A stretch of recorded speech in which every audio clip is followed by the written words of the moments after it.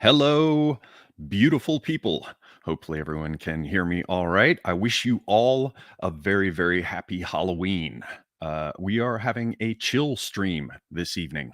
I've just got some peeps in the house, and we will reflect on anything and everything, perhaps sometimes season and holiday related, but don't expect too much, especially as I get further into my beverages.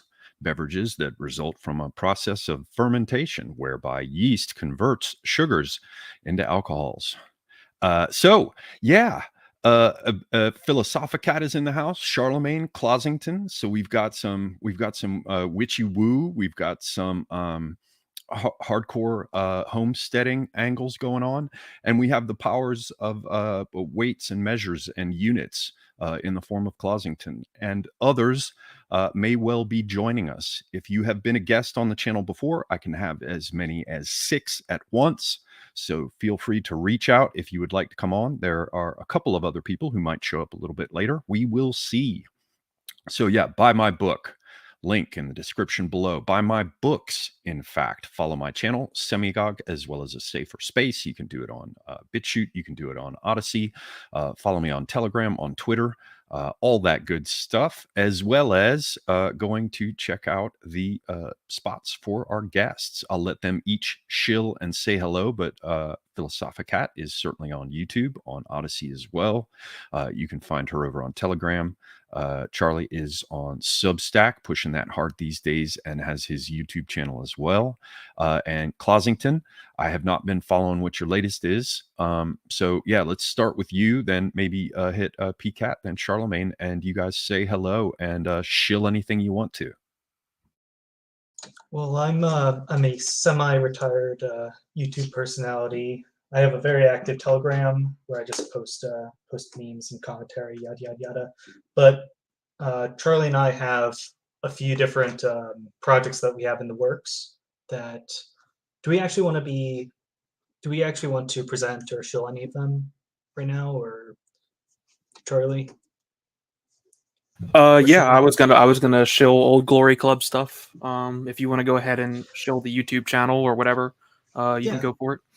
Yeah, a lot of the American YouTube content creators have collectively started a YouTube channel referred to as Old Glory Club. I'm not sure if we could get any sort of there's finally a reveal.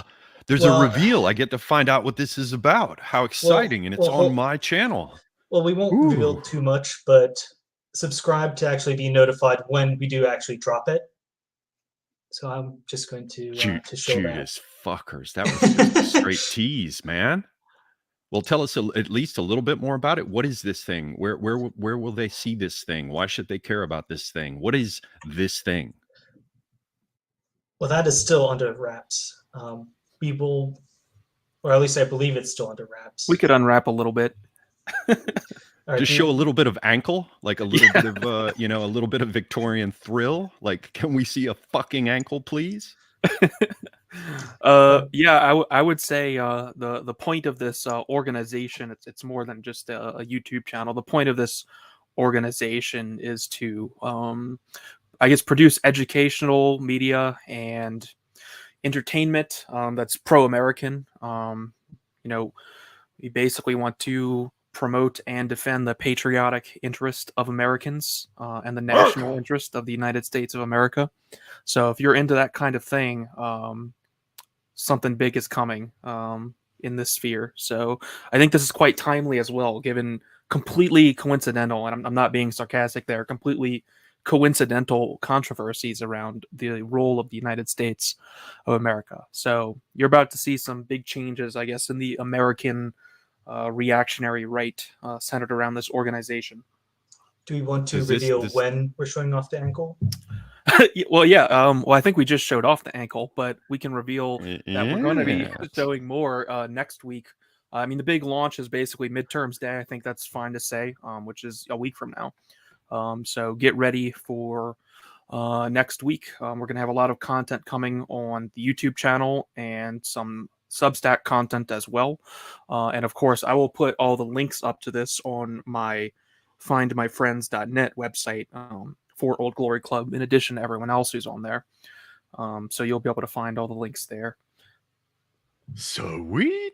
So when can I start wearing red, white, and blue Crocs? Crocs. I like the vibe that we're going for is more of a waspy boys club kind of aesthetic. So yes, What is that? Is if that you some have kind of like a red, white, and that, blue like Letterman jacket, I think that would be a lot more fitting. oof, wouldn't it be something more New Englandy, like some sort of like wool trousers for, tromping through the bracken and, break barrel shotgun? No?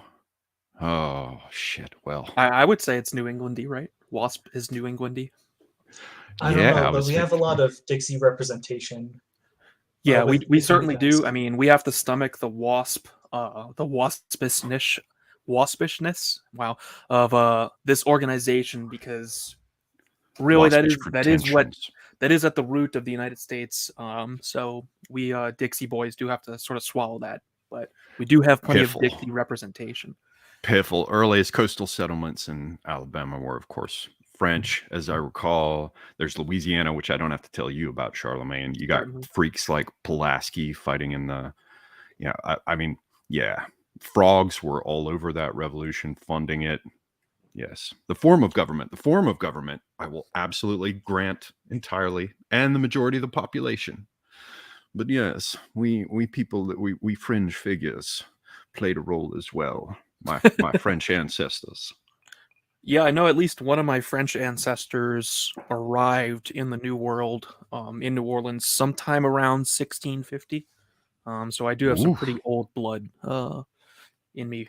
So I don't know if any of my ancestors fought in either of the two major American wars, though. I would need to look into that. Yeah, I found one who's a German, who German descent out of Texas, who came in and married into my other French family in Louisiana, who was at Vicksburg, and then I found some of my German ancestors who had been apparently they ended up on the muster rolls for some sort of militia to defend New Orleans, which obviously never got deployed for anything. So yeah. My grandmother, who searched endlessly for all the documentation she would need to be able to be among the daughters of the Confederacy in the 20s, would be put out that we haven't scraped together more evidence of our participation. But maybe that's because I'm not a WASP. So happy fucking Halloween, everyone. Um, what do we have to say about this spooky season?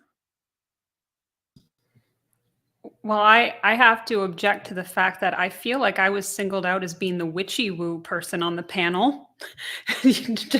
Well, I got a little woo going on, but I don't have any witchy kind of like amber light coming out of windows or spooky full moons. Yeah, where's So your costume? Where's your festive spirit? I'm dressed as a hermit and therefore not fit to share myself in public. I'm just gonna, try and carry this conversation forward anonymously. I think I have my. I'm just putting on my my party blazer. Wait 1 second. Let's see if this works. There we go. There we go. More festive Not- spirit. That's what we need. Are you guys in the same graveyard? Next like- door to Wait. each other, basically. Wait a second. Is this the same one? No, it's not the same one, but similar. Actually, I think this. Wow. Yeah, it is a similar one. That was accidental. You have more pumpkins than I do, which I'm a little jealous of because I do like pumpkins. Like I'm kind of, I think, covering up all the pumpkins. Right. Yes. Like I don't think I'm pumpkins gonna and have any turnips. pumpkins outside for long. I forgot to buy Halloween candy, so I think I'm gonna have a very angry mob of children that's on my door pretty soon. Is trick or treating still a thing in most of America? It's been so long since I've lived there, and it's not really a thing where I live now. Yeah, it's very, very like I always went to Halloween, like just trick or treating as a kid, and it was going strong until COVID hit. It was down for about 2 years, and then this year, all of a sudden, I saw like churches having truck or treats, I don't.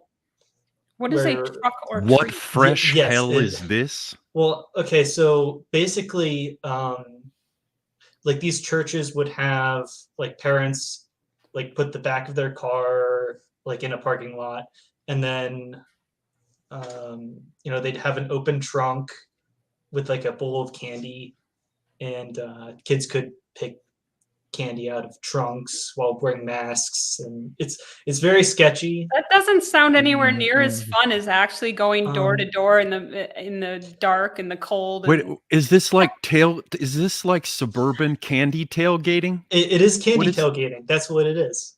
oh my god! Ew, ew, ew, But we are having regular ew, Halloween in a fucking parking lot. Yeah, in like a church parking lot usually. Man, Oh. kids these days are really having their childhood stolen between COVID and truck or treating. Like, It's it's not not just their even worth being a childhood. kid anymore. Apparently, it's their secondary sexual characteristics as well. But we probably shouldn't get into that. Yeah, everything is being stolen from the children these days.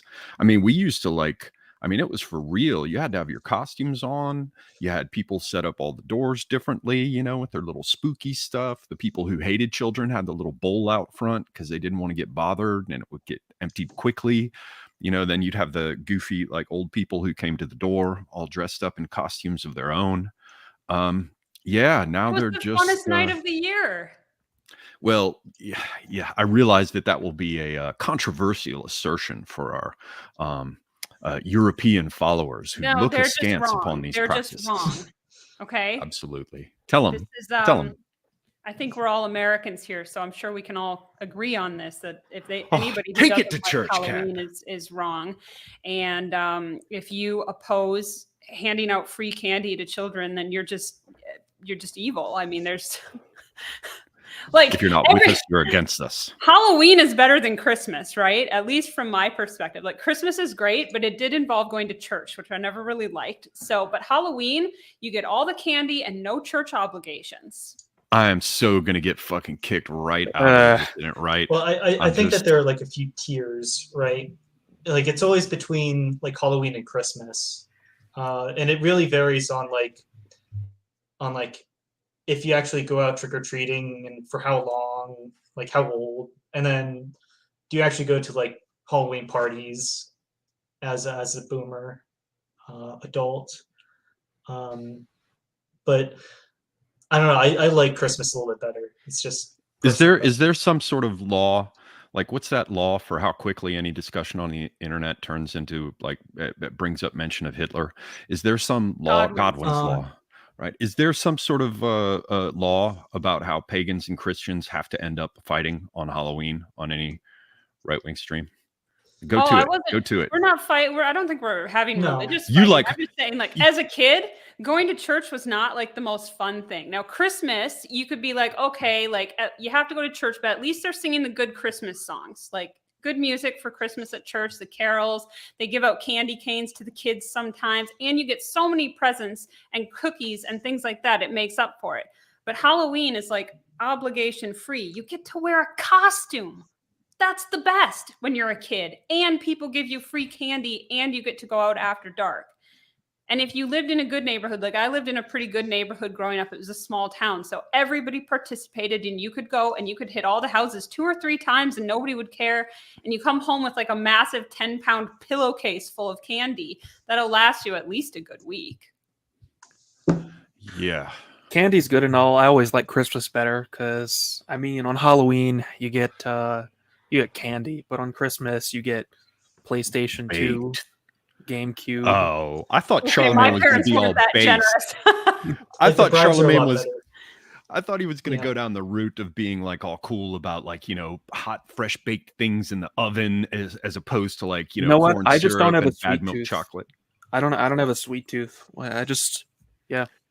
You just want the fucking console. You're totally an autist. Like your mouth is sewn up. Okay, so even Christmas is nicer. Like there's just the Christmas season in general is kind of just more festive. But like Halloween kind of kicks off that festive season because then you're into Thanksgiving and then you're into Christmas, and it's just let's just do like a side-by-side comparison of like what do you actually do for decorations, what do you do for food, and then what is the event itself? Like, I think Christmas has Halloween beat on well, everything but decorations. Like, what is like the Halloween food? It's just sugar, um, like, and alcohol. Now that you're an adult, but But like, apparently there are people who throw very elaborate Halloween parties and they make all the little food in like Halloween themed. So you have like little, I don't know, spider salads or whatever. I don't know what they serve because I don't get invited to Halloween parties. But Never heard you of a know, spider salad. well, I don't know. I just see like the fancy domestic well, ladies who are very good in the kitchen and very crafty, and they're making like all these very aesthetic looking Halloween themed dishes that are just regular food, but they look like they belong for Halloween. Do you know what I mean? Right. It yeah, sounds like a character like, from Happiness. Yeah. It sounds like the older sister in the movie Happiness, you know, the one who says to her younger sister, she says, just because you're over 30 doesn't mean you can't be fresh anymore. By the way, it's Halloween. Would you like to try my spider salad? Fucking hell. Oh I my don't God. know that film. My friends, well, we usually have actually big Halloween parties with all of the baked goods that look like various Halloween related things, but unfortunately, nothing's happening this year since we're all homesteading together. um, one of the one of the um, couples has a tarantula though, and they used to put the tarantula in the bowl of candy back in New Orleans. So when the trick or treaters would come around, there was like a real tarantula in the bowl mixed in with some fake ones, which is a pretty good gag. Yeah, I have to say that's taking it another step. This Yeah. just reminded me, it's probably part of why I'm just naturally giving Kat a hard time, is that as a kid during Halloween, the big thing that we always used to do was find ways to scare the shit out of women. And I remember one of my mother's friends did this to her. He put together this jar that has beans or something. I can't remember what it was, but it was a jar that she needed to open. Either it was something she was going to be cooking that evening, or maybe it was some kind of a gift or gag. I can't remember, but the point is that the lid of the jar had this piece of a strand of fishing line or something, and at the end of it was this convincing spider analog. So as she lifted the spider off of the lid off of the jar, of course this huge black hairy bobbing spider thing sort of bounced around in her area, and yeah, that was cool. But putting the spider in the dish of candy, I mean, they got some pretty big, what do you call them? Mandibles on them, don't they? Don't they? What the? Tarantulas. Yeah, but they're not like they're apparently pretty gentle spiders. I mean, I'll still kill one if I see it, if it's in my house. But speaking of spiders, how's your spider infestation going, Ollie? Many spiders around, more scorpions, but the scorpions, they've actually kind of tapered off. There's an occasional wasp or bee kind of going around, but it's cooling off. And soon I will be off into my brush. But yeah, the bugs are not so bad now. I think I'm in the bug-free season. For the carpenter bees, I've settled upon a combination of a step ladder, some foam. Actually, I won't use the foam. I went for the dust. Apparently, the dust lasts longer. I've got some dust pesticide, a step ladder, a little applicator. I've got my little face mask. And at the end, and in this respect, I'm very proud of myself. I ordered a bulk bag of little bottle corks made out of cork. And I'm just going to puff a little bit of pesticide into the hole, and then I'm just going to stick a cork in it. And if it looks like that's not working, I'll just shove a little bit of steel wool in there and then stick a cork behind it, and they can all fucking die. So yeah, that's my answer. Well, I guess, men are good for killing bugs. That's why we women tend to appreciate you guys. So well Yeah, done. that's It's when your I learned one how. job and you're doing well. Yeah, women, they tend to get pretty vicious. Whenever there have been creatures running around the house, girlfriends in the past, they always just walk right up and they say, "Kill it." The same ones that'll get into this whole thing about, "Oh no, it's so sweet. Let's have a heart trap and move it." As soon as it's a bug, they're like, "Kill it." You see their true colors, and it's dark, ladies and gentlemen. It's very, very fucking dark. So That's yeah, why I like Halloween, because it's any dark. spooky input? like you want to talk about like dark on Halloween. Like there's this weird trend that I've been seeing where people have been putting like Sprite in like little plastic baggies to hand out on Halloween. And I think it's the most cruel thing that they could possibly do. Like, Sprite? What? yeah, just soda in like little baggies. Why? Like just to mess with children.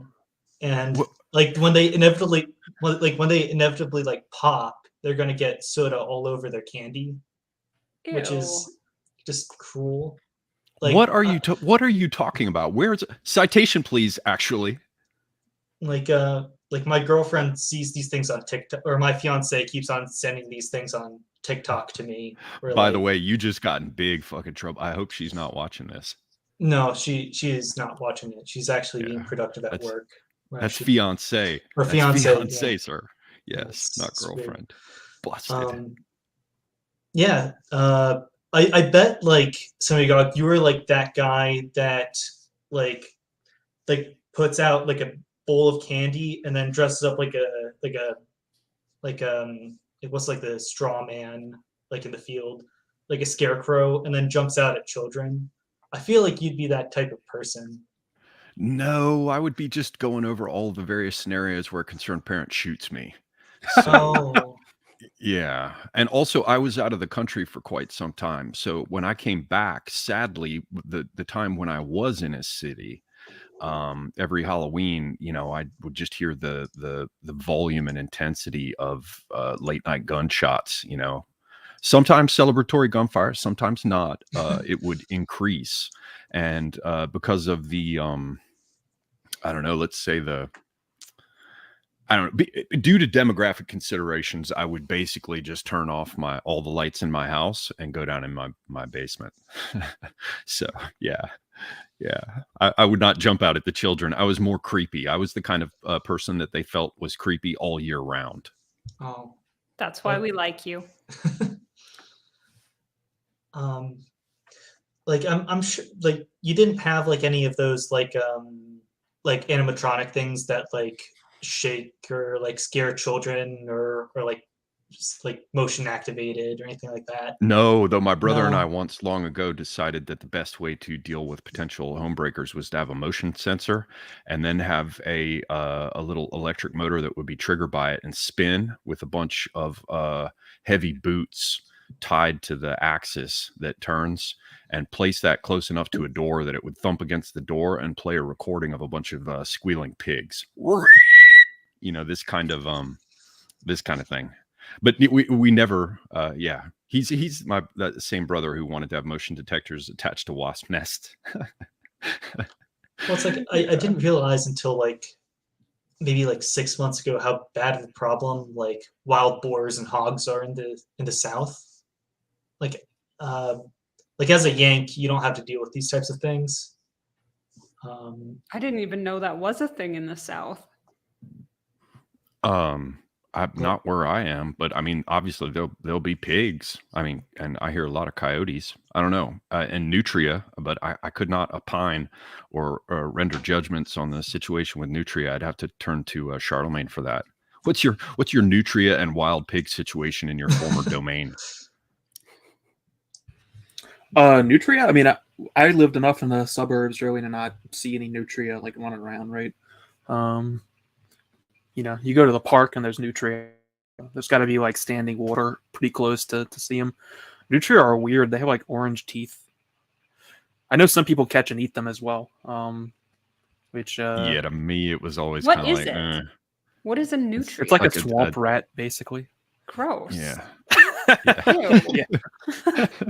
Yeah, Okay, you I can think keep those. I don't want any of those. They're not cute. it's people who live in Marrero that eat those. Yeah.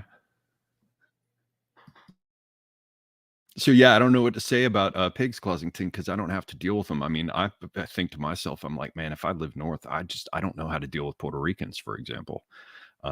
So I mean, I guess it depends on how far up the sprawl you are, up the East Coast. Yeah, like Puerto Ricans, you see them a lot in like on the Jersey Shore, and sometimes like all the way up to like Connecticut, but they're not that bad or that common.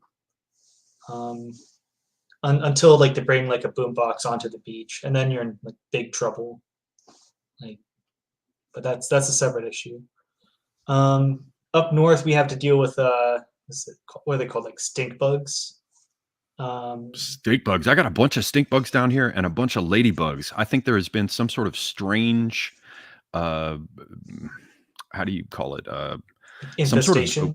well, no, some biological experiment. Apparently, there was something going on with crops or some kind of something that the ladybugs were supposed to take care of. So they dumped a crap can of ladybugs, and then the ladybugs were totally out of control. So either they dropped stink bugs, or stink bugs have, grown in populations based upon the availability of their prey. Um, yeah, I'm surrounded by ladybugs, dude. I used to think they were so cute, and I just never want to see a fucking ladybug again. Every one of my windowsills is full of dead and dying ladybugs. Who knew, man? Who knew? Probably another thing that you'd never have to deal with, Closington. Wait. So I just looked up nutria. So they just look like angry beavers. Like they just look like beavers. I don't know what the problem is. Yeah, well, then call them swamp beavers, and they also, their heads and body shapes are a bit different. Like, beavers aren't my friends, but like they're kind of cool, I Yeah. never felt that nutria were cool. Like when you said like nutria, I was thinking like in the Princess Bride, when they go into like that spooky forest and there are those rats of ginormous size or whatever. Oh yeah, and the flames that. Yeah, I was thinking Right. that. I was thinking that's what like Louisiana is like. But Louisiana is a fucking horror show. I'm never going back there. No offense to Charlemagne and his people, because my people come from there too, but I'm never going back. I'm never, ever, ever, ever going back. Because of the whole state is a fire swamp? Is that where they filmed the Princess Bride? No, when I was young, it was like, I don't, my mother's sister, my aunt, was related only by marriage, I emphasize, to some people on the West Bank. And so hanging out in places like Marrero in the 1980s, you got to see another side of life. It's kind of like a third world country. It really is. It's horrifying. It's fucking horrifying. Yeah, Louisiana's a lot different from, neighboring states like Mississippi and Alabama, which are your more traditional, like, southern redneck states, right? But Louisiana is a very different place. It's more like living in the Caribbean. Yeah, remember that all those other Protestant countries, what I call the cornbread South, they would not have that shit. They would not put up with that shit. You will not have those damn, New Orleans cemeteries like St. Louis number whatever, where the ground sinks and is so wet because it's all below sea level, that they, put all the bodies in above ground tombs. And of course, they're all smashed up and torn up, and you can still go see Marie Laveau's tomb with all kinds of crazy chalk marks and gris-gris and fetishes and shit laid around it. They would never have put up with that in, say, Georgia or North Carolina or something. Louisiana, and it's also got the old continental law from the Napoleonic Code. So it's kind of like what's the other one? New Mexico, I think, is in a similar situation, where it's one of the states where the law is not based on the English common law entirely.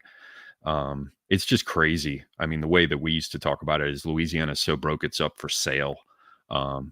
And unless you've driven around on New Orleans roads and dealt with like New Orleans potholes, you have no fucking idea. Hey, Furious Pertinax in the house. How's it going? I've been listening to Perun lately, and just the sound of his voice makes me hate Australians, but I'm gonna overcome it because you are part of the crew, sir. Welcome. Oh no, I totally understand the sentiment against our accent. It's fine, Semigog. You're in the company of friends here, so I'm sure you understand. only in the case of Perun, you must understand me, yourself, yes, the mighty Chris Guard. But now every time I hear, Perun, I want to stick white hot knitting needles in my eyes. What a self-satisfied twat. Anyway, welcome. Y'all don't have any spooky Halloween type stuff going on down your way, do you? I don't. Although some of the local kids were trick or treating tonight, and I didn't want to be a complete grouch, so I did dispense a moderate degree of generosity to the local kids who were having fun for the day. But and I myself don't partake in Halloween, but I thought it's always nice to hang out with friends and say hello. And for the occasion, actually, I thought I actually saw Cat was on, so I thought I'd look for a nice fitting Roman symbol, and I decided to use the Memento Mori as the avatar for this evening. Nice. I do approve of that, but I'm not sure I approve of your slightly grinchy attitude towards Halloween. It's just a national character flaw of Australia, though, I think. So I'll try to let it slide. Hammer fair him, enough, Cat. fair enough. Hammer him. That reminds me of that tweet I made the other day that triggered thousands of people once again. Do you know the one I'm talking about? Yeah. Which one? You little shits. It's an American. This is Australia. Piss off! Like there's like a handwritten sign. Yeah. But yeah, to be I fair, called though, them most of them. Europeans, which made people really angry. Yeah. I noticed whenever tweets with like subtle humor like that pop off, the people who get most triggered always have like literal furry and sometimes anime profile pictures. I don't know what's up with that. It's you can weird. always count on the anime. Yeah. Like there are a lot of furries on Twitter, man, that don't have any sense of humor at all. I miss being on Twitter. Maybe one day I'll get to return. Yeah, I think I appealed my suspension around the same time you did, but I haven't heard anything back from them. It took them about 4 months to get back to me, only to say that they're not going to reconsider and I'm banned permanently and I have some kind of device ban, so I can't even make a new account. So I'm hoping that with it being under new management that maybe there will be some kind of like official appeals process or something to get your old account back, or at least just to kind of like remove whatever like hardware block they've put on. I don't know. I've tried numerous times and it just doesn't work. So if I have to rebuild from scratch, then that's what I'll do.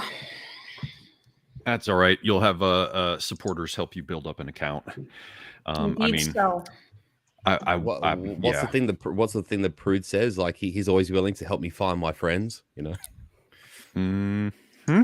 And I'm not going to name names, but certain people on the panel get kicked off all the time, and it doesn't seem to bother them at all. So yeah. I think there's different levels of bans that they must do, like whether they just ban the account or the IP or there's some kind of like device block or something like that. But every time I would try to make a new account, it would seem like it would be successful. And then immediately it would be restricted and I would appeal it and they would say, oh, sorry, we made a mistake and unlock it. And then I would go try to log in again and the exact same thing would happen. It would just keep going in circles like that forever. And there seemed to be no way to really break out of it. You get stuck in the little hell of going through their puzzles to prove that you're not a bot. And you'll do like dozens and dozens of them to no effect. And so I was just like, all right, I give up. There's an evil and deep irony. I think it's one of the sort of 12-dimensional humiliations that are always imposed upon us, and that is that you go through those phases to prove that you're not a bot of some kind. And I'm not entirely sure that that's not that the main value in that whole exercise is in machine learning. They're making their money from something else on that, if I had to guess. But you go through all those processes to prove you're not a bot, only to then deal with an entirely automated process that never has a human being at the other end of it. I mean, that's that's exactly what happens. And there's really no way to get a person to actually look at it or talk to you or anything. So like at some point it just becomes too frustrating. But I do wish I'd actually gotten banned for something that was actually good and as well, something as is common for your kind. How did that go? What was that? As is the norm for your kind. Yeah. I don't know Yeah. why people thought that was so funny, but whatever, we'll go with it. Instead, I get banned But for asking a it's- woman it's- why she it's would the- vaccinate her 12-year-old son after he'd had COVID 3 times. Innocent question. I'm just asking a question. I And then think it's just 2 the months quote, after though. the fact, I got banned for that. And it's like, really? Of all my tweets, that's what you're going to single out? Okay. It's like kind of unfortunate, isn't it? I think in regards to the quote, though, it's like the quote with the glow eyes. Like, it always makes for a good meme, doesn't it? I The do most feel annoying, like the glow eyes kind of suit me. I'd never seen myself with that before, and I thought, I could wear that look every day. The most annoying thing about the bans is just that they permanently want to ban you forever from the platform for pretty lame infractions, to be honest. I mean, I'll admit that I have broken the terms of service, but I mean, can't you just take away the account and then I can make a new one later? I mean, it's weird that they have to keep you off the platform literally forever for breaking some stupid rule. I mean, most of Well, us their whole have gotten regime banned. is built on a scaffold of lies. Look at the one on my damn YouTube channel. I got my warning, and now it's a permanent warning, so it sits there forever. It's literally been up Really? there for years. They're What like, did you "This get is a your warning first warning," for? and well, no, I had channel strikes in the past that I Oh. survived only by privating everything. There was basically one of those runs where people come in and just start to flag your stuff to destroy your channel. And yeah, long ago, I had heard from someone else the very good idea that yeah, you make a video first. Like, go ahead and do it now. You make a video for yourself now that says, "Hey, I'm under a strike attack. People are mass flagging my content to get my channel taken down." And then what you do is you just remove all your content, or at least private all your content, and then just activate that one video. But you have to have it set up in advance. Because when you get a second strike, you can no longer post anything. So you have to make the video, shoot it, upload it, and then just not make it public. And then even if you have a second strike, you can still activate it to let your channel followers know what's going on. But yeah, I had that happen in the past, and that's how I survived it. Ever since, all my channel performance was absolutely flatlined. Like, no more, nothing ever went viral ever again. But no, what I'm talking about was like some sort of crap site, warning for something dumb. And it sits up there now as a permanent warning on your channel page that you can see, in your content studio, and never goes away. Once upon a time, they lapsed. No, now it's permanent. Really, I don't Now think I'm it's familiar permanent. with that. And these aren't channel strikes; it's something else. No, they'll give you a warning before your channel strikes, apparently. That's what happened to me. Well, hang on a second. I'll look and I'll read you exactly what it says, because it's still up there. Where is it? And YouTube's kind of another example of one of those things where there's no appeals process whereby you can talk to an actual human being. It's just all completely automated. There's really no way to kind of like appeal any kind of like any situation that is outside of just like the norm of whatever it's programmed to deal with, for example. Yeah, out of the many comes the none. He who applies for justice is somehow lost in the post. That's the nature of this system. There's always a slip twixt the cup and the lip. There's always, a never-ending hole. There's never a point where the buck stops. But yeah, my channel violation says active community guideline strikes warning, and the warning sits there, and it says your content was removed due to a violation of our community guidelines. Because it's the first time your account isn't affected, you're only warned once, and this warning will remain on your channel. The warning is from September 20th, 2019. Wow. Yeah. Fuckers. Anyway, boring shit. Sorry, but there it is. I don't think there's anything spookier than a terms of service agreement. It is a pretty spooky conversation. That's true. But you are right, Ollie. Like, because I've followed your channel for years now, and it does grow very, very slowly. You have grown a little bit, but nowhere near like I think what you'd expect for somebody who is putting out content as regularly as you do. Well, up until recently, yeah. But you know what? I'm gonna see if I can show you, because I've tweeted this before. But let me see if I can find, because you'll see the point at which I there is in fact a screenshot that I've done of my whole history, and if you look at it, bearing in mind and knowing the date at which the first 2 strikes hit me, and I did that thing of just turning off all my content. See, basically what you do is you turn off all your content so no one can give you a 3rd strike because it's all privated. And then you wait for the other, strikes to lapse, so to speak. And from that point forward, it all just died, and you can just look at it on the graph. But I'll look for that in the background while you guys perhaps talk about something that's less boring. Apologies. Talk amongst I yourselves. wouldn't say it's boring or anything. As we said, it's an appropriately spooky topic. Somebody in the comments I saw earlier said that shadow banning is psychological abuse or something to that effect. I don't think I've ever had a strike on my channel, but it is definitely suppressed in the algorithms. Like if you go and search if you search Julius Evola, my stuff doesn't come up anywhere. You'll have to go through like the 80th result, maybe you find something, but otherwise it doesn't come up at all.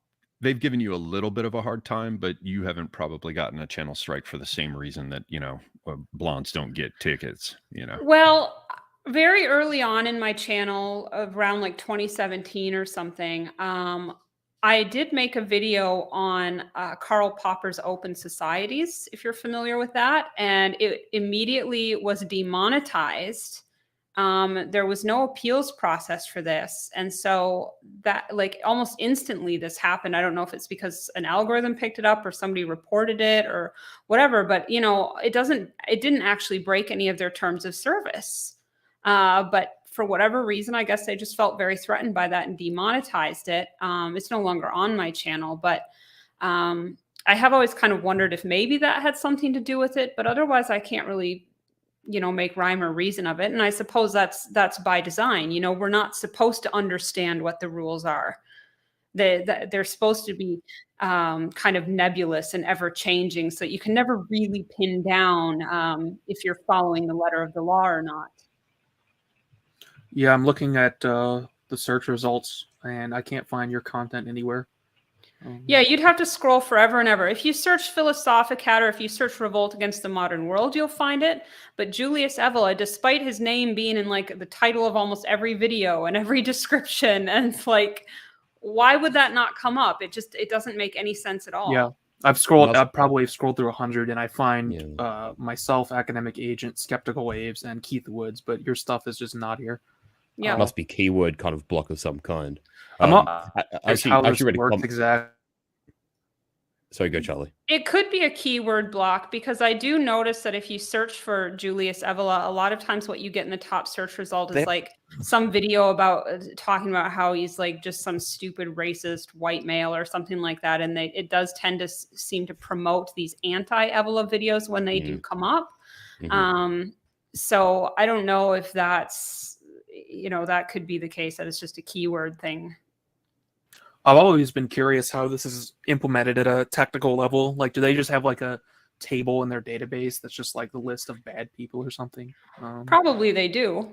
I would imagine so. I don't know. I wonder what it's like to, as an engineer, to censor somebody. Well, funny you say that, Charlie. It could be, say, like a table of bad people, and then those bad people are subjected to like a keyword sort of formula. So, say, for example, whenever Cat uploads a video and it has Evola in the title, then bam, it just is put at the bottom of the pile. But then, I don't know. I just couldn't do it. It would feel so disgusting to be the programmer who actually like shadow ban someone like that. And it's just a gross thing to do. I would have to find a new job if that's why you're not a leftist. That's right. And you don't work for YT.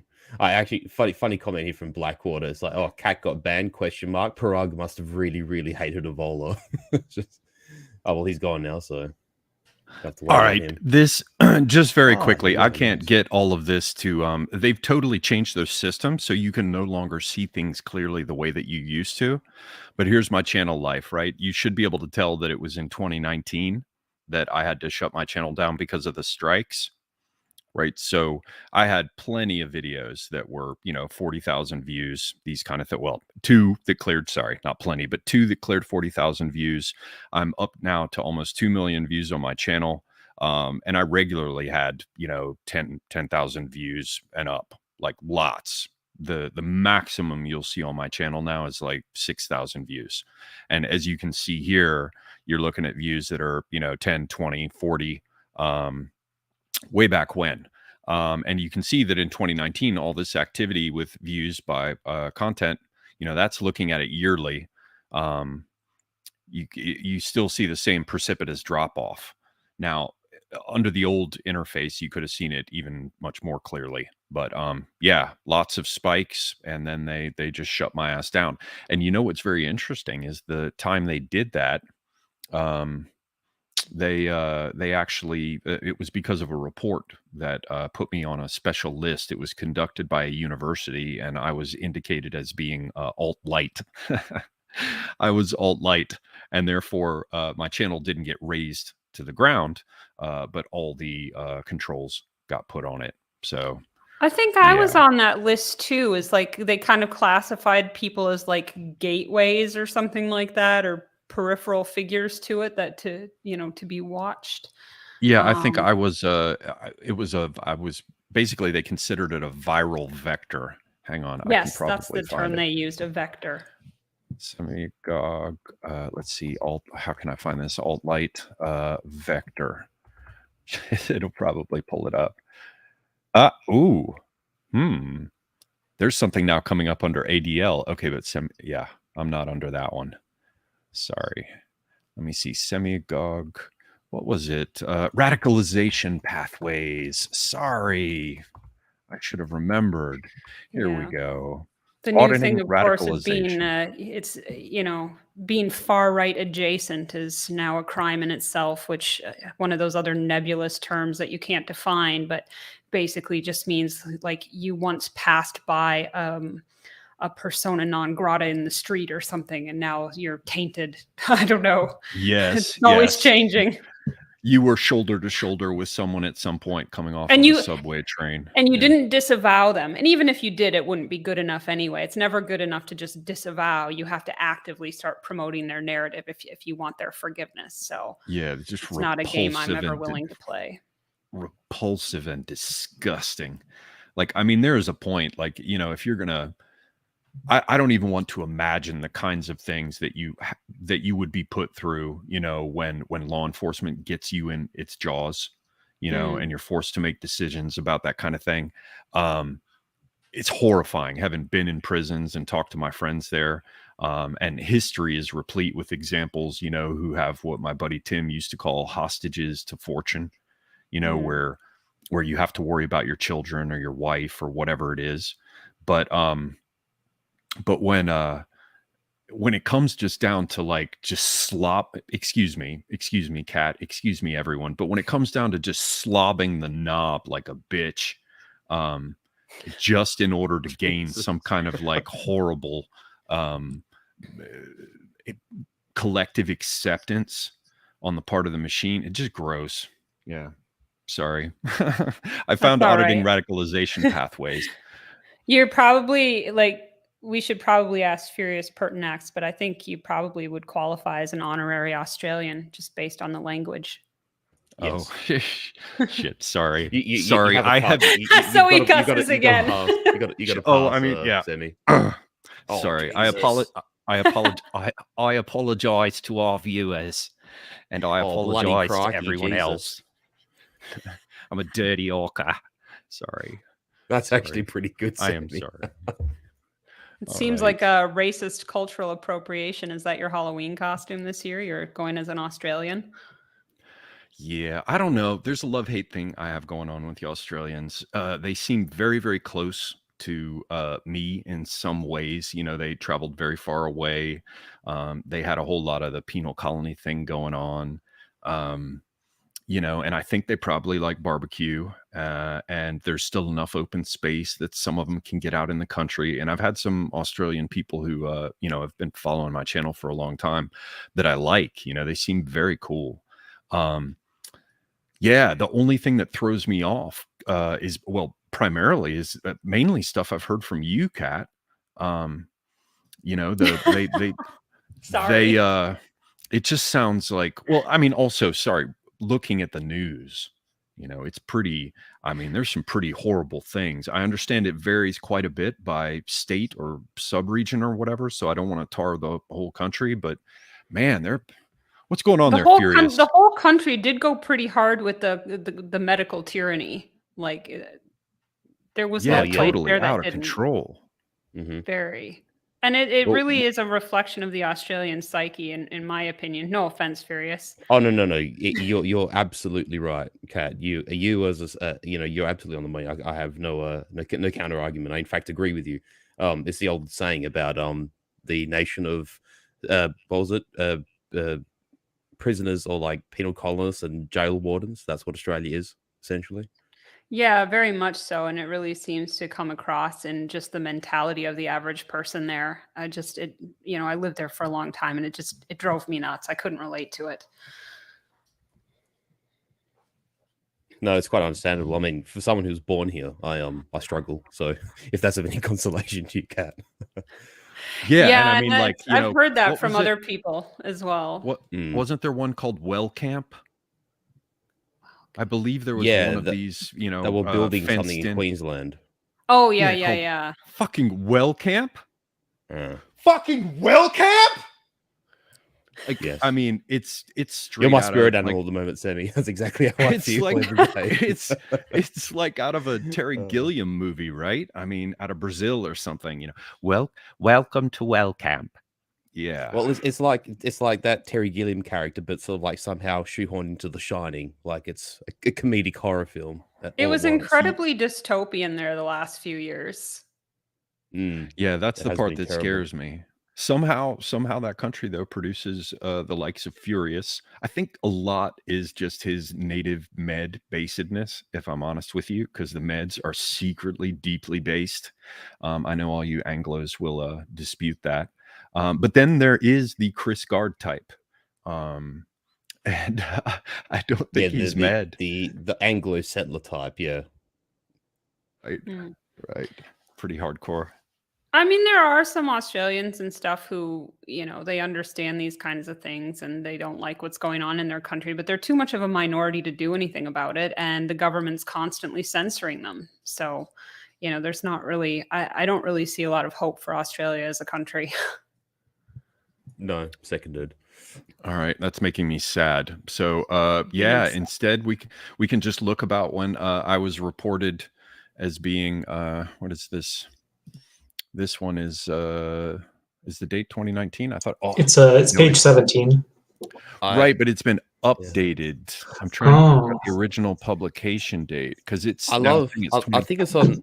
If you go to page 4, send me on this document, if you can. Page 4. Mm-hmm. I love how there's like this smattering of you can just tell they're throwing mud at the wall and just, you have, Black Pigeon Speaks and powerful JRE, for those who don't know, Joe Rogan, Mark Dice, I mean, back then, I like Carl, but, Sargon was rather softer edged back in 2018-19. You got Sticks, Hexenhammer here. And then it's sort of like lined up with, Jean-Francois Garapé and Alt Hype, and there's just it's just such a schizophrenic list of people who literally are across this massive spectrum, and they just try and shoehorn into one, psychotic category. It's almost amazing. Well, they have to taint the reasonable people by associating them with people who are like, a little a little more spurgy, to put it nicely, I guess. But it's like if you lump in people like, JF and Stefan Molyneux and people like that who really, and Styx Hexenhammer, who's like a longtime political commentator, and you're going to lump them all in with like the neo-Nazis or whatever, then the average person looks at that and instantly rejects them. And that's the point. They want to silence effective voices by lumping them in with the people who are, in many cases, ineffective voices because they're too extreme or too provocative and offensive. And then you take the people who speak in a way that is more accessible to the average person. And it's like, oh no, people are listening to them. How do we stop this? Well, let's just call them alt-right. Let's call them neo-Nazis, and let's put them on a list with all these other people who are completely different, but we'll just say they're the same. Yeah. Yep. And this is back in the... You have to chuckle when like Rubin reports on the same, list as Mark Collette, for instance. Like they're using an extremely broad brush, aren't they? And you're right. It's on purpose, Kat. Absolutely. Right. Or like Mark Dice. I mean, some of these people are just like they're just like centrist political reporters, and all they're doing is just trying to report in an unbiased way. And some of them are getting red pilled in real time, of course. So yeah. That, and this that contributes. just to emphasize, they give this starting date for this thing as being 2020, but I guarantee you it's not. It's an update on the file. I'm pretty sure it's 2019. It might be 2018. But yeah, where is my claim to fame? And it's specifically the point at which my channel went to hell and back. I'm trying to remember where the page numbers are. The page numbers on this crap. See what I did when I made them nice and small so I could see everything. Oh, I've passed it. I want to see my name in lights, Barry. Where's my name? Where is it? Damn it. Ah, here we go. No, those are the big ones. What do you know I of? wonder if you're thinking it's of at the index at the very end. Because I do 17. believe there was another paper that came out that had a there you big go. lift in it too. Middle column up the top. You're like 5 or 6 down. There you go. A mere footnote. I'm just a footnote. I am not a number, Charlie. I am not a number. How does Right it feel under to the be SJW two below SJW cringe machine? Hey, I'm above the iconoclast, and that was a big name. I'm above Tommy Robinson. Well, it's alphabetical. It's alphabetical order. Tommy. Oh. Come on. Sorry, I was hoping I could get away with it. Yeah. Oh well. And you see me over here? I'm all light. I love it. What's ID? Anyway, enough of that. What's We're back to I've just gone blank. Intellectual dark web. And you know what's actually right, pretty trippy about that is that they did get their breakdown of the IDW pretty well down. Like they know the bounds of that category, and they identified it with fair sharpness. I would say better than they did, like Kat was talking about earlier, sticking these names together. They did a better job of identifying IDW, and I have to wonder if that has something to do with money. It's and their category. backing. They made it up. So Yeah, it is their category, and it's very much a gatekeeper category. So I have heard, though, of course, on YouTube, none of us would assert that as being a matter of fact, just a matter of perspective. I mean, none of these reports and the censorship and the bannings actually even matter. I mean, if you look at lists like this from back in the day, it's pretty clear that people like us with actual sane ideas, these ideas are only getting more and more popular. All these bannings do is it's just a demoralization tactic. It doesn't actually work. And yeah, it sucks when people get banned and lose their channel and stuff. But, the fact is it doesn't actually work. And says the guy who still has his Twitter account. Well, I mean, the third one, and, got to go pretty low key. Or is it the fourth one? I can't remember. Yeah. Once more into it's the the breach. fourth one. It's the fourth one. I mean, I kind of get banned on purpose, to be honest. Almost as a matter of tradition. I can't really say why, because then we would get banned here too.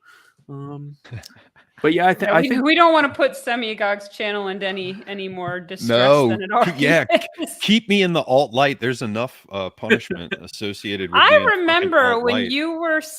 you were so reluctant to identify yourself as like right wing at all. Oh But yeah, and eventually the left pushed you that way. well, also to be fair, there were. I mean, I'm a typical. Hello, my name is Oliver. I have a problem. Here is where we're going to have a come to Jesus moment in front of the group, and I will tell you about my journey, my transformations. Yes, I was a typical story, much like many of you, where once upon a time I would have been very hesitant. Actually, there are a whole bunch of people going, I was never hesitant.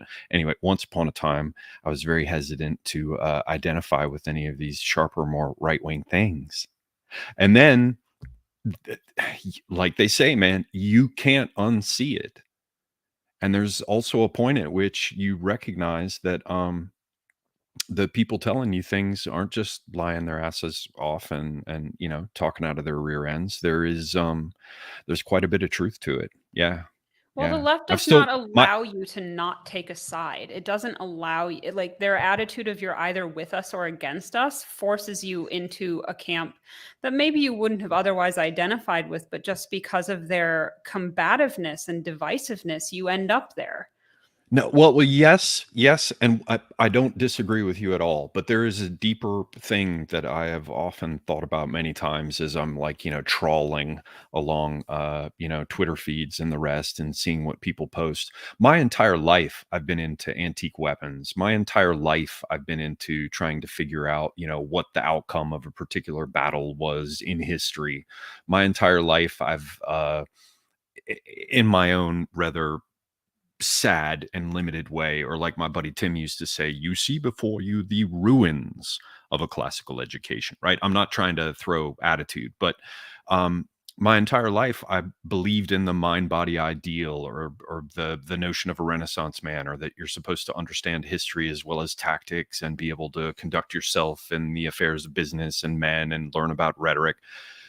None of that shit None of that shit is going on over on the left. Now, on the left, they do have, and in the postmodern domain, they have very, very sharp thinkers. Absolutely. Very, very sharp thinkers. They're, I mean, eh, mixed in amongst any number of fucking shitbirds. Nevertheless, you must acknowledge that there are people who have a considerable degree of epistemological sophistication, who are capable of,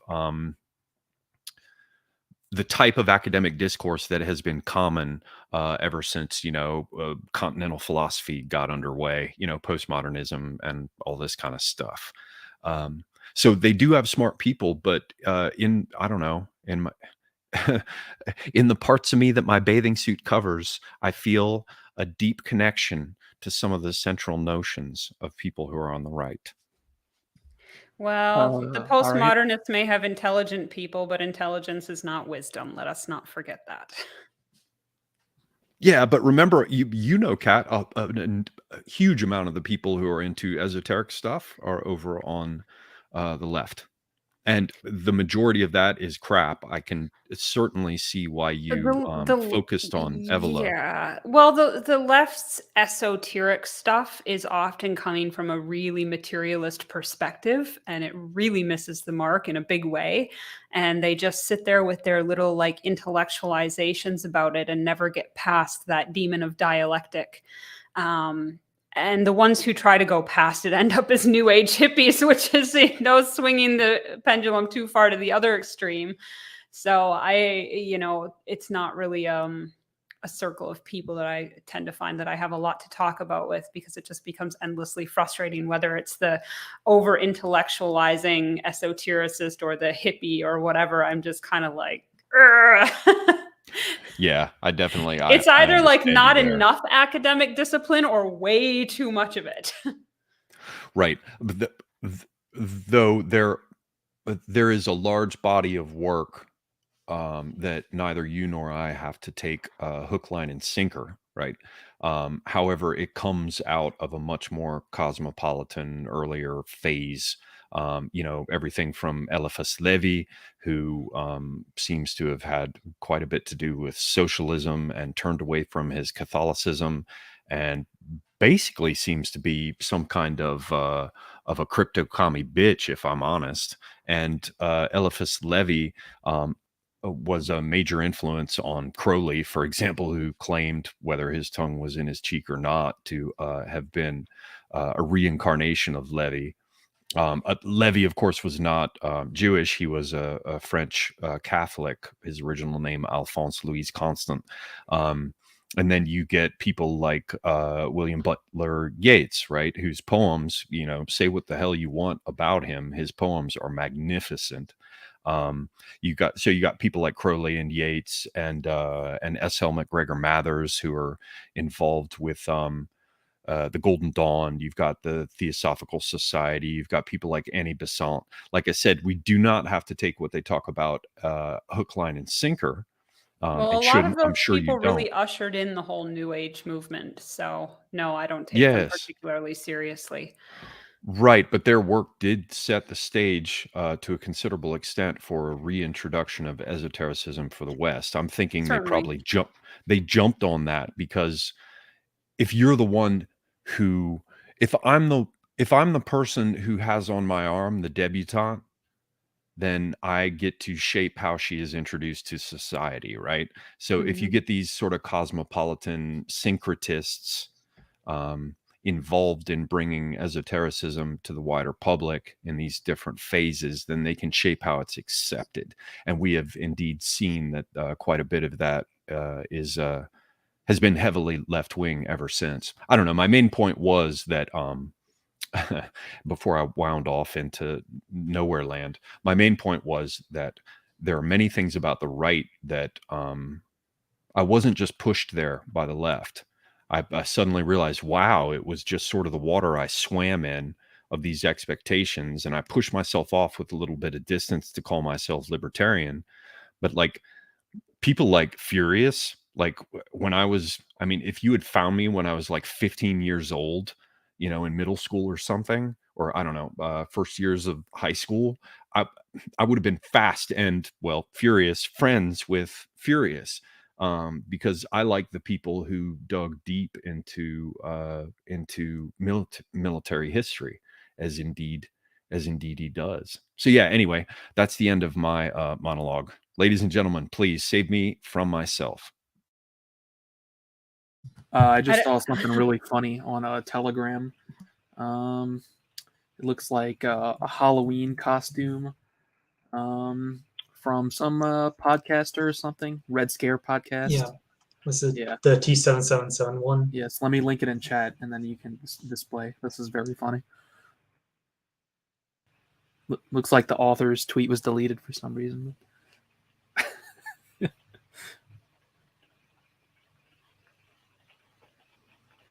Oh wow, that is.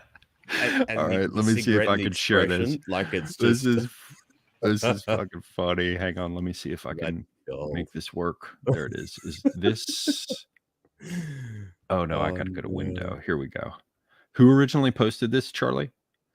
It's this. I guess that's the podcaster Anna from Anna Red Scare. I don't watch Kachian. their stuff, but yeah. Right. Yes. That's pretty Definitely. Definitely a good Thomas 77. Except I have to admit that headband, it should be solid black. Hmm. Yeah. But otherwise, very close. Very close indeed. So what else, you spooky fuckers? We can't have this dead space on my show. I'm gonna pour myself another drink. You're gonna have to. I was through letting other people have a chance to talk because I don't want to have the reputation as like an overly chatty woman, you know, but whatever, I'll just own it. Be careful. Eventually, they will stick you with the tagline "Not known for being terse." Okay, let's have a moment of. I'm we'll have a definitely moment not of known for silence. that. Okay, a moment of silence for Tim because we miss him. And he should have been here today. Was it was it me who came up with that? I think I'm the one who said that. Not known for being terse, you bastard. You fucking bastard. You branded me. I have to carry that for the rest of my life. Not that it's entirely inaccurate, but yes, I have to carry it for the rest of my life, you dirtbags. All right, it's your turn. Charlemagne, Furious, Closington, we're turning it over to you. I lagged out and missed the lore.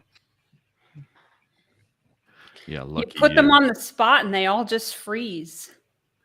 Well, Furious actually, is I did have a question to ask you, because you're a man who's spent a deal of time living in Turkey.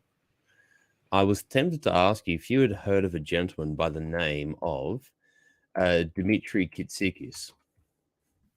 no, but of course that's obviously a Greek name, or is he Rum? Is he some kind of? No, he was Greek, but he actually served in, I believe, 2 or 3 Turkish ministries. He was basically the founder of the principle of Helleno-Turkism, and I wondered if you'd ever crossed that topic before. No, but you know what? I'll look him up right now. Tell me his name again. Dimitri. Uh-huh. Yeah, as you say it, as you pronounce it, and then Kitsikis. So that would be Kitsikis. Kitsikis. I found him. I already found him. Oh, I yeah, got him. Yeah. All right. Dimitri Kitsikis was a Greek Turkologist, sinologist, and professor of international relations and geopolitics. He also published poetry in French and Greek. Let me look at his face. Let's have a physiognomy check. And funnily enough, he actually only died recently. I think he died this year or last year, and he was late 80s, 86. I guess died I should. August last year.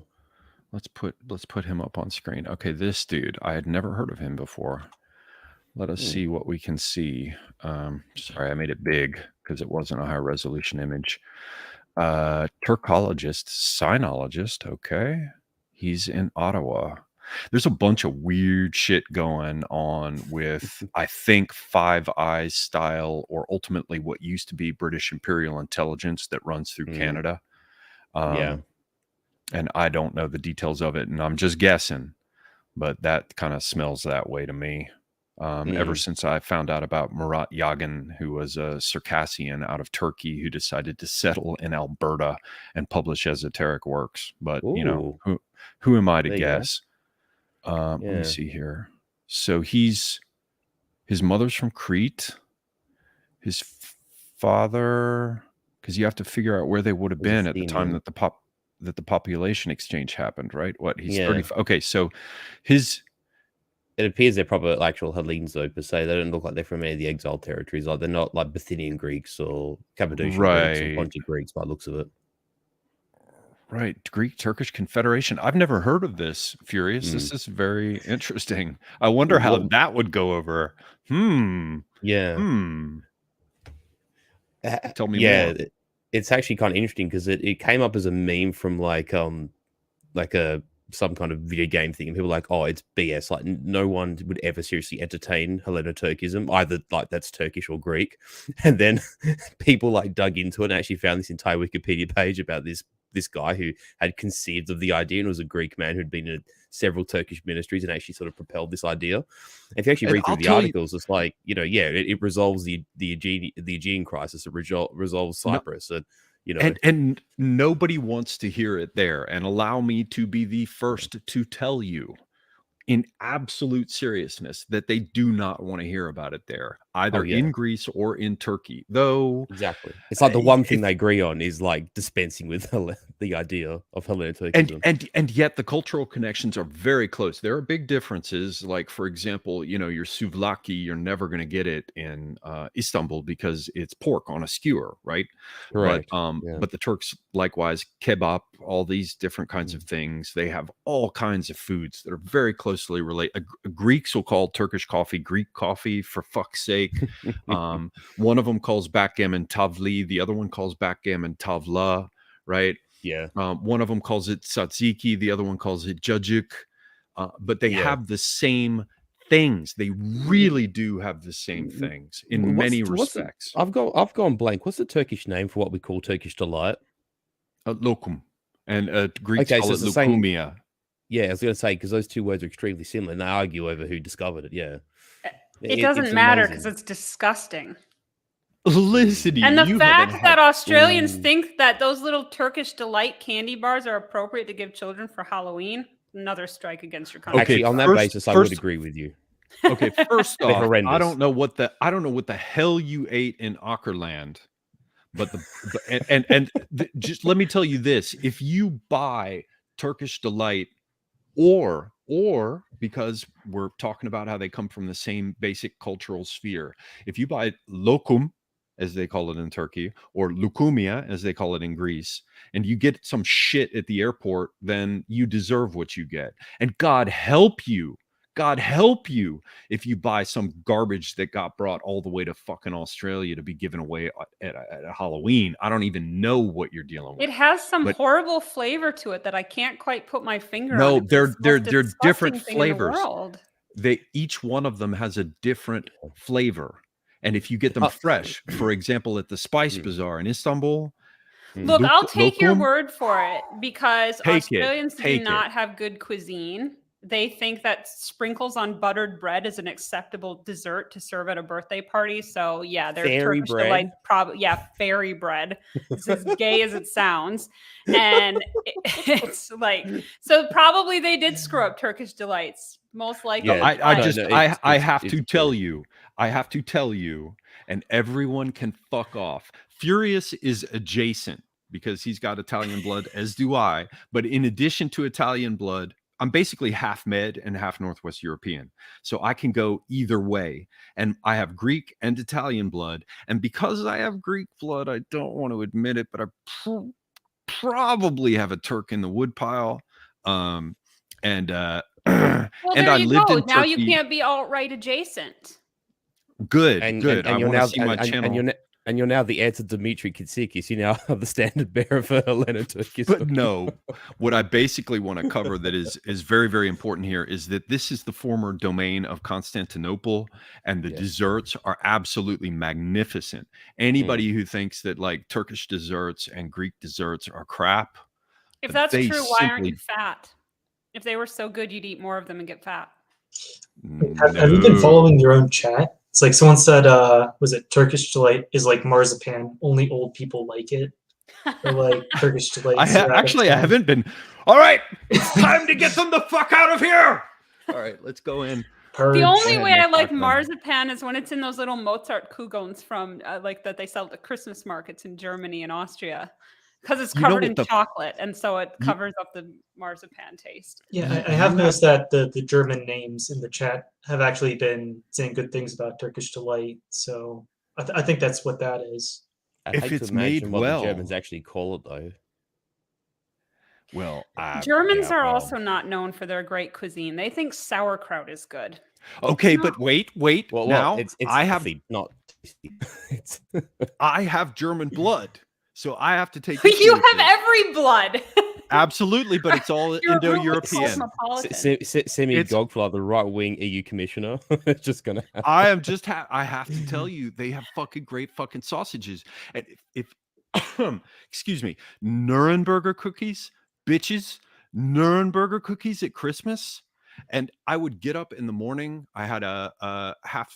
No, she was quarter Turkish, three-quarter German girlfriend, and I went to go hang out with her and her family in Germany. And you get up in the morning, and oh my god, all the absolutely fucking delicious cold cuts and cheeses.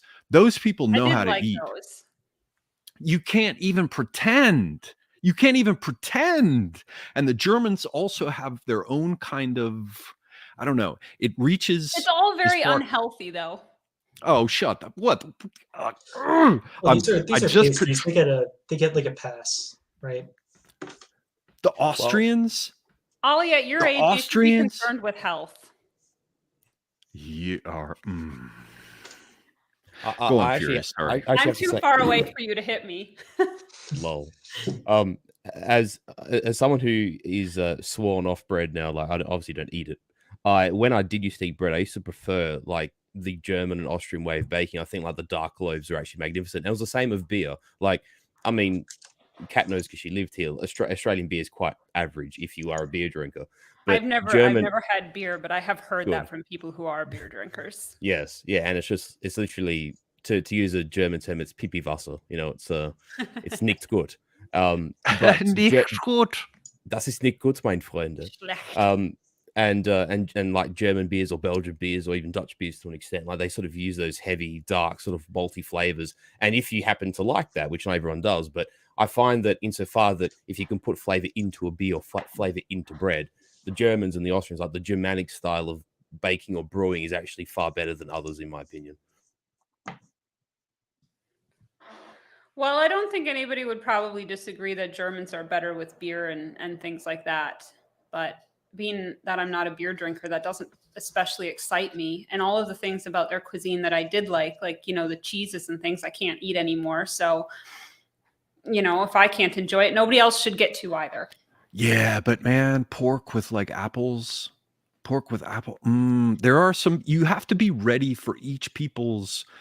I mean, I know I'm a freak of nature in terms of all the different Indo-European strands. And like I said, there is probably, I trace my Greek blood back to around the late 1800s, and I know the little town they came from, and I've gone to visit them. But it's highly unlikely that there isn't at least a little bit of Turkish blood in there. So yeah, otherwise but they would kill me for saying that, by the way. Let me just go ahead and say that. They would literally kill me for saying anything like that. But otherwise, it's all Indo-European. And so you learn each one of these peoples has their own delicious foods. The only one I have to sneer at is Karpfen, the fucking river carp in Germany. Man, they kept trying to get me to eat that and acting like it was something delicious. And I'm like, this is so greasy. What the fuck are you on about? No, if I wanted catfish, I'd just go home and eat catfish, Yeah. So anyone else? Anyone else want to save me? That being said, I have to say, another thing I enjoyed when I was in Germany is I do like a pork. They do braise and bake fantastic pork in Bavaria. Or they had Schweinhunks, as they call it. Oh, yeah. There's something called the Schweinsachs, which is like a whole pig leg. Yeah. Like the whole pork knuckle? Yeah. Yeah, and there's another one. Oh my God, I'm dragging it up. I'm dragging it up, people. Ladies and gentlemen, I'm old, but I can reach back 20 years. What's it called? In Köln, I went and sat down in one of their things where the guys all used to have those, maybe they still do, they have those belts where they have a metal rack at the front of their waist where they have a bunch of these little tiny like 10-ounce glasses.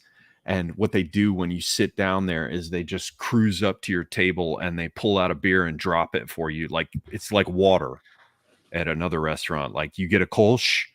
I mean, if you're over in Dusseldorf or whatever, you get an Altbier, but there you get a Kolsch. They just drop it before they even ask you what you want. And half chick, I want to say half chick, halven han. It's like what is it? It's a chunk of cheese and bread, or it's a chunk of cheese and butter. I'm reaching deep into the lore, ladies and gentlemen. Halven han.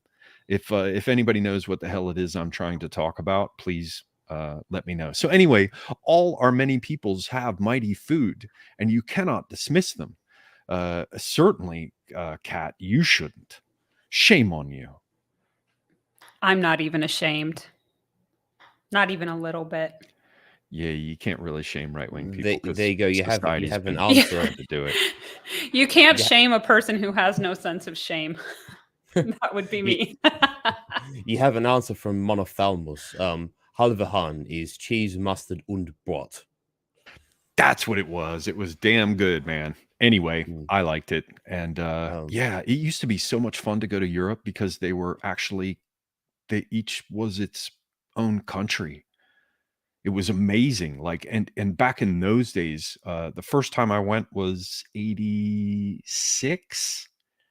And then the second time I went was 91.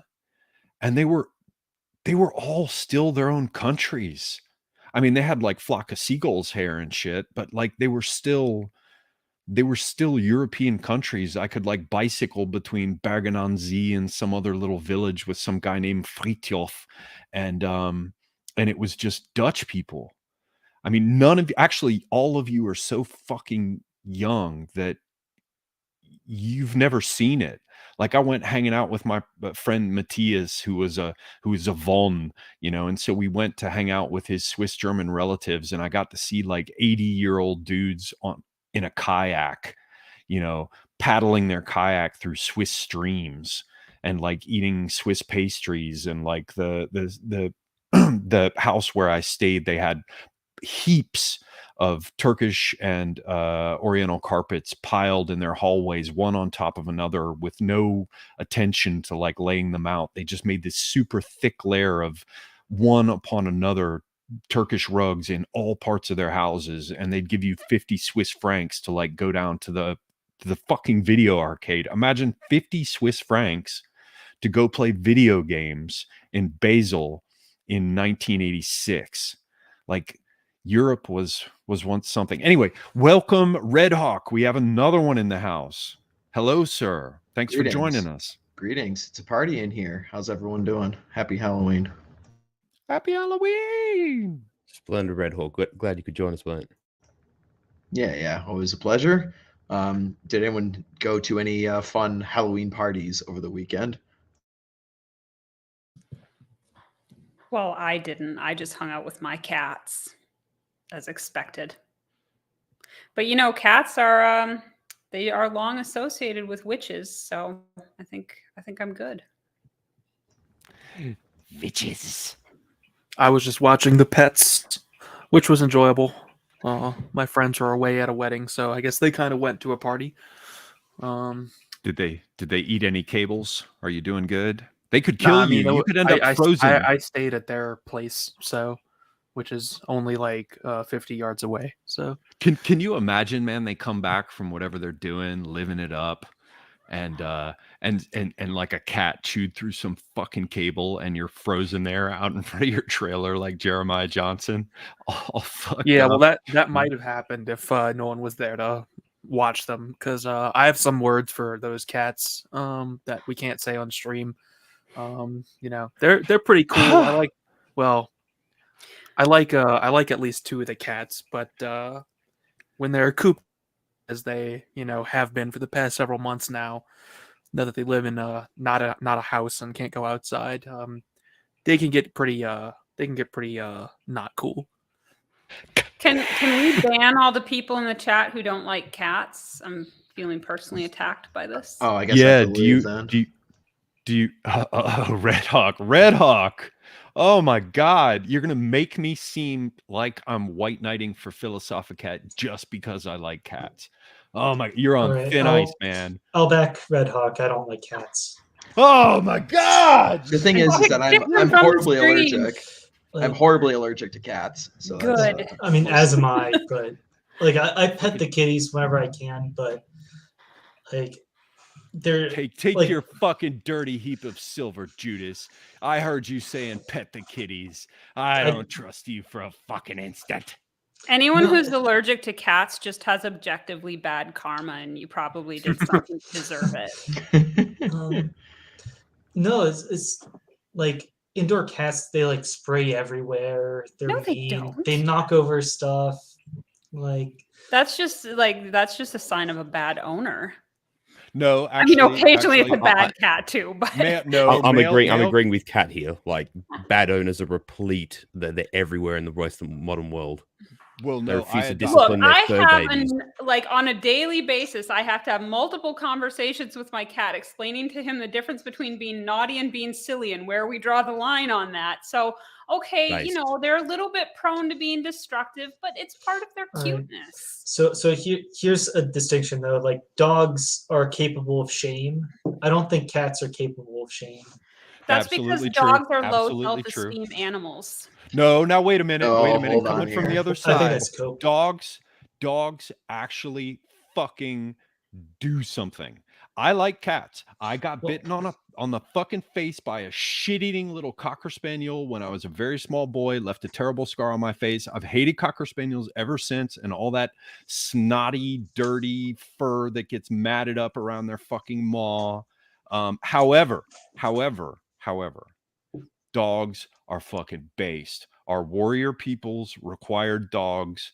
They have the longest and deepest association with us. If you want an animal that actually works, I'm sorry, I know you're going to be angry here, Kat, but I have to stand on either side of the abyss in this case, You're because just dogs trying to are walk fucking full back of from shit. white knighting for me, aren't you?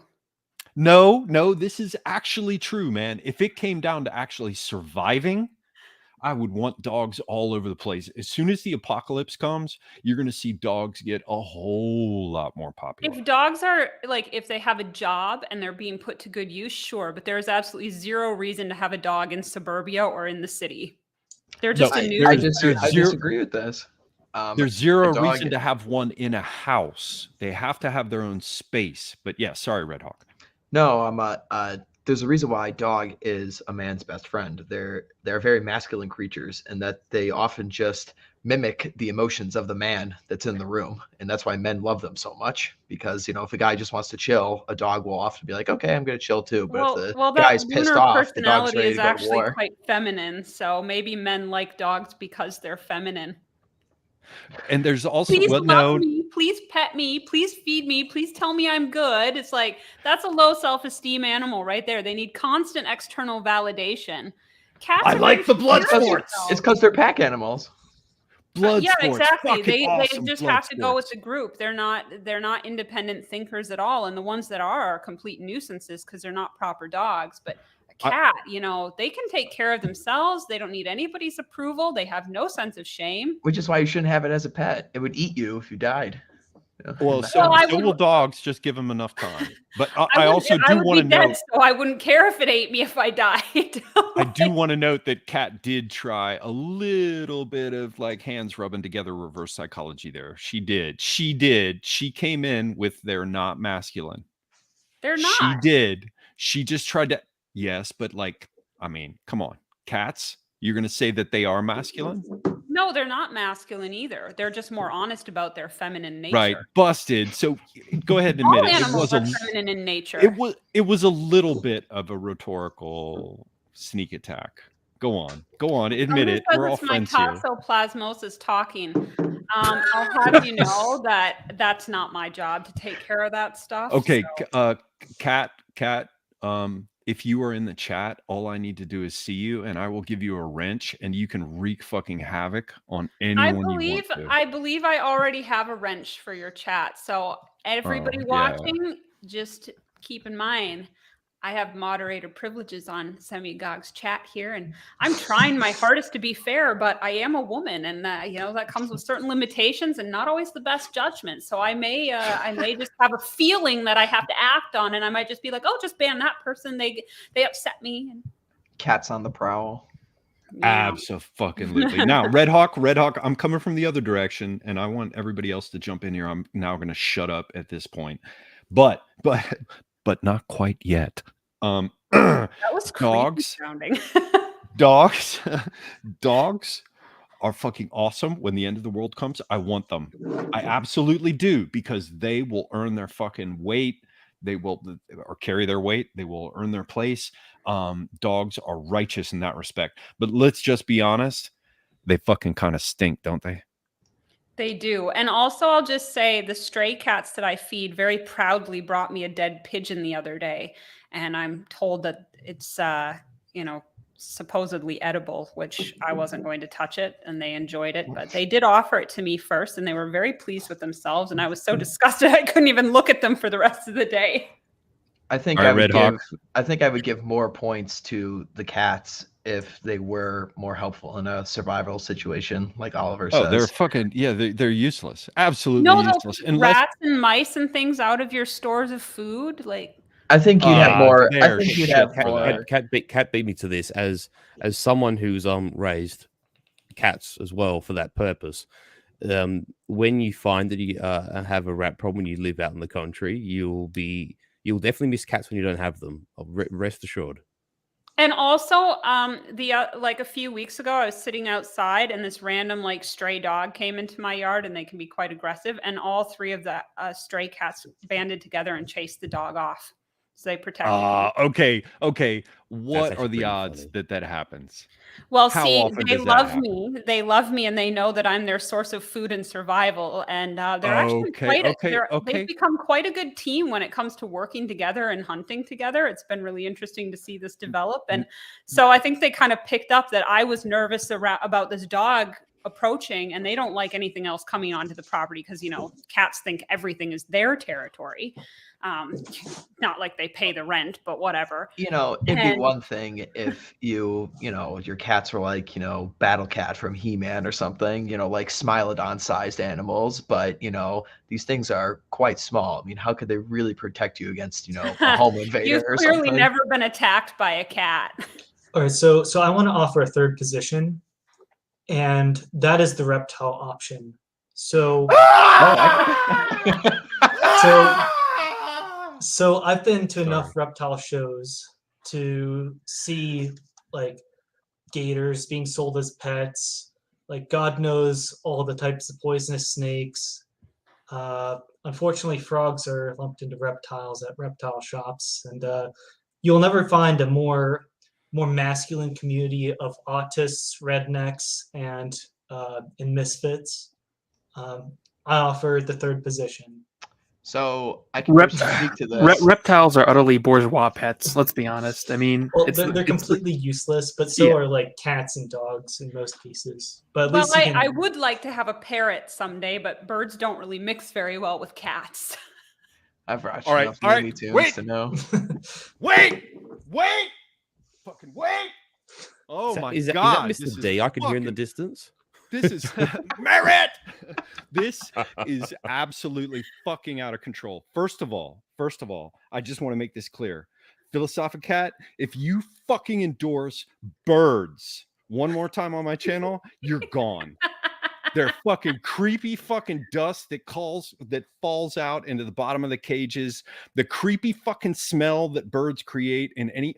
No. Well, they're not meant to be indoor pets. They're meant to be flying free and like pooping on your head somewhere as you walk down the street. They're not supposed to do it. Exactly, which is why if you fucking endorse that position as in any way based again, it's over. I didn't say it was based. I just said I want one. I want to teach it to talk. Yeah, you're down there by the equator. Okay, look. So the second thing, Semigog. Just on that question before you move on, how does falconry fit into this then? Falconry is an entirely different thing because they bring you back food. Falcons are fucking based. Anything that can pick up a goat and carry it to a cliff face and drop it against it to kill it, absolutely. It's on. They can come to my party. But in a situation, a parrot could be helpful too. They can crack open coconuts and things. Kiss all my ass. Wait a minute, but I'm done with you. I don't want to kiss that. You're fucking, you're crazy bird shit. I mean, metaphorically speaking. Metaphorically speaking, kiss my ass. We're moving on from birds and we're going to reptiles. So we can go back to cats, right? In a second, but first, I told you, I came back here. This was a crisis. You guys were talking about birds and reptiles on my channel. I had to come running back over here with my Bluetooth fucking headset to shut this down. Okay, Merritt. With Merritt! Reptiles are so fucking creepy, and everyone who keeps them is bent. I lived with a guy for a while who had every kind of reptile you could imagine. People who've been following my channel for a while will have heard about this. I used to have to come in on the glassed-in porch, and all the vipers in his cages, I would hear them go thump, thump, thump, thump, thump against the glass as I like came in the door every night. He had a 6-foot Eastern Diamondback rattler. He kept the African fat-tailed scorpion. He bred illegally his own cobras. I saw him wrestling on a floor with a fucking Russell's viper to get it into a bag. All of these hot snakes, hemotoxins and neurotoxins, they're totally fucking illegal where he had them. And I lived in a house full of them. Snakes are fucked up and crazy. Lizard shit and snake shit. It's so disgusting. Nothing smells nastier than fucking reptile and amphibian shit. There's nothing more disgusting. Pigs. My people are the people of fur and tits. I am a mammal.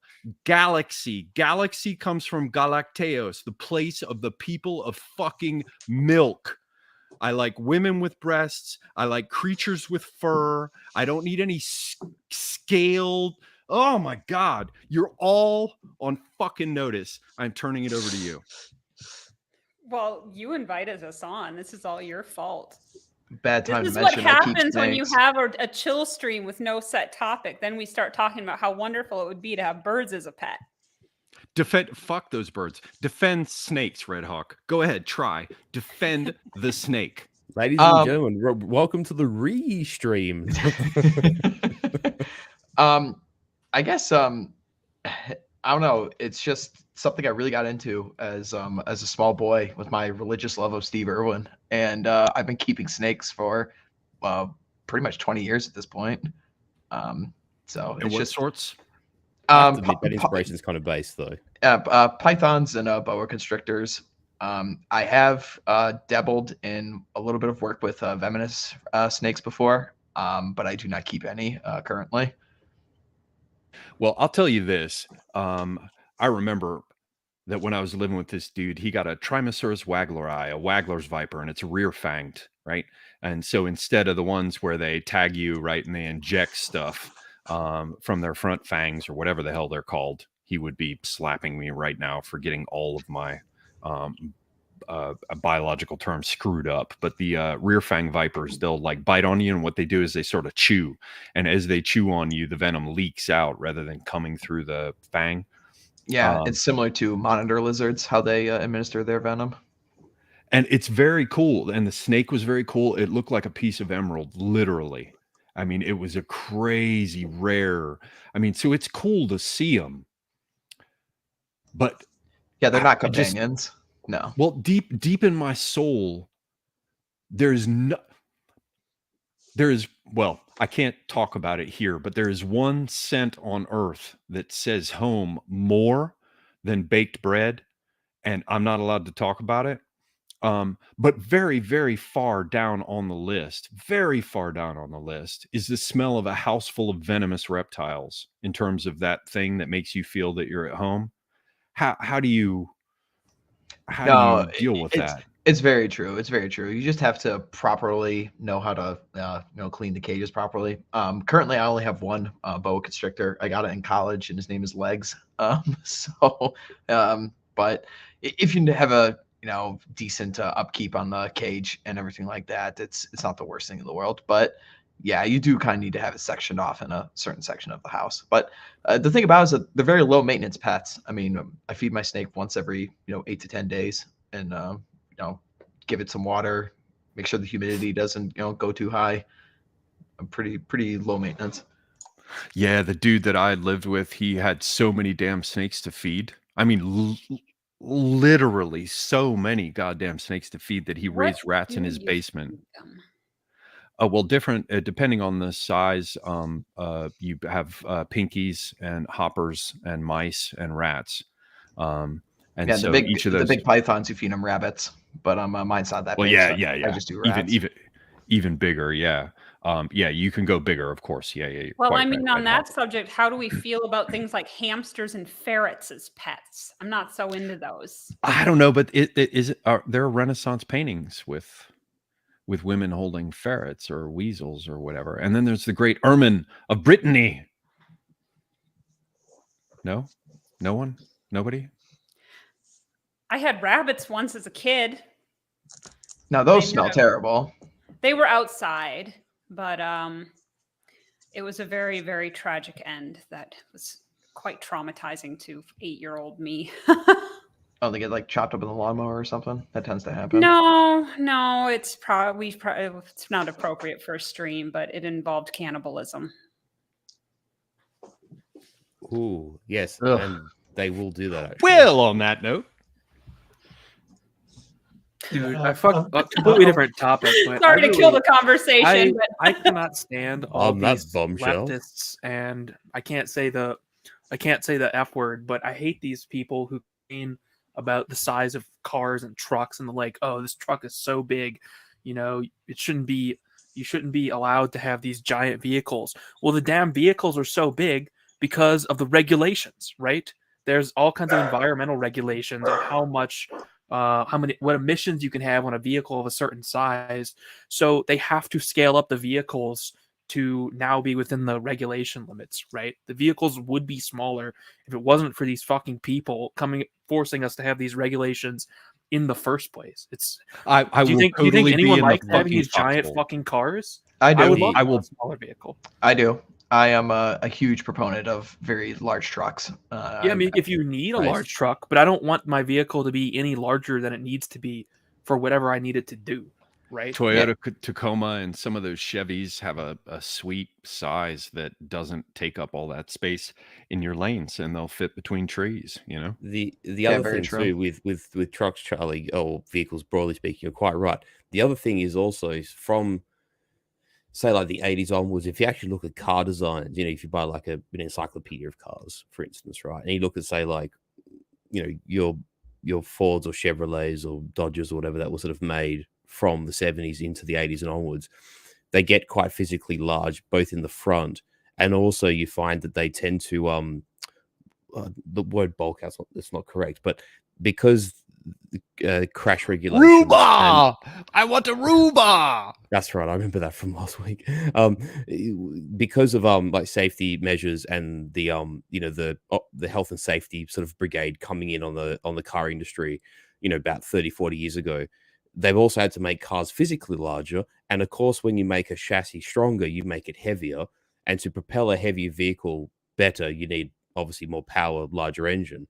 And so you just get into like this downward spiral of largeness, power, inefficiency, and then having to make them fulfill emission criteria, like you said, and then fuel efficiency targets, because all these countries now have them and they've had them for at least 20, 30 years. You get these vehicles that are just chonky and ugly. I mean, if anyone has seen a car that's been made in the last 10 years, they almost all look the same and they're shit. I couldn't agree with you more, Charlie. Yeah, it's just really annoying because you always see these people complaining about it, and it's like the vehicles are oversized because of you. You're making them like this, and they don't even understand it. It's so irritating. It's you know? literally as a result of regulation. You're quite right. I mean, if anyone happens to say like cars or like driving, and you have that, you know, side to you, which I mean I do, you have to buy something that was made literally before. Well, either if you want to go old school, you got to go like before the 80s, or if you want something that's like not overly computerized, you have to buy something like pre 2005, preferably pre 2000, when they weren't like riddled with, you know, computer software and sensors or whatever. You know, you pull apart, you know, or if you were to look at a car being made today, which I actually have, I've been to the BMW factory in Munich. I've actually sort of seen the, you know, the displays that they have and some of the, because they do like tool guides and stuff there. And it's just so much of them. And the thing is, if you're a person who actually has skills, I mean, I have some of them where, you know, like to like pull apart mechanical things and, you know, service engines and, you know, do oil changes and, you know, check valve clearances and that sort of thing. Ladies and You just- gentlemen, you just he can't touch any of is that. single. Yes. Anyway, yes. But you can't do any of that on a motor vehicle, because what happens is like some gimp with a freaking computer rocks up, plugs it into your car and says, oh, this is wrong. And they just replace stuff. No one actually fixes anything anymore. So there's all that as well, Charlie. You know, it sort of bleeds into this whole fake economy stuff. I mean, Red Hawk, when I was on with you, when we talked about on Man's Hour, when I was on with Praise of Folly, we talk about like the she economy, you know, like this sort of essential fake economy. Much of the electrification of vehicles plays into that as well in a strange way. You know, you don't see this proliferation of all of this, I think, as much in poorer countries where they do have more of a culture of repairing things that are broken rather than just replacing them. Like Cuba is full of like cars from the 50s and 60s, and they just keep repairing them over and over because, of course, you know, nobody can afford a new car. It's not easy for them to import new cars. As a result, cars hold their value for a lot longer than they do in America. You know, the consumer culture of the West, I think, also plays a big part in this. And yeah, it's true. Of course, modern, like the newer the car, the more impossible it is to be able to just repair it yourself as well, which kind of creates a barrier to wanting to keep a car that has a lot of problems with it.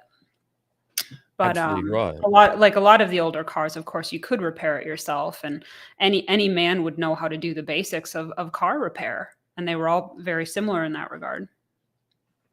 All of That's us were exactly very right. similar. I mean, all the cars, not the men.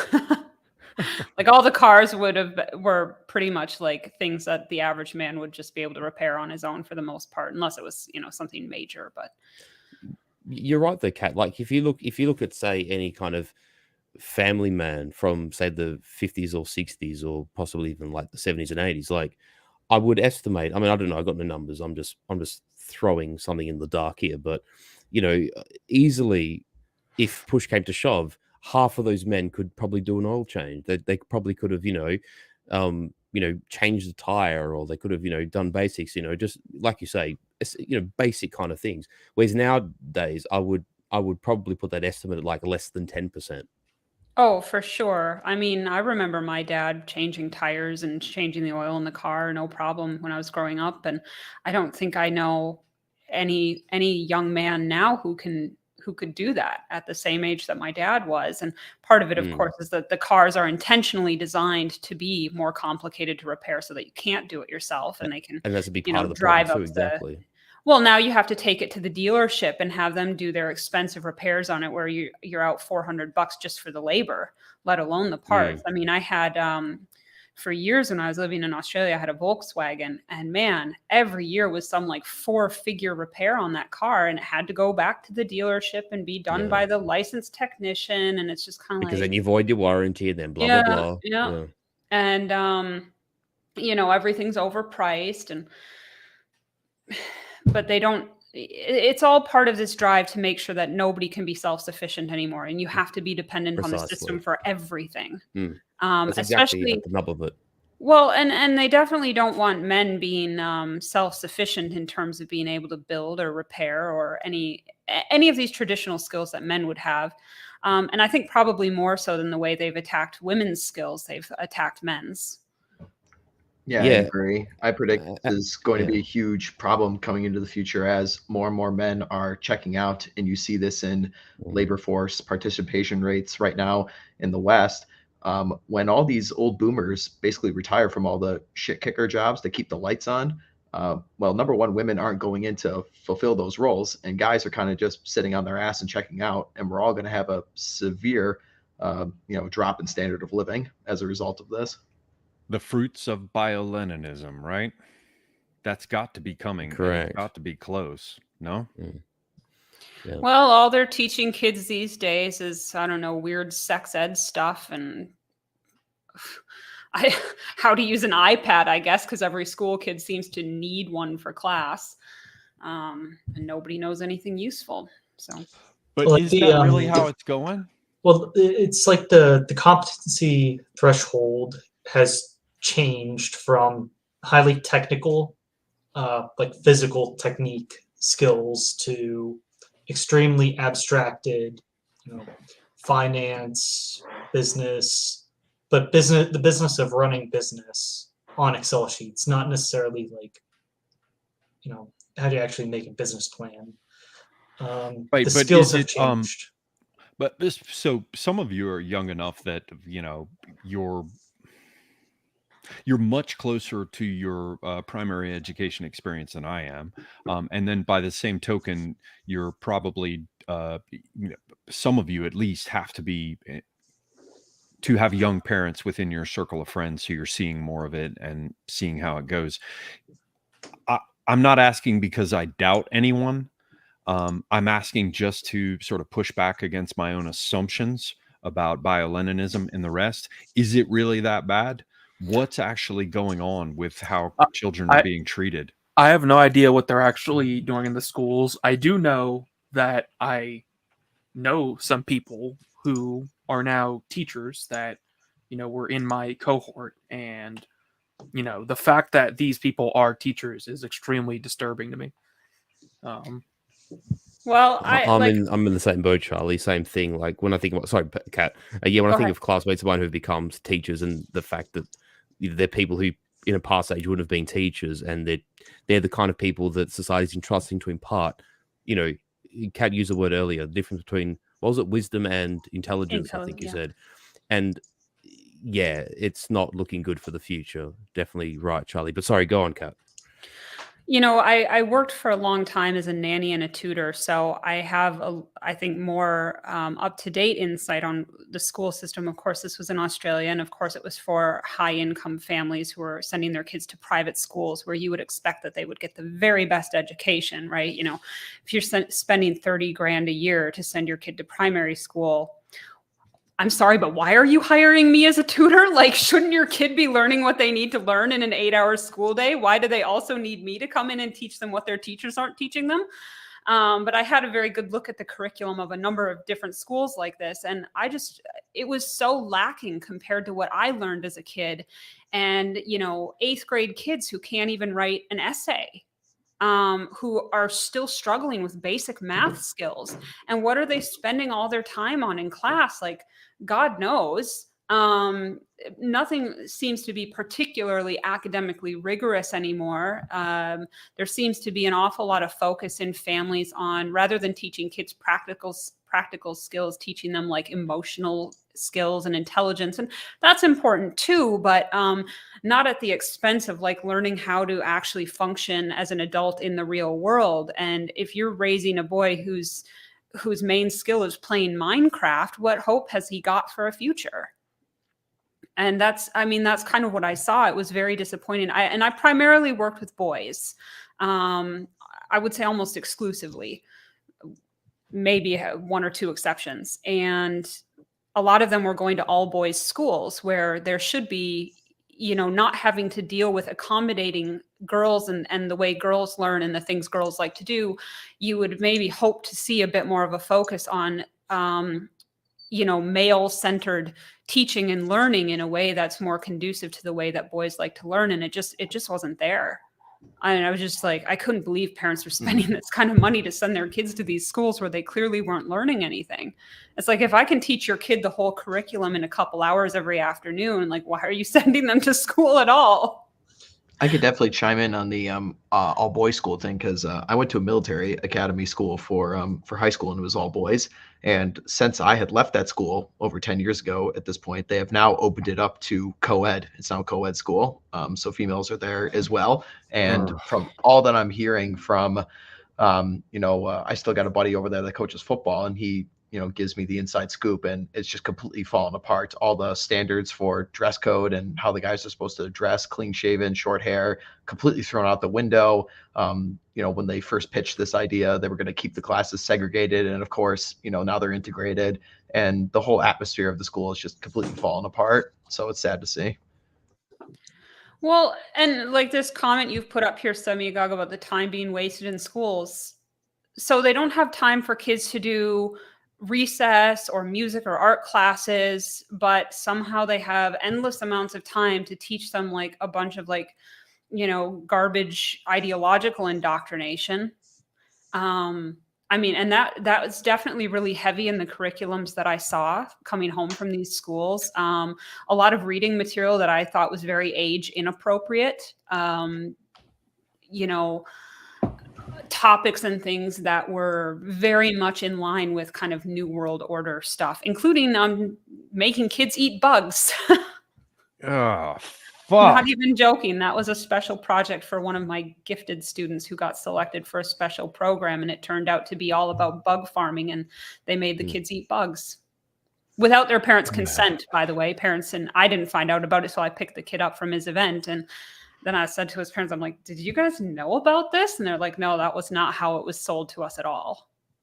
Imagine that, the system lying to parents. Yeah, imagine, right? Yeah, wacky. Well, there's such an attitude among teachers that they shouldn't have to be accountable to parents and that they shouldn't have to disclose anything. And, a lot of these schools had the attitude that if you're sending your kid to us, then you're trusting us to do what we think is best, and we don't have to tell you anything.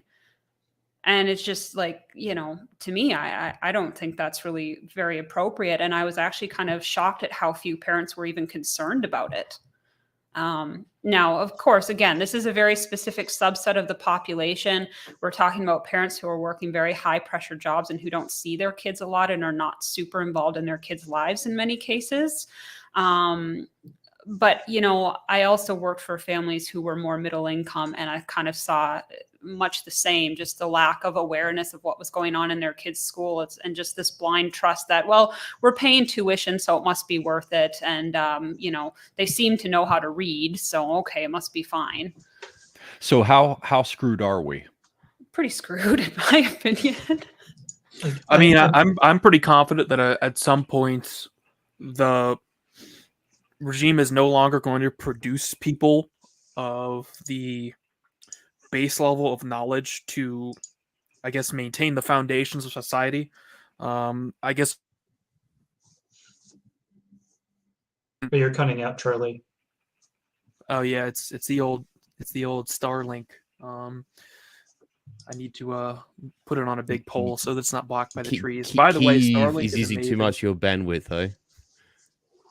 It's the satellites are going behind the trees. I need to. I actually have a little tower coming in to elevate the dish because it's sitting just on the ground right now, and that causes me to cut out every now and then, which is pretty annoying. But by the way, Starlink is amazing. And I want to go down that road because I want to know your upload and your download and all that. But I do not want to allow the thread that you are following to be lost here for a moment, because this is something that is actually, to me anyway, a very important question. Like, it seems very neat to assume that what we're going to be facing is a breakdown in things because of this neatly termed bio-Leninism, right? And in some senses, I would say, oh, it's a little bit too clever by half, to assume that it's just going to knit together that way, and that we really are going to destroy sort of these foundational requirements for civilization. And yet, it really does look like that, man. Yeah, I don't know. Charlie, just before you start, can I just quickly, I actually need to check out. I got to sort of get going with my day. So, yeah, thanks, Semi. It was good just to catch up with everyone. Thanks for the chat. Thanks for everyone being on. Yeah, and enjoy the rest of your Halloween, everyone, and take care. And until next time. Happy Halloween. Yeah, thanks. Be well, Thanks Marcus. very much, Happy Fury. Halloween, Marcus. Appreciate you being on, man. Godspeed, bro. Cheers, guys. Take care. I guess kind of what I expect to happen really is for things to just go on as they are until we get some sort of Carrington event. I don't know if you're familiar with that, but the odds of there not being some sort of solar flare that hits the Earth and knocks out a significant amount of computer systems, like, that's going to happen eventually. And once it does happen, I mean, and everything is basically, once everyone is just like a spreadsheet manager and whatnot, like how is anyone going to put things back together? I kind of think that this system is just going to keep going on and on and on until literally the sun destroys it. That's kind of my thoughts on the whole bio-Leninism angle. Well, it does very quickly. I'll leave it to you, Closington, but it does fit with what I've heard from the South African guys who are in a position certainly to know in some respects, right? They are always cautioning, that this whole process can take a long time. But sorry, Closington. Yeah, I think the solution right now, at least as far as the first world is concerned, is if you don't have enough technical skill, just import it from the third world, like brain drain, and then kneecap the competition. In terms of the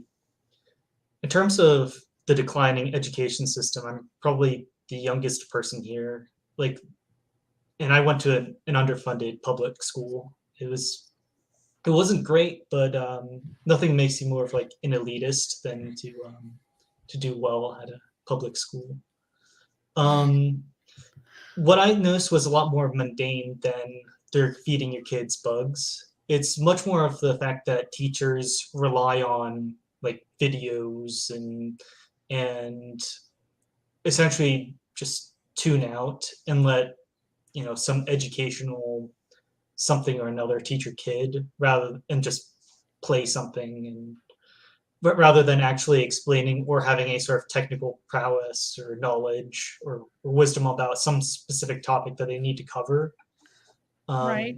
I think you make a good point with that, though, about the difference between how they teach in an underfunded school. They're like basically just treating kids like you as something to be thrown away and not worth spending any time on. And then in the really elite rich schools, they're pushing their woke narrative on the kids who they're basically grooming to be the next leaders of their generation, right? And so, okay, well, if you're not wealthy, they're not going to waste their time indoctrinating you as hard. They're just going to like leave you with no skills whatsoever. Like, I think there's also something that like Red Hawk would probably know a lot more about, but it's the fact that once you go into like college bound like AP courses or like essentially college courses in high school, like it's usually like 2/3 girls and then 1/3 boys. And usually you have a lot of like guys like wash out or like do like the bare minimum.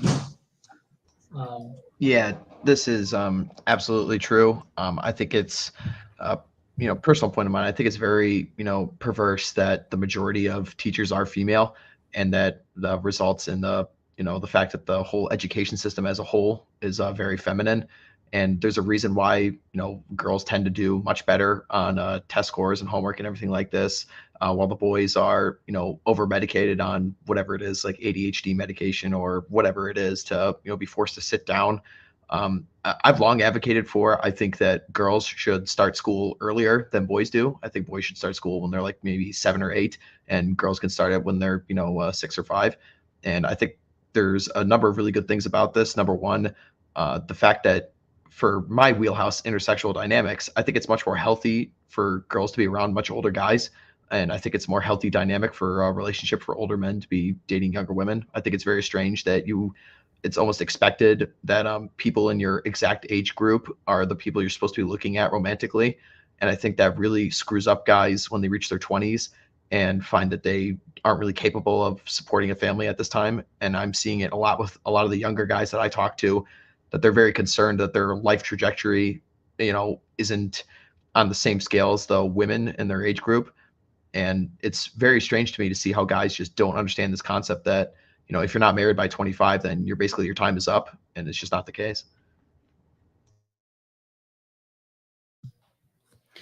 I would say like in terms of like the clients I see through my astrological practice, most of them are young men in their 20s, overwhelmingly so. And there's definitely a certain crisis of masculinity going on that I definitely don't see with my female clients of the same age. Like obviously the girls have their own sets of problems too, but by and large, they seem to be doing a lot better. They seem to have a better idea of what their trajectory in life is going to be. They have career goals, or they're in stable relationships, and the guys are just absolutely floundering. Their families have taught them no skills. Their schools have taught them no skills. And then they're just kind of being shunted out into the world, and they find themselves in their 20s with just no idea of what to do or where to go or how to accomplish it. And then you get people like the odd, like Jordan Peterson, who seems to care a lot about the plight of young men, and then is just smeared as a misogynist because he's concerned about men and not women. And so they're not even like, young men aren't even really allowed a way in which to talk about or discuss these things. And anybody who comes along and tries to help them is vilified. Yeah, very true. This is why the manosphere is now going mainstream here in 2022. And we kind of have the Zoomers to thank for this, to be honest, because now they're reaching their adult years and have basically, Lost Boys have now reached a critical mass. So they're searching for answers. And a lot of people in my space are exploding right now and going very, very mainstream. Yeah, how much of a reality, Red Hawk, you can help me with this, because I really don't know. How much of a reality is, God, I hate having to ask this, because this is a recognition of the fact that I'm just totally out of the grooves. I'm no longer in any of it. And I used to be a guy who you could rely upon to be a part of a scene, right? And I am absolutely no longer such a thing. How bad is this whole disenfranchised young male thing? Um, I don't know. In some ways, I think it's worse than what's being portrayed, but in other ways, I think it's not quite as bad as being portrayed, like on different fronts. I think that it's certainly true that basically what we have now in the West is that feminism has essentially had free reign on raising boys to be better for 3 generations and has proven to be an abysmal failure. Now, there's a couple things to this. Like, yes, I really try not to buy into too much of the victim narrative just because I think it's so unhealthy for men. I really try to push guys to understand the fact that, yes, you were lied to. Yes, everyone gave you false programming and false information, but it's so unhealthy for you to just wallow in that. And you really just have to suck it up and, just adapt or die, essentially. I do think it's bad when it comes to things like social media and people being raised online and people not, knowing how to talk to, especially women in person. I think that's definitely a problem. And that leads into a myriad of other issues with like a dating app culture and such. But the thing is like, if you're switched on, you could really just rise above sludge relatively easily just because your competition is basically non-existent. Like one of the things I noticed among my my like younger friends and like friends that have like generation alpha siblings is that they took to Andrew Tate really quickly. I saw this as well. Like to like a very like you'd be surprised. There's that point, but there's also the point that in college I noticed a very specific like bifurcation between those that sort of engage and are incredibly successful, like almost like so successful in terms of like thriving in relationships and academics that they like particularly like culture and relationships that 50 to 75% of like men and women just check out. It's like there are a lot of like women that will just sort of hang out in the rooms focused on academics and then just watch Netflix and just check out. So it's not just like a male problem, but it's different. And I'm not sure what the solution really is. Like there's like a hunger for content or like a sort of solution, but I'm not sure where it's going to come from. I just know that the alphas eat up Andrew Tate. Like when I was sorry, go ahead, Senator. No, please, Kat, go ahead. I was just going to say there seems to be a lot of learned helplessness amongst young people, and they give up very easily in the face of any challenge. And I think there's kind of a sense that, not only do they not have any like skills that they've learned to deal with life, but just on an emotional level, they don't have any resilience to cope with the world. I'm sure there's any number of factors that have played into that. And then the other thing I wanted to say was what Red Hawk said about feminists having, their time to raise boys better and that not being a success. From a feminist perspective, it would have been a rousing success and they achieved everything they wanted to do, which was to emasculate boys and drive a wedge between the sexes. Feminists got everything they wanted from that. Obviously, they never cared about the well-being of boys to begin with. Yeah, very true. And all under the guise of, fixing toxic masculinity. It's like, well, toxic masculinity is apparently just anything that's a threat to feminism. Yeah, very much so.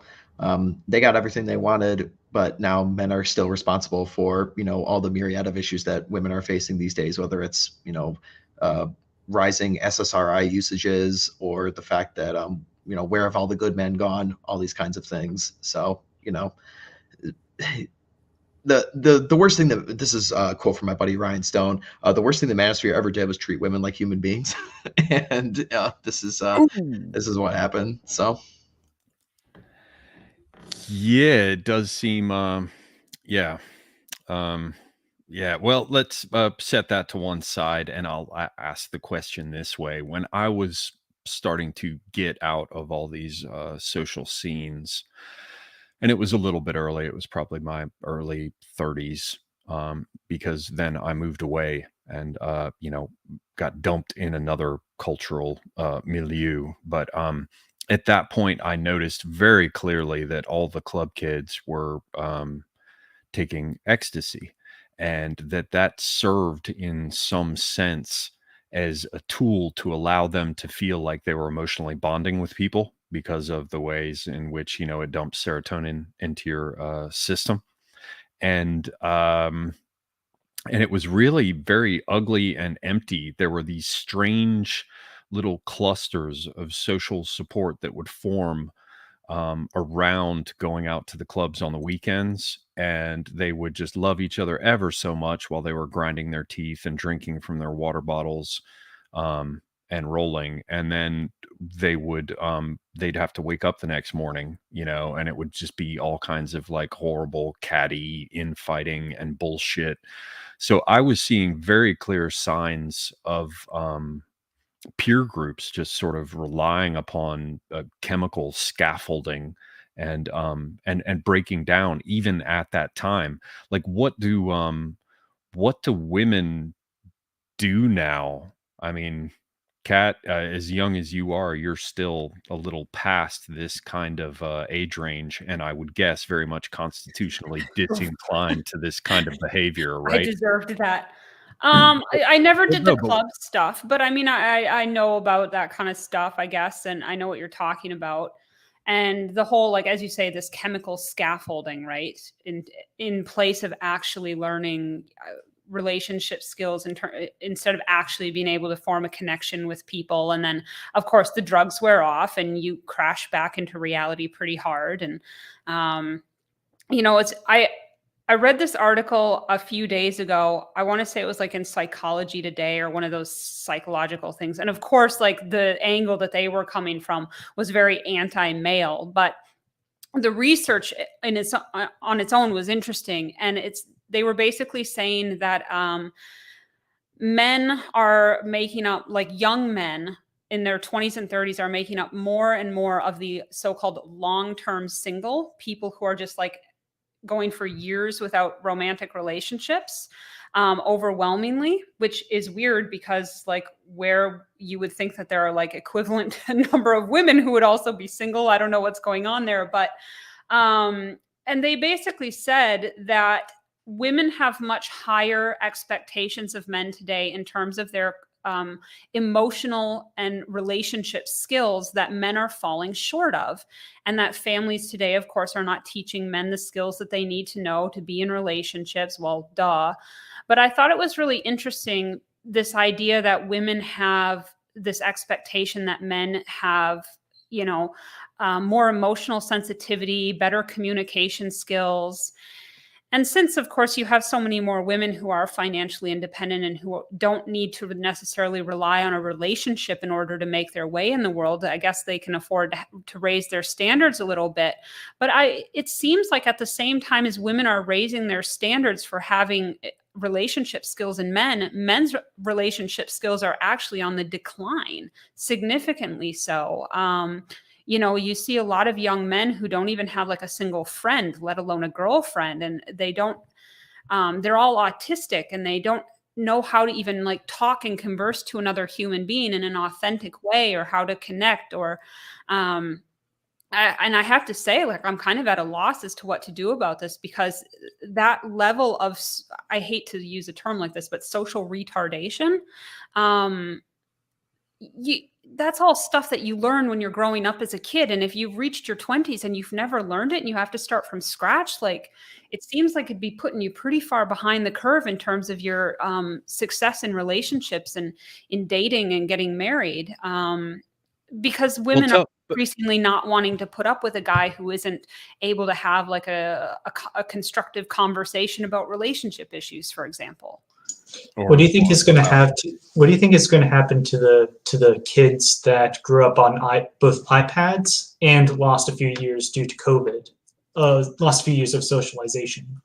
I don't think their prognosis is good at all, unless they come from like really supportive families who have some resources that were able to kind of compensate for that stuff. But yeah, the generation of kids growing up on screens and then being forced into isolation and wearing masks and like, I really don't know what's going to happen to those kids. And it just doesn't seem like like it would really take a miracle to turn it around, because we're talking about a whole generation. It's not just a few kids. It's like, and that's something that's going to affect everybody on a societal level.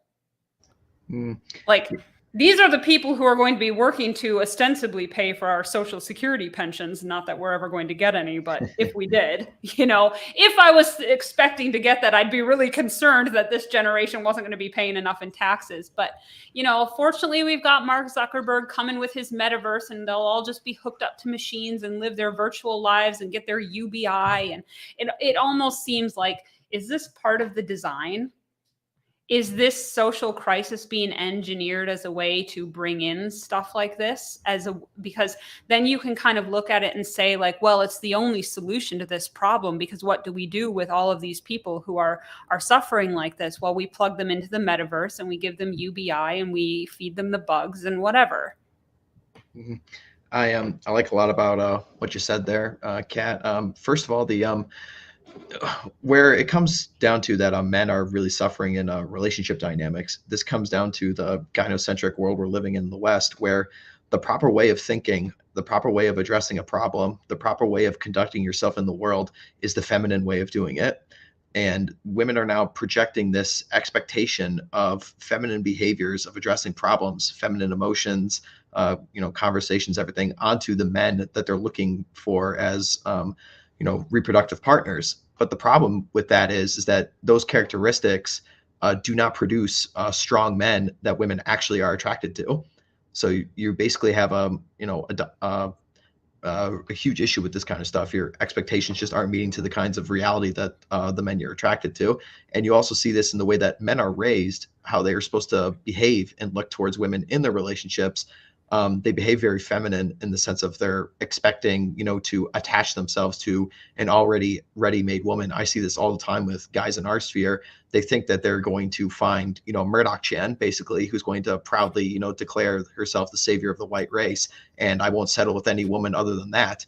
And quite frankly, that's just not how it works as a man. You build the perfect woman. You don't find the perfect woman. Yeah, and that's a good point. I have seen that expectation a lot in young men, that they expect the perfect woman to just one day like knock on their door and say, I'm here to marry you. And it's like, without any consideration as to what they bring to the table as a man and what would make them a desirable partner. It's like, well, you want the perfect woman, but you're not willing to lose weight and get healthy. You're not willing to quit your porn and video game addiction. You don't want to get a job. You have no social skills. You won't take her out on a date. Like, it just simply doesn't work that way. And then, of course, conversely, like, women have their own set of expectations that are just not in line with the reality in terms of the quality of men available. And okay, you could say like, well, relationship skills are something that can be learned, but you typically need to be in a relationship to learn those. People used to learn these things in their high school and college relationships before getting married. And they're not having those relationships now increasingly. And they're coming from families where marriage is not being modeled to them. Either they're from broken homes, or their parents are severely dysfunctional or absent or whatever. So it's kind of it's a problem in the sense that, like, as you're saying, you don't find the perfect woman. You have to kind of create her out of the woman you do find. And that in itself almost seems to be an impossible expectation for men who cannot make themselves into the man they want to be. How are they going to mold a woman? And there is a way in which men have to be confident and secure in themselves before they can undertake that process of kind of molding the woman to be what they want her to be. It's like, first you've got to mold yourself to be what you want to be, and you're not willing to do that work. And so what I see increasingly among these young men is this, a very wounded relationship with anything feminine. And as a result, rather than actually wanting a romantic partner who's like an equal in the relationship that they build a life with, it's almost like they're looking for a woman to come and be a surrogate mommy and reparent them. And okay, maybe a lot of them need reparenting because they were so poorly parented. That's not uncommon, but it's not the way that you set up a successful marriage. That kind of dynamic doesn't really work long term. Yeah, and yes, this person who says agree. You have to give up video games if you want a wife and kids, absolutely. You might find a wife who puts up with it, but she won't be impressed. The only thing I would add in there is to the whole business of from my my miserable experiences of like, total tailspin plane crashes in all the various forays of relationships with women, um, it has at least become clear to me that you do have to be careful in terms of the idea of making a woman like you want her to be, that can verge very dangerously and quickly over into the "I'm gonna fix her" Yes. domain. Yeah, very true. And And that's a common misconception also I see with men on the right, is this idea either they expect the perfect woman, or they think that they're going to find a woman who's totally okay with them telling her what to do and who to be. And it's like you kind of need to find a balance where you can accept your partner for who they are and see the potential in them and want to help them grow into that potential as much as possible, and you do that for each other.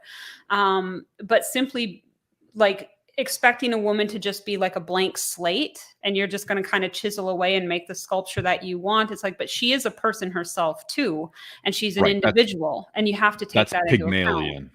Yeah, Hmm. the Pygmalion approach, you're going to be sucking wind because she's not a beautiful figure carved out of marble, right? And she's very Well, and likely to you'll find that that women have opinions of their own, and they can be sassy and they'll push back against what you're trying to do, especially if what you're trying to make them into is not in line with who they see themselves as a person. Because then, like from the woman's perspective, it feels like you're almost trying to like force a persona or a costume onto her that doesn't really fit very comfortably. And then it's like yeah, and it really boy, raises the stakes of the relationship as well, because now you've got one partner who feels that they have to act in a certain way in order to keep the relationship going. And as soon as the partner who has that expectation put on them steps out of that role and creates the disillusionment for the person who was doing the creating, it causes a lot of conflict. yeah, and you end up with a situation where it's much like trying to clutch a cat to your bosom and it's digging its claws into your chest to get away from you. Yeah, I know the feeling well. yeah, I've been there on the other side of it. The last thing I'll add in and then open it up for other people to talk about. I haven't heard from Charlemagne in a while, but I will add that to me, there is definitely value in men having skill with the trades and projects. I don't care if it's them trying to build a robot for some like, battle royale for, electronic toys. I don't care if they're carpenters, who are doing framing projects. I don't care if they're guys who, travel around the countryside to find like, a 70s muscle car that they want to restore. In all of those cases, you have a foundation for kind of warning them off of the problem woman, because every guy who sort of knows his scene, if he's, buying houses and restoring them and getting them back up to snuff and then selling them for a profit, or if he's restoring antique cars, they know what it looks like when you're not going to be able to do anything with it, right? You can draw a parallel and be like, yeah, the bones on that one aren't very good. I mean, what are you going to do with this antique car when the frame's rusted out? Do you just happen to have a frame at home that you're going to unbolt everything and reattach it to? No. So I think it's almost like it's a more dangerous situation for a generation raised on the flashing screens, if you want to call it the Black Mirror, or like I call it the blue eye, the Whore of Babylon, with 16 million colors. If you're raised on that, there's not even a metaphorical basis to explain to them why that woman that they think is going to be the perfect future for them is actually just a meat grinder that they're about to dangle their pecker into. Yeah. Can I push back on one of the things brought up? Mm-hmm. Push. All right, so you've got to give up your video games. So getting out. Okay, like, ladies and gentlemen, press one if I should boot him right okay, now. Okay, so hold on before I get booted. I'm just playing. Go on. So fresh out of college, I haven't been able to play through like a solid video game like campaign. Just I don't have the free time, but I do want to still be a gamer. I still want to collect my little Warhammer toys that they're staring me down right over there off screen. But I found out that you have to be more selective in your surrogate activities. you have to select for things that actually do require like a little bit more, like things that are a little bit more meaningful. You can't just play Fortnite for 6 hours on end up anymore. You have to invest in things that end up creating an actual IRL community, or else they're not really worth it. And women will just not care for it at all and not tolerate it. Like, you know, my fiance will not tolerate, you know, playing video games every night of the week, you know, maybe once a week if I can get away with it. So I have to actually make sure that it's something worthwhile.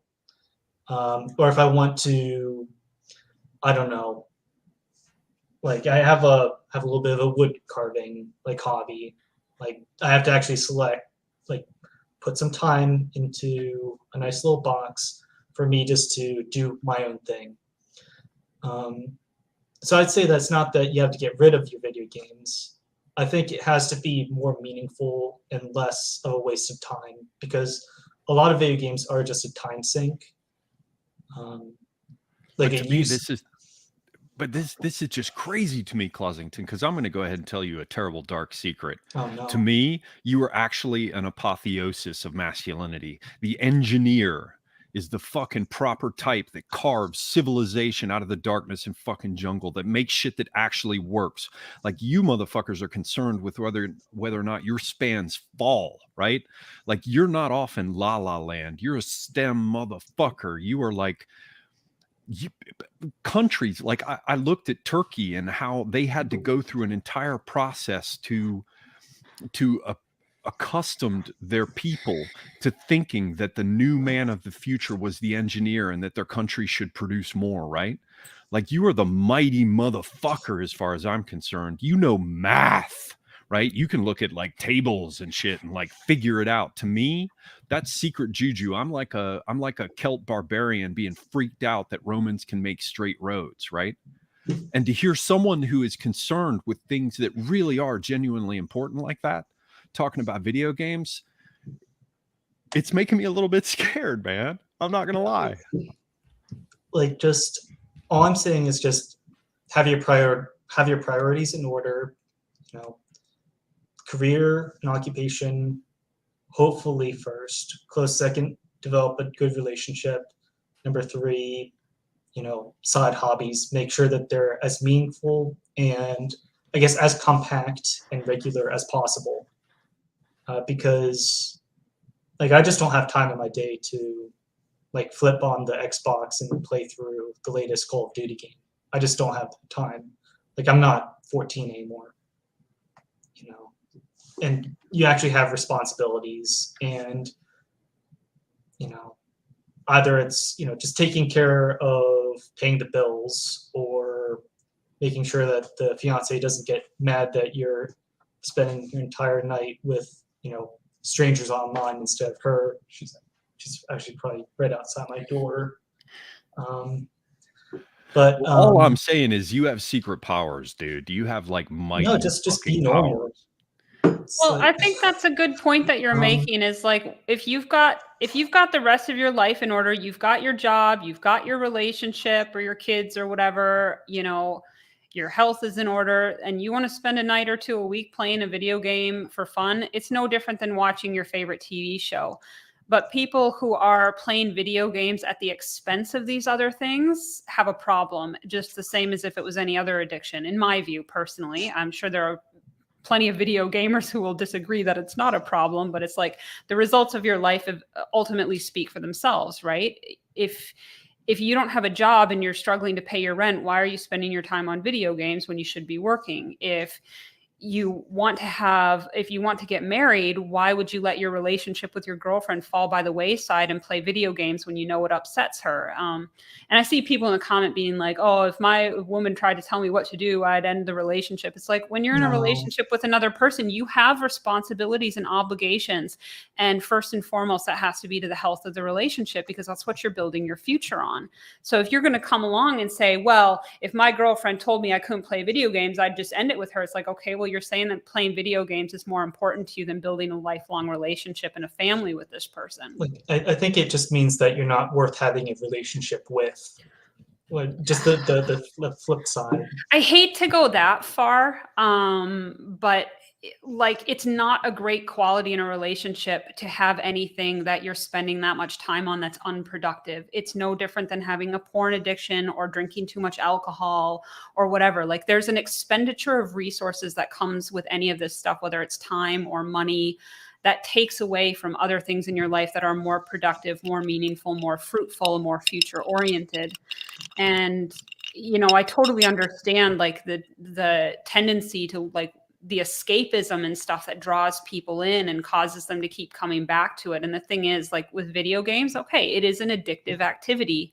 You shouldn't be doing things that are potentially addictive until you've got the rest of your life in order and you know that you can have the self-control. Like what you're saying, Clausington, is you play it at you play it as a hobby and a reasonable. It's okay to have some vices.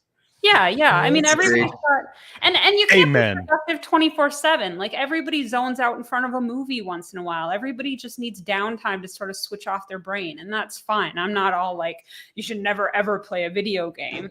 But as a woman, I would look at that. Like if I were dating, I would be like, oh, he plays a lot of video games. I'd probably assume that we weren't going to be very compatible. Younger women, I think, maybe might have different expectations because they've grown up seeing boys only ever playing video games. And many of them have seen their fathers playing a lot of video games if they have a father at all. That's just So horrifying. maybe Oh they're my God. expecting things a little bit differently. But coming from my generation, like I did not play video games growing up. My brothers didn't have video games. It was just sort of kind of like, there were kids who played it, but it was nothing like what it was today. You know, people are playing like Mario Kart. How long can you play Mario Kart for before it gets boring, right? Oh, have you ever seen any speed running videos? It's pretty technical. I was not good That's at a very that. Gen X kind of thing. Speed. Yeah, this running. conversation hurts because I really want to play some video games. I haven't played anything since I moved, really, except for Why? Just because you have too much latency for multiplayer? no, I don't play Games I don't like multiplayer games anymore. I just like playing older Same. games. Like when I was living in my friend's camper while I was setting up, I played the remake of the first Spyro the Dragon game a bit, which is, you know, of course, like 20 years old. But I haven't played anything in months, and I really want to play something. Last I played was Quake 3 Arena, so you know. Oh, cool. So, some guy in your chat says, as an engineer, I don't play video games. Well, as an engineer, I have been trying to hack Victoria 3, and I absolutely hate it. Like I still play games fresh as they come out, just And I'm not not- nearly to that extent. And I'm not judging Pleasington for playing games. I came off as too harsh earlier, but I do truly idealize the engineer as a type. And it's just crazy to me that it's the same thing. Anybody I know who knows how to play a guitar or properly play an instrument and understands music, I don't understand why they're not doing it all the time. To me, it's such a secret power. It has so many, like, obviously apparent rewards when I look at it. Because it requires a but lot I'm- of brain power, and sometimes you just need a break. Yeah, fair enough. Okay, all right. You all want right. balance in your Clausing- life, right? Clausington's And I will- playing video games because I he's will fixed them confess to build a bridge to the that- moon. Well, like I maybe get, once a year I'll play Sim City or Railroad Tycoon. Like it might just be a rainy day and I just kind of feel like just zoning out and doing something like that. And those are the only two games I'll ever play. So I'm like, I do it once a year. Good answer there, Yeah. by the way. That's a good call. I have to say it actually is. Though, of course, in the case of the Kings playing chess, they were also, you know, getting their hands dirty too. But good call. Good call. All right. How do I take this thing down now?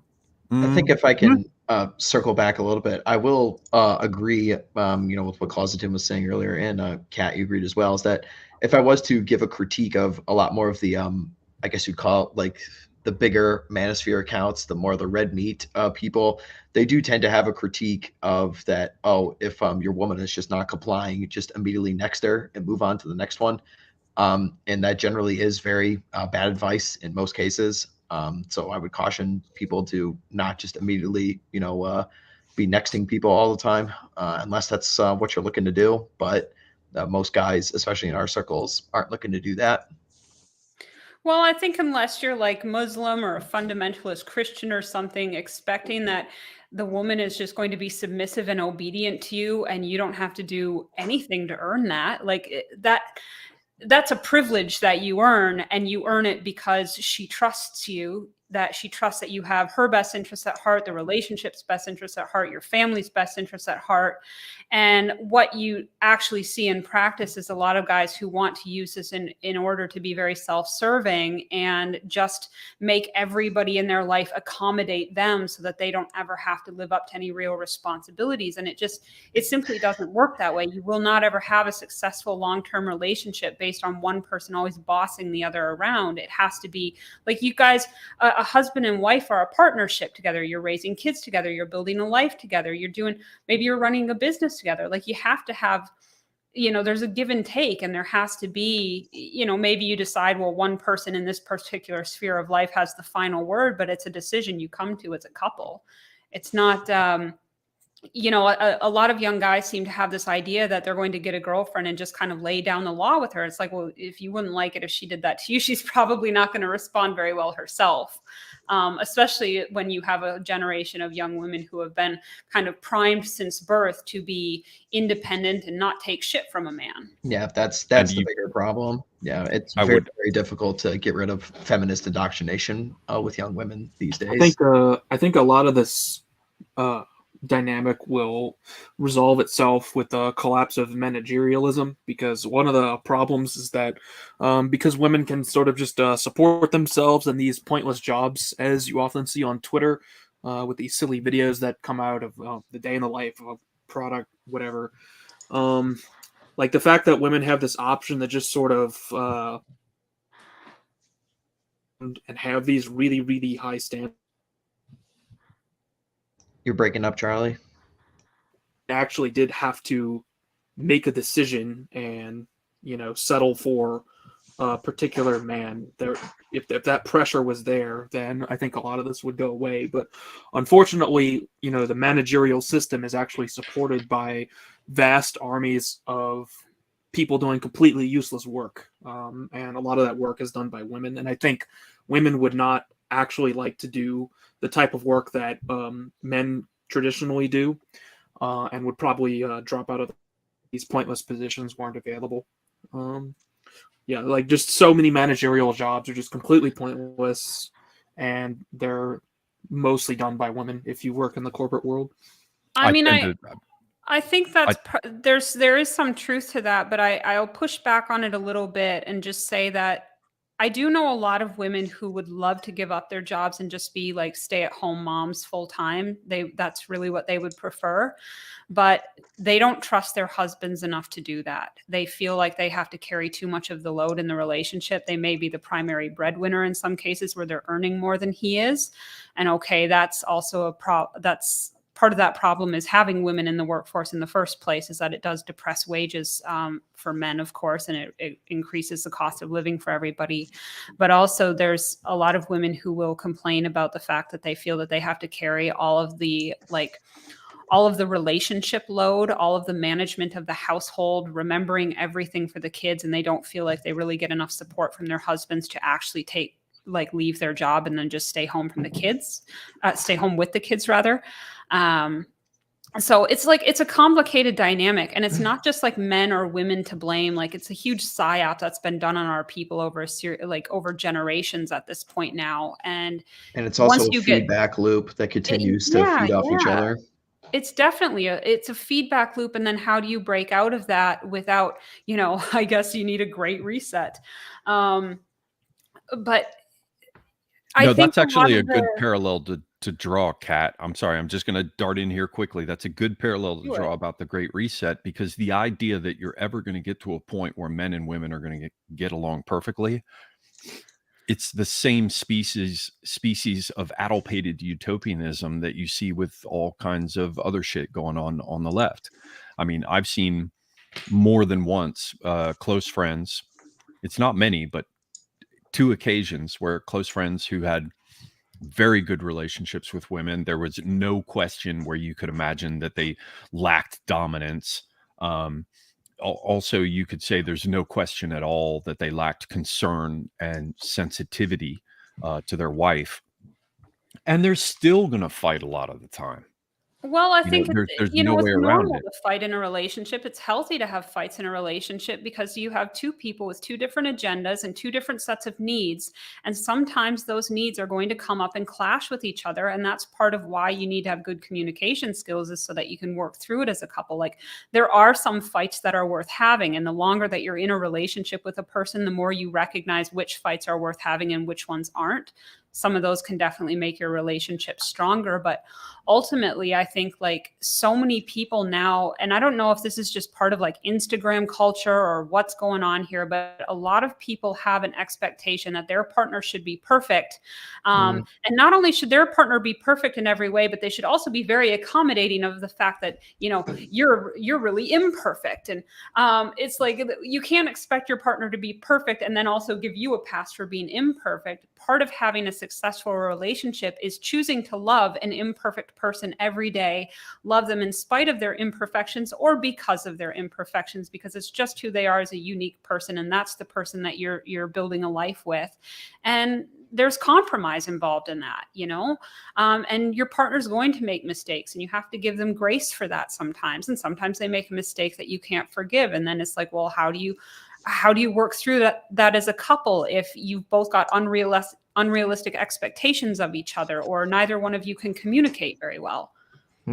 I 2 points to shoot back on this. I think the first one is just fundamentally that men and women just communicate very differently, just on a neurological level. And most people aren't taught, how to, communicate with the opposite sex in a certain way. And both sides of the, argument, as it were, are just expecting the other side to immediately understand or expect, so to speak, that the other side immediately thinks the exact same way they do. And the second part about this, and I definitely see this way more with women, particularly the younger ones, when I go and date, is that let's say like you try to enforce a boundary with a girl or something like that, and then all of her friends, because of like Instagram culture and everything, will immediately pile onto her because the girl, always talks about her relationship, and the other girls will intentionally throw down shade on the relationship with this false expectation that there's another guy out there, and women will just sabotage relationships with other men. Oh, he's being toxic, he's being awful, you should leave him immediately. Instagram thought 420 whatever says that you shouldn't put up with this kind of stuff. You're a strong independent woman. So again, back with the feedback loop. That is so true.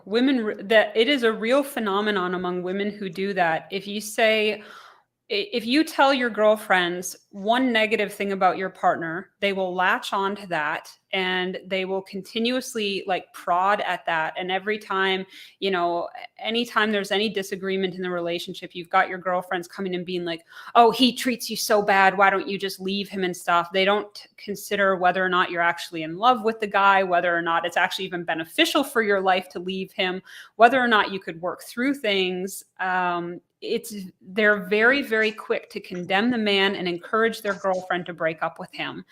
And it's a really toxic dynamic. I've seen it even, with my own friends and stuff. And I like to think that my friends are a little bit higher caliber than the average modern woman, but it's almost like it's kind of ingrained in us to complain to each other about men and then encourage each other that we'd be better off single. And it's like, and then objectively, we're not better off like that.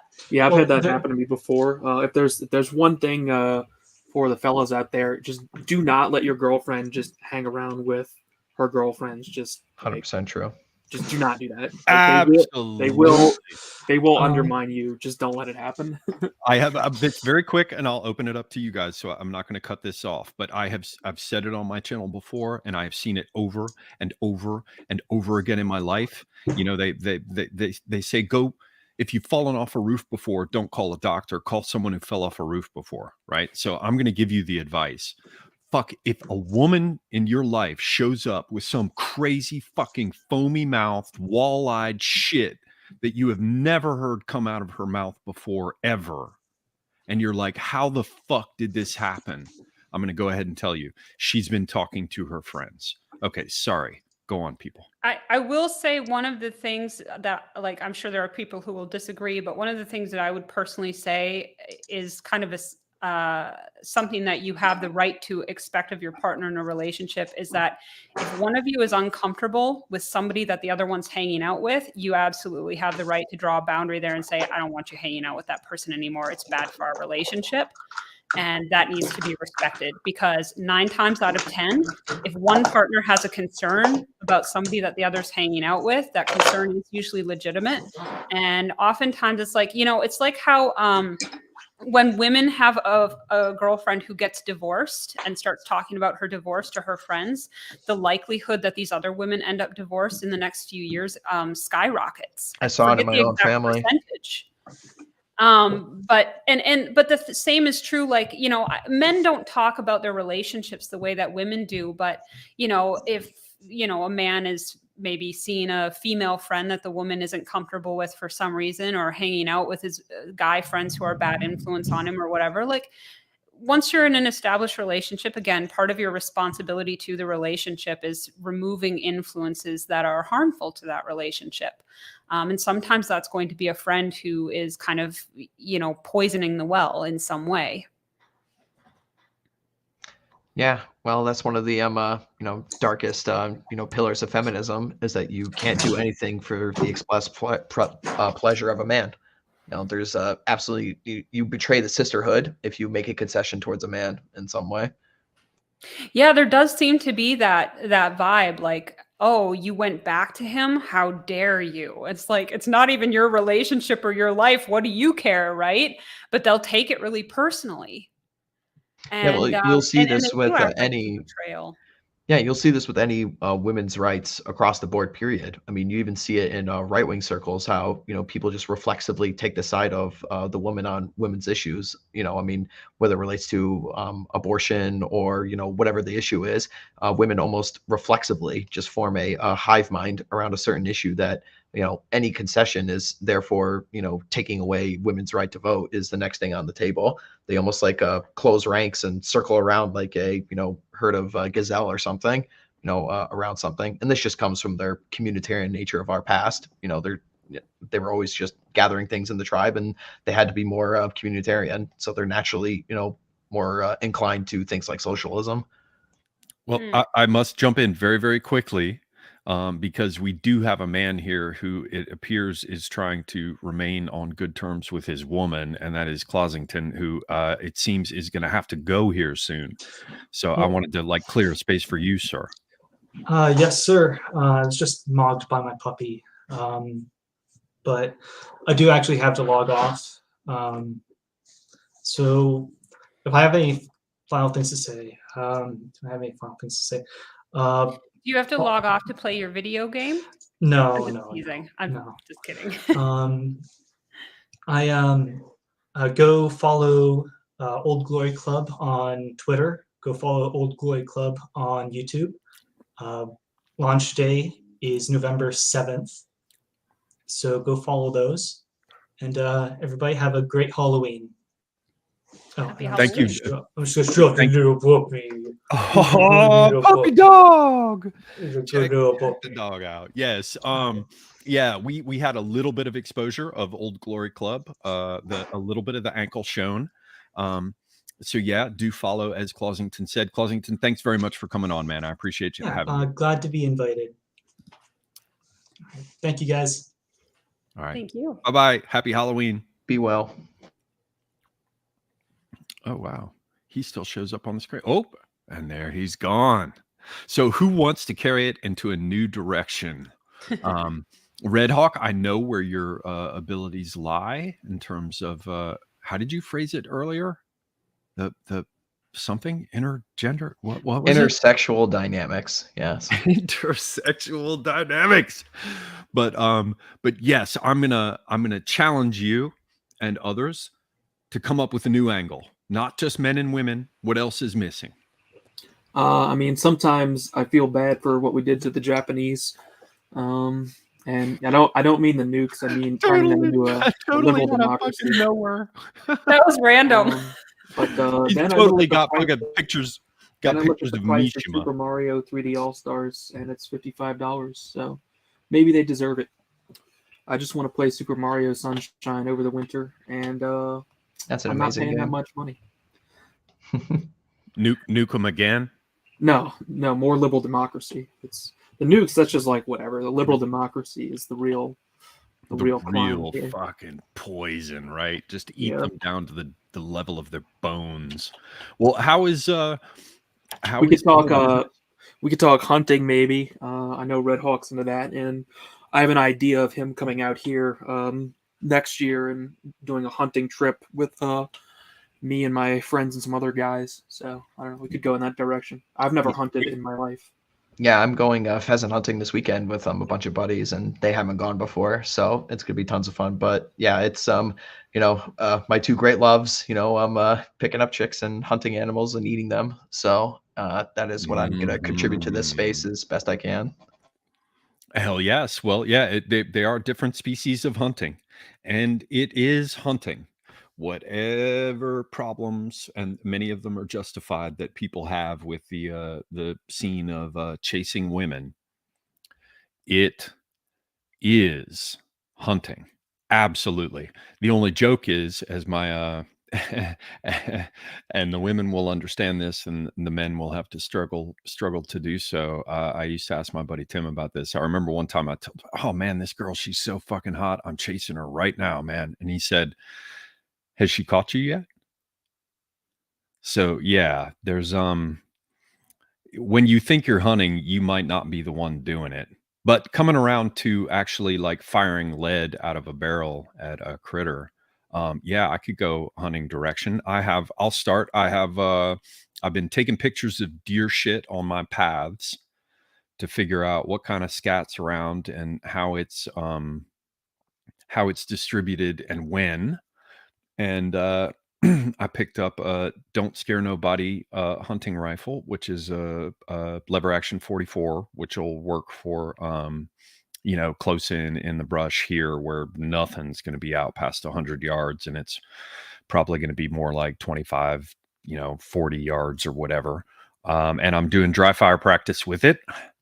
And I just got steel targets for pistol practice as well.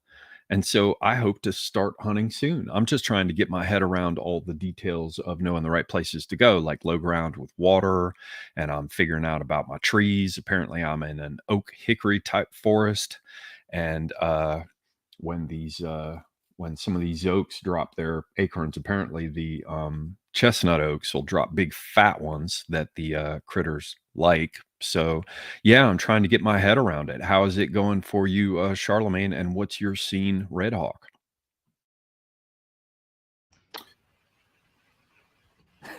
Just in general. I mean, it stops snowing, so that's nice. It's kind of back to normal autumn. Yeah, I've just been keeping busy. I did forget to mention, and I mentioned before stream, I could tell the horror story of dealing with the how to phrase it, the toilet situation, I guess. The horror story. Yes. Spooky. All right, get ready, people. It's yeah, spooky. I mean, it's not really that spooky, just kind of gross. Like, this is, if you don't have a septic tank, as I, inconveniently do not, your options are basically, pump your sewage out of your camper, which isn't, and then you have to bring it somewhere. That's not really great. Or you can do what I do and get a composting toilet, which is pretty cool because, then you just don't have sewage, right? Because that's created when you mix. But they got the ones. I'm gonna tell you. I don't know if they're legal where you are, but they got ones that roast it, that burn it up. Yeah, you could do that. Pull the tray out with the ashes, right? I'm not too sure how I feel about putting an incinerator inside my camper. But I just have a composting one. So yeah, the other day I had to by hand scoop a bunch of my own composted shit into a another container outside. So that kind of sucks, but it wasn't actually that bad, to be honest. That's probably like the worst part of one of the downsides, I guess, to the homesteading situation. But you know what? I would still recommend the composting toilet because just not having to deal with sewage is just great. Because you can just dump your piss as gray water, basically, like as long as it doesn't mix with shit. then you don't get sewage. Great topic, I know. But it is Halloween, and we need to talk about something scary. And Happy Halloween! There's nothing scarier than the prospect of 2 gallons of your own dung out of a bucket. But something's got to be done. Well, if we want to talk scary, and if we want to tie in the conversation to hunting, I have no shortage of hunting dangerous big game stories that will make the hair rise on the back of your neck. I've been kind of saving them for writing on Substack, but I'll give everyone a teaser here. So this was, oh God, what year is it now? Yeah, it was 14 years ago. Now I was on safari in Tanzania, and what was on the docket was my dad wanted to shoot a leopard. And the way the only safe way to hunt leopards is to bait them in a tree. And that requires a bunch of fresh bait. You have to stick up in a tree, and you just have to hope that the leopard comes to the bait at a certain time when you're sitting in the blind. And this leopard was very unique in that he fed during the day when most leopards feed at night. So we get into this blind in the middle of the Tanzanian savannah at 9 o'clock in the morning, and we sit there, 4 guys, all armed to the teeth, just waiting for 6 hours, and you weren't allowed to move.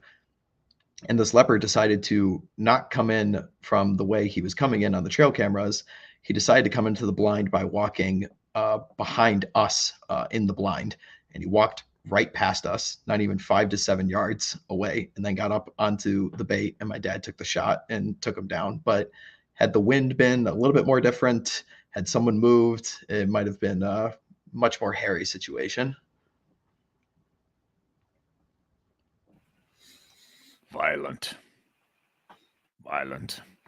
Leopards, Yeah, man. that's a cool I don't know story. how I'd feel to have to shoot a big old cat like that. I get it. I'm not gonna Don't shoot cats. I'm not Not gonna even turn big into a ones. woman on you. Like, there are plenty of situations where you need to shoot a cat, but man, I would be looking at it going, that's kind of magnificent. Even if it's looking a little mangy and stinky. I mean, it's got to look cool, right? I mean, you were there, Red Hawk. Yeah, it's kind of like it's something kind of strange to explain to people who really aren't initiated into the hunting sport, is that so much of it really is just based on a sense of respect. It's the closest I've ever felt to the divine is being in the woods, with that No, I deep get it, and I respect. know you don't hate them, and I know you respect Mhm. them because you have to understand them and be where they are, and then you're gonna carry them home like a trophy, and a trophy ain't a turd. A trophy is a trophy. You're carrying home something that you wanna remember, and I know plenty of hunters who do not want to, quote, unquote, "hurt their game." They wanna drop them humanely and all that, so I get that. Still, that's a that's a mighty beast, man, and it's furry. It's a kitty cat. You wanna shoot the kitty cat?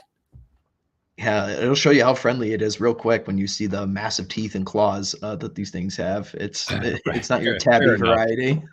Sorry, Fair did we fair establish enough. whether or not Red Hawk was a cat or a dog person, or did he come in after that? I think he came after. He came in dog, right, Red Yeah, Hawk? I'm dog. Oh Yeah, yeah. I'm dog. Oh well, there you go. That's why he's killing cats. That's Well, we shoot wolves too, but so we're another beautiful animal. yeah. Yeah, those are some of the biggest dogs I've ever seen, man. Wolves would Wolves be are not scarier dogs. to hunt, I would think, since they Dogs attack are on you. pathetic animals. Wolves I are I noble animals. I know Just that's know. why I make that joke. No one ever gets my jokes. It's just like Charlemagne doing the thing about Australia and Europe. I did one recently when I said, "Wait a minute, trucks or trains?" And everyone's like, "You've got to get into the deepest lore." And now I'm like, that's the biggest fucking dog I've ever seen. And nobody ever gets it. Yeah, Charlemagne, I feel you, the man. the You Europe might have thing to is dumb it down for the rest of us. We're just not all as smart as you, or maybe your jokes aren't very good. One of the two. Ouch! Ouch! Well, you called me old earlier, which I deserved. did 'cause I not. called you I old just said first. I just said that you're not foolishly young. That's all. But go on. What were you I going was to say, never Charlie? And foolishly young. save me, Charlie. Nobody's the coming. idea of Or Australians not. getting really mad that you called them Europeans. It's like, come I on. thought that was funny. It I was is on funny. mute, so I didn't It's laugh. like, But but I yeah, it's noticed like it, and I thought it was funny. It's like, I mean, come on, they really are just like, they're just Englishmen living on a dark continent. Like, don't get all offended that you're called Europeans. Come on. Yeah, you need to teach them a lesson, Charlie. You tell them.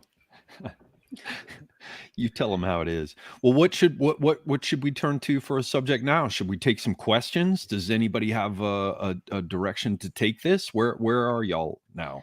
Does Well, anybody need I to don't want to boogie? start an argument with Charlemagne over AI art, so maybe you better take questions. No, absolutely. There is going to be no discussion of AI art. There will be none. I won't argue with anybody. I'm a nice and pleasant person who is never contentious or divisive.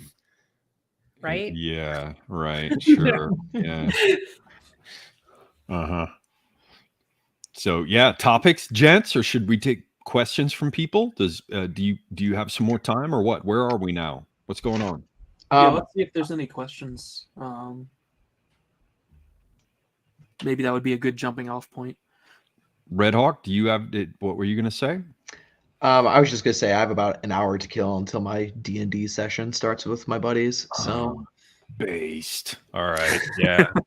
D&D is in the same league as video games. I think we should say that. D&D is cool. It does have its moments. I still have my dice pouch, man. But I'm never going to be able to fucking understand this bullshit about where Academic Agent calls computer video games fucking RPGs. It's just like, fuck off, man. Yeah, there is actually a serious problem with that characterization. Everything is called like an RPG now just because it has like leveling mechanics in it or something. But there are very few video games where you're actually like playing an RPG in any sense. Yeah, that's very true. Absolutely. Fuck Charlemagne. Charlemagne is the dark fucking horse. Charlemagne has fucking come through on a number of occasions now. He'll still fucking say America, and you know what? He will fucking throw down about the RPGs, man. I've got your back. I'm not going to forget you, Charlemagne. I will not forget this. It's rare enough that this ever happens between bros. Okay, so should we take questions now, or did you want to spray some estrogen on that? No, take some questions. Your audience probably has some good topics in mind anyway. So let's see what they have to say. All right, ladies and gentlemen, the time has come. It is time now for questions. I backed up a lot from the microphone. Hopefully that wasn't too loud. Yeah, questions, bitches. Y'all have anything? What do you got for us? Someone wants to know how your beans on toast was. Oh, beans on toast, man. I said it on Twitter, man. Did somebody really ask that, or are you just fucking? No, Don Browning asked, Semyagog, how was your beans on toast? All right, I will definitely answer a question for Field Marshal Dawn.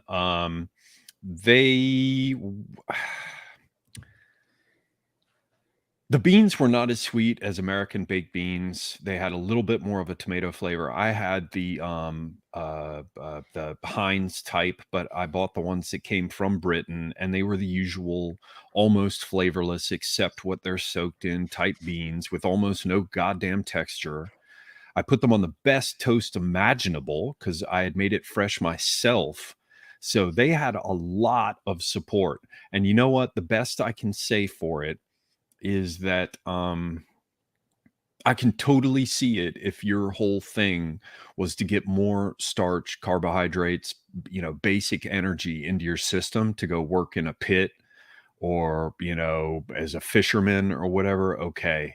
But let's not pretend that this is like, and I've even seen, by the way, I'm rolling back over into Charlemagne land here where I go, America, like a bunch of these motherfuckers, like bunch of these fucking limeys tried to make fun of grits. And I'm like, motherfuckers, if you have proper grits made with good, freshly ground corn and butter and shit, like kiss my ass. They're vastly better than your fucking beans on toast. Now, hopefully I'm not going to have 500 or 1,000 people unsubscribing from my channel at this point, because I understand the beans and toast are deeply precious to the Brit. But man, they're They're not that good. I mean, I could see them being fuel, but that's it. It changed my mind. Discuss, ladies and gentlemen. Can we just admit that across the board that American food is better than British food?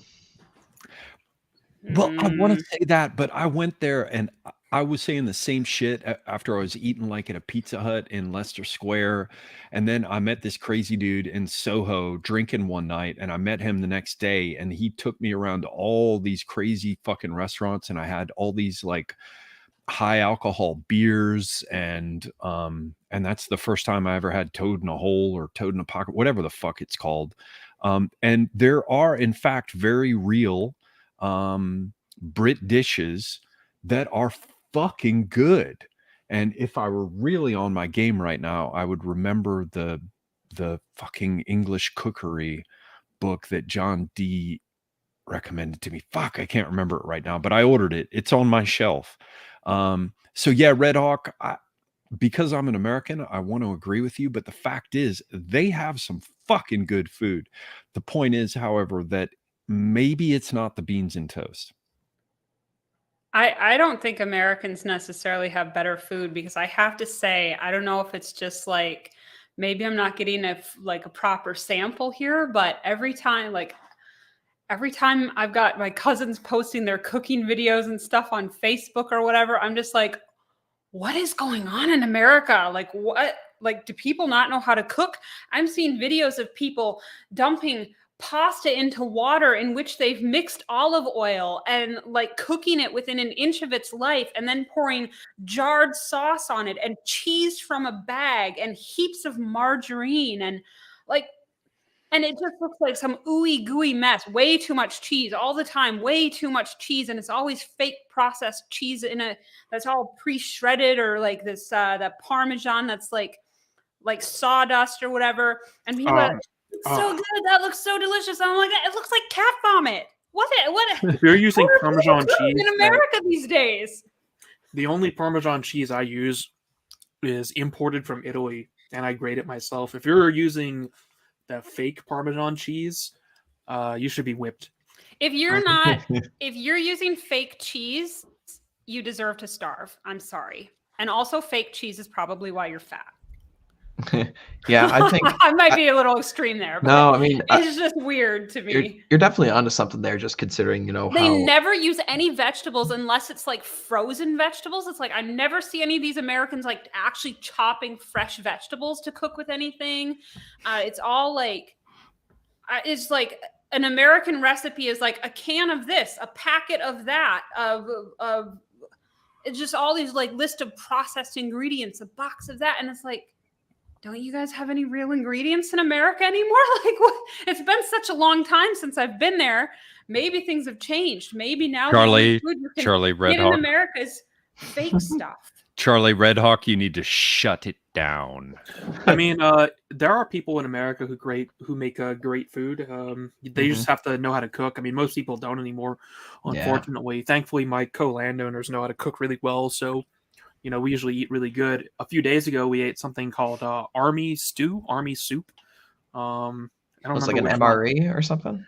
No, it's something that the military made, I think, in Korea or Vietnam. I can't remember which. I think it was Korea, but it's basically just a bunch of like rations. Like basically, it's a bunch of just stuff that army guys would have available while deployed in East Asia. So it's a mix of like things you would find in like MREs from the time, plus Korean or Vietnamese elements as well. It's actually really good if made very well.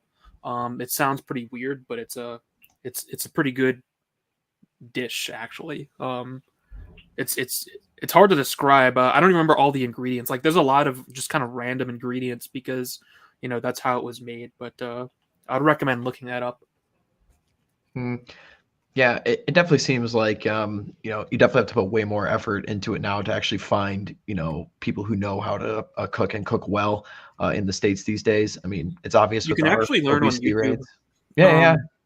Like that's how my one of my friends learned, is like he just watches just tons of cooking videos on YouTube, like just all the time. But he actually like makes the recipes. He's not just like watching them and doing nothing, right? I feel for all y'all, and I'm not the greatest cook ever. There are a few things I know how to do, but my mama can fucking cook. My Oh mama yeah, from that New Orleans, reminds me of red beans. man. So we were talking about the British. I mean, one of the weird things I remember is like I was telling British people about red beans and rice, and they got like They don't really even know upset. it. They don't know what it They is. didn't know what it was, and they got like actually angry that I was eating it. It's like, dude, you don't even. That's just as bizarre. I mean, red beans and rice made correctly, you know, Southern style is just one of the best things you could ever eat. It's just weird to me that. Yeah, and even Creole black beans and rice, and they bring out their like shitty beans that they put on toast, and I'm like, come on now, come on. I had now. beans on toast once in Canada, where I will never go again, God forbid.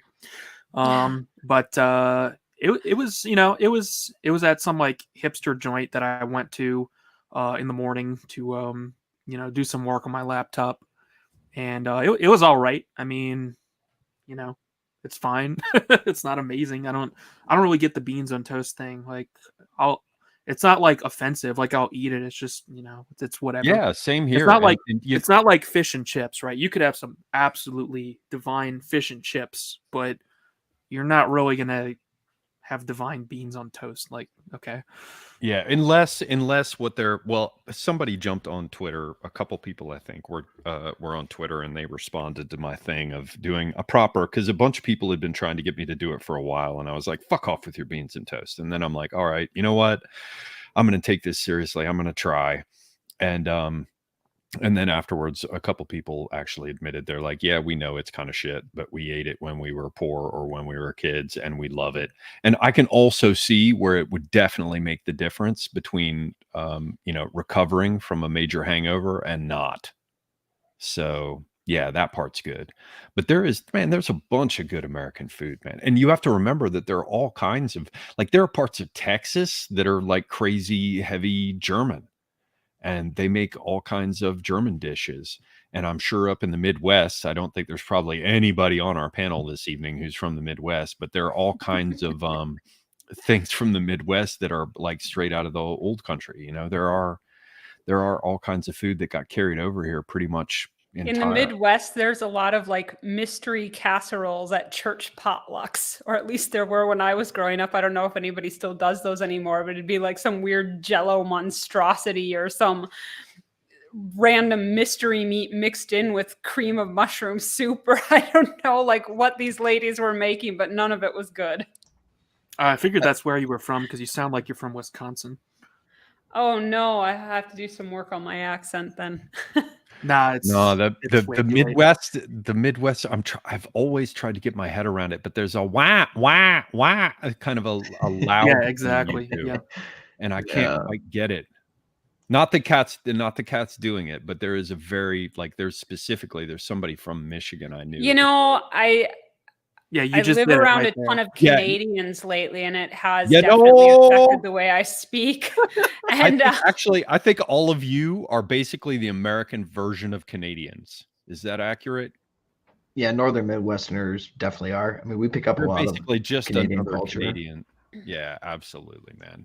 I don't know, Kat. I don't know. I used to have a very strong accent, so if you think I'm unpleasant to listen to now, just be grateful you didn't know me like 15 years ago. No, we're just playing. Of course, you're not unpleasant to listen to. You're putting up with all of us. It's a pleasure to have you on. You are not unpleasant at all. I am, however, saying that it is a weird accent, and I'm not quite sure about it. Sorry, I'll do better next time. The closest was when I went up. We hired this salesperson who was supposedly going to be, we called her the elusive salesperson, because we'd started this company when everything was actually blowing and going and rocking and rolling with the tech sector and lots of small businesses before all the shit had happened with 9/11 and all that crap. So during that period, we were making really good money and working well and all this kind of stuff, and everything was moving along like it should have been. And fuck, now I can't remember what I was talking about. Remind me, what was the thing that started this? You're picking on how I speak. Oh, it was. Oh, no. That reminds me too. It's Oh, thank you. it's Save me, nice Charlemagne. to it's nice to call, like if you have to call a business on the phone or something up here, like a human being actually answers it and is helpful, and it's not like a robot or some guy from India. And yeah, it's just so nice. Like it's one of those little things, but it's just so It's nice to lovely. actually talk to people. And then one of my Yeah. favorite things, this is a little weird thing, like when you're in Home Depot, if you're in Home Depot and you just sort of like look around and look vaguely confused, you'll get swarmed by like 3 attendants very eager to help you. And I've never experienced that in my life, and that's just amazing. Oh, really? Yeah. Hmm.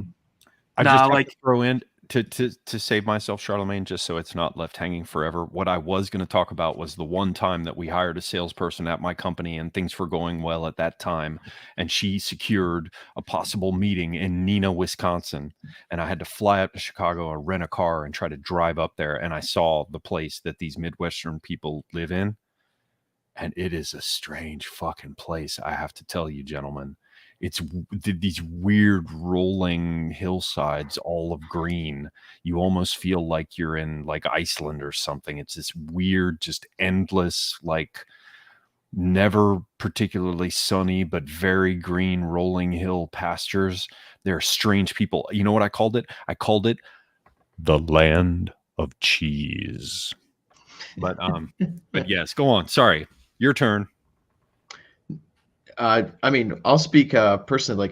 I mean, we're very fortunate in America that we have so many different environments, so many different biomes. If anyone follows my Twitter, one of my favorite things that I do is just basically like photograph, me as I'm driving across the country. I mean, I put over 20,000 miles on my truck this year. I drove back and forth across the country a couple of times, and I thoroughly enjoy driving. I can't stand flying, so I just try and drive everywhere I go. America is definitely one of the nicest countries to just do road trips through. Just the interstate system is, there's nothing else in the world that really compares, at least not that I've found. Yeah, and I saw that Red Hawk was doing something with when he was driving around recently, and there were some pictures you posted, right? From the Appalachians as you were heading up to. Yeah. So I went down to Tennessee and went camping with our friend Yiz for the weekend. So that was tons of fun. And I was driving around Tennessee, North Carolina, West Virginia, Pennsylvania, all the areas, and I intentionally added 3 to 4 hours of my drive so I can pick up on a bunch of awesome parks and everything. And I went to the New River Gorge, which I did not know this, but it's the largest arch bridge in the Western Hemisphere. It's absolutely massive, and it's just in the middle of West Virginia. So that was really cool. Stopped and saw that. So, but I love driving around America. Yeah, it's got beautiful places, and I've just been schooled. I've been taken to task by one Yala the agrarian who asserts I will not tolerate the Midwestern slander on the stream.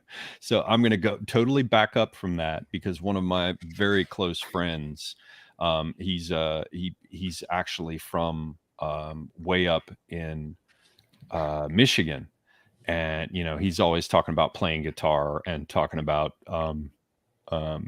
God damn it, what's the name of the guitarist? I've had too much fucking alcohol now. There's a lot of famous Michigan guitarists. No, but the famous Michigan guitarist. There's only Ted Nugent. one, man. Yes, thank Yeah, you. So yeah, he's the Motor talking City about Madman. Yeah. And every time I talk to him, he's like, "Yeah, man, I've got my basement. It's all full of. I'm gonna fill it up with giant 50-gallon drums of water because it's all about thermal mass." And he'll talk to me about thermal mass and how it'll, yield a year-round, stable temperature and the rest. And then the next thing he talks about is being in a blind hunting ducks or like running from the cops in his, in his fancy new American car. Like he's one of the few people. He's very, like, when I first met him, he climbed out of a vintage Ford F-150, and we were smoking cigarettes because we were taking a break from a project with a client, and he walked me over to his truck and showed me his damn hog leg, like 7-inch 44 Magnum revolver, and had his big pickup truck. So like there were a whole bunch of Michigan people who were they very much fit in with what I was used to down south. So I withdraw everything I ever said that might have been negative about the Midwestern people. Pardon me, a cat. Pardon me. That's okay. You've got somebody in your chat who's asked repeatedly for a synonym for the word for vibe. Do you have an issue with that word? Feeling. What would you say, Kat? The vibe someone has is the feeling they give off. Or the vibe is the sensation or the impression that you take from something. Charlemagne, Red Hawk, what would you Well, say? vibing is used as like a verb now. I'm not sure how you feel about that. Yeah, I don't know if he's using it as a verb or a noun or how he's using it. So I thought, since he asked, I thought maybe you had on a previous show or something taken issue with the word the way that you do with morph. No, morph, impactful, hone in. Yeah, I'll Don't say the word. Yeah, morph. These fucking freaks, man. Yeah. Well, you did want to take questions from the audience, so maybe we should kind of morph into that. All right, I looked, and maybe there just aren't any. So maybe we're all just gonna have to fuck off already because nobody cares anymore. Let's see. I will say on the word vibe, when it comes to like the relationships and whatnot, I seem to categorize it as the way a woman describes if the guy is not a creep. Essentially, it's like it kind of on the good side of like the feminine intuitions, like, oh, all right, this guy's okay, this guy's cool, we're vibing, he's got a good vibe. No, that's right. So Yeah. it has some overlap with women's intuition, does it not? I would say so. A sense of it being on like a certain frequency or something. High vibe, low vibe. I probably overuse that word myself. So Yes, and I would recommend to men who are struggling with dealing with their women, you just have to understand they're absolutely wired entirely fucking differently. There's overlapping territory, but they have a whole domain where they don't care. When you're talking to them, they just see a mouth moving, and for them, it's just like in Charlie Brown, where the parent characters are talking to the little kids, and all you hear is like wah, wah, wah, wah, wah. They're looking at you the same way your dog does. They don't give a shit what words you're using. All they're doing. well, if you start talking about something like hunting, yeah, we're gonna kind of zone out a bit. No. I mean, when you're in the middle of a fight, I mean, when you're in the middle of trying to discuss something with them, they don't register any of that shit. But that's And because I we don't- know and- you're wrong. No, I'm not. I'm kidding. I'm gonna tell all of you guys. Yeah. Like, Kat will Just have withdraw. her opportunity. yeah. Kat will have her opportunity to fight back in a minute, but I'm going to tell you that whatever she says is a lie, and don't listen to her. Women have this thing where they'll just look at your mouth and they see it moving, and they don't hear any of the fucking words that come out, and it doesn't matter what you say. They've already made up their mind. It's something that has to do with their like hypothalamus or shit. That's They're how we smelling feel. We feel that that's how you guys look at us. It's like you see our mouths moving, but clearly what we're saying is going in one ear and out the other. And we'll Except say, most of why those- didn't you remember to do this? And you'd be like, you never told me that. We'll be like, I told you 4 times. I don't remember. That's men for you. It is. Yeah. No, because no, that never happens. And it's I always- think what you're saying here, Ollie, is just a bunch of projection. Nonsense. Absolute piffle. Red Hawk, where are you? He's Yeah. not going to save you. in any of these circumstances and situations, you've reached the point of diminishing returns when you're trying to have a conversation and it's not registering. And the second the woman gives you a one-word answer, okay, yes, yep, Oh my god! you just immediately withdraw all Was it, attention. Yes. Was it you? Someone on Twitter posted the other day about like how bad a lot of women are at conversation, and you see this on the Yes. dating apps. Just like you're trying to like have a conversation over text, and like everything you get back is just like a one-word answer. Yeah, this is why you never use the dating apps like for breaking ice or anything like that. You basically just go mode 1. Essentially, you just try and number close immediately and set up an in-person date. There's the longer the time you are just on the text and the app, is just more opportunity for the other 10,000 guys on the app to come swooping in. So you just need to get off the app almost instantly. Yeah, you're right. Always I will take that be advice. closing. Always be closing. Yeah. Yep. Picking up chicks is exactly like sales, and Semigong and I've talked I about this love many how a you guys time. are sitting here talking about how women are bad conversationalists and ignore the fact that most men are too. Like most people are just terrible at Hey, conversation. I talk really I'm just good. like, All right. Yeah. Absolutely. See, Kat, this is where you're screwing up. Believe me. I mean, well, these guys are doing perfectly fine for themselves. Me, I'm well into my bottle of whiskey, so look, you've I'm got, perhaps not at if my I best. remember right, you've got yourself an exalted Mercury or something. So you're not a bad conversationalist. You've got a lot going I for you can there. make conversation. But Believe me, if I care, which we is can't much shut more you rare. up. All right. Oh Well, yeah, talking shit. about Mercury, maybe I could ask Chad a question because I want to try and get a telescope. I don't know if anyone knows anything about telescopes, but I know. since I've got very very clear sky, Yeah, that'd be so cool, man, for you to I get want one. to. I think everyone should see the planets with their own eyes. You know, Hmm. I want to. Okay, so what's the question? Phrase it. Tell me Phrase it so the magic what's a 8 good ball can telescope to answer. buy. There's how many people are watching? There's 200 people So watching. if they're I can serious, probably you get have you an to. answer for that later. My dad is really into that stuff and he's got himself quite a collection and keeps up with all the best telescopes. So I'll ask Yeah, him that for would be you. good. I just want like Forgive me something entry saying. level. You know. I was about to say, forgive me saying the sky's the limit, herdy her, but clearly this is the kind of thing where you can spend an enormous amount of money. So yeah, what kind of You don't range do you have want to to be in? anymore though to get a good one. Just DM me later, Charlemagne. Just tell me like kind of what you're looking for and what your budget is, and I'll get an answer. And the for you. rest was history. What's history? What? What? He's just Okay, being yeah, I'll do weird that, again. So we're hearing basically 80 pounds. 80 pounds. Do we have a? So what's that? That's what. Once upon a time that would have been about $110, but I guess now it's like $75. Yeah, aren't they like? I mean, I could pretty even definitely now? go up to 1,000 on a first telescope. I mean, in general, I don't like buying just like really cheap stuff. So I mean, that would be fine. Then the question is, yeah, peoples, if he can spend up to $1,000, what would you recommend for him for a telescope? Or all you, I know there's some smart people in here. I saw Prism in here, and I know he is a physicist. So there got to be some people who know. Come on. Seems like a good price. I mean, I spent more than that actually on a camera I gifted to my parents once. So that seems like the appropriate price range for like a decent lens, right? I don't know. I don't know anything about this. I'd have to guess for $1,000 you should be able to get something pretty good.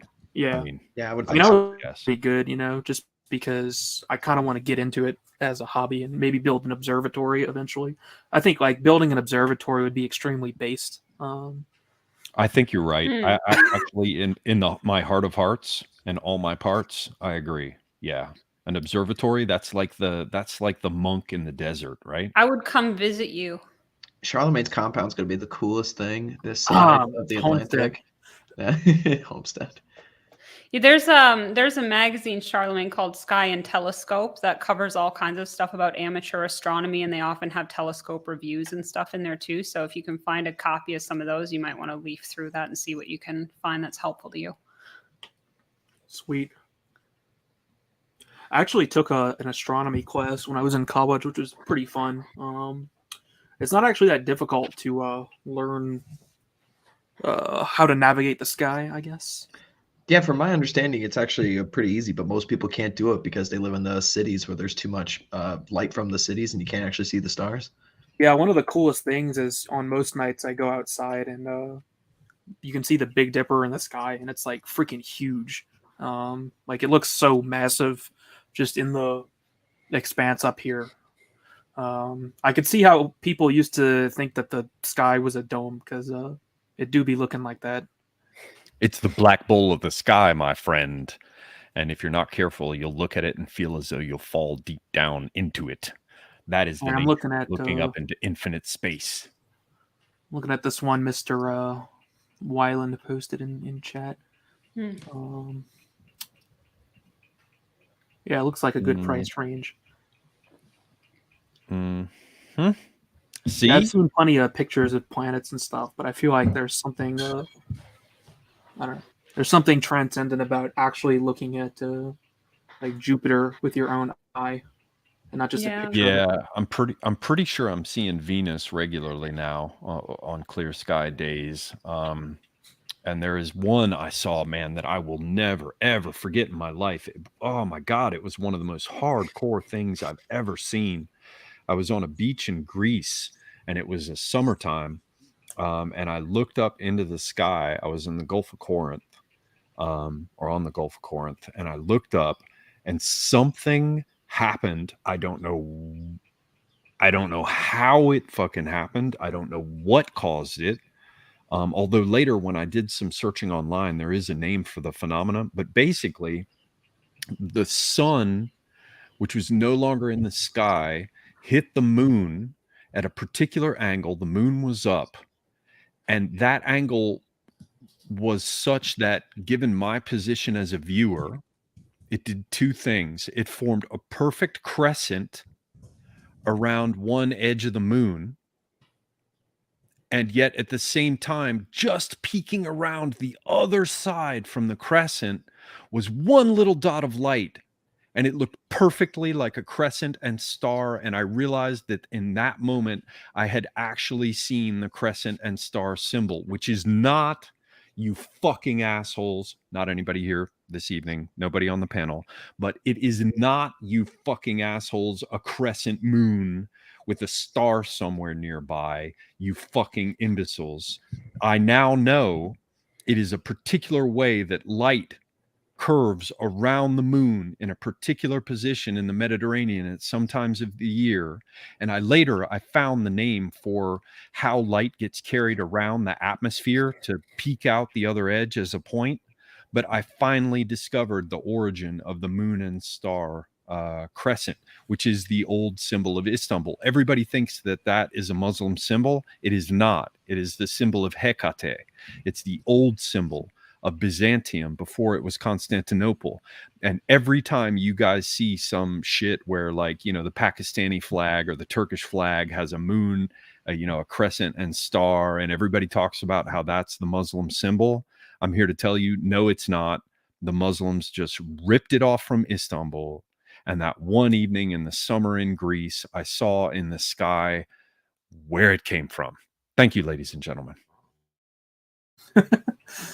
That's interesting. So the light curves around the dark side of the moon somehow? There's actually a name for it that, like, astronomy people would know about. Apparently the light hits the atmosphere and gets carried the same, to some extent, I guess, the same way that that like a piece of fiber optic carries light, right? The moon's atmosphere?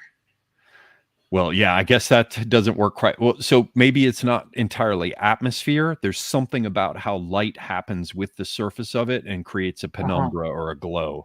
So yeah, fair enough. Fair enough. See, Charlemagne's a proper autist. He's like, I mean, the moon has let's check on that. You know, the moon has an extremely rarefied atmosphere. I'm just, you know, curious about how the mechanics of that work.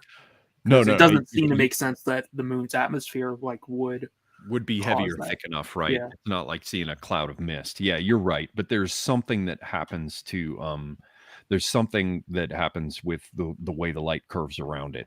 And there is a name for it, which I found once upon a time and then lost again.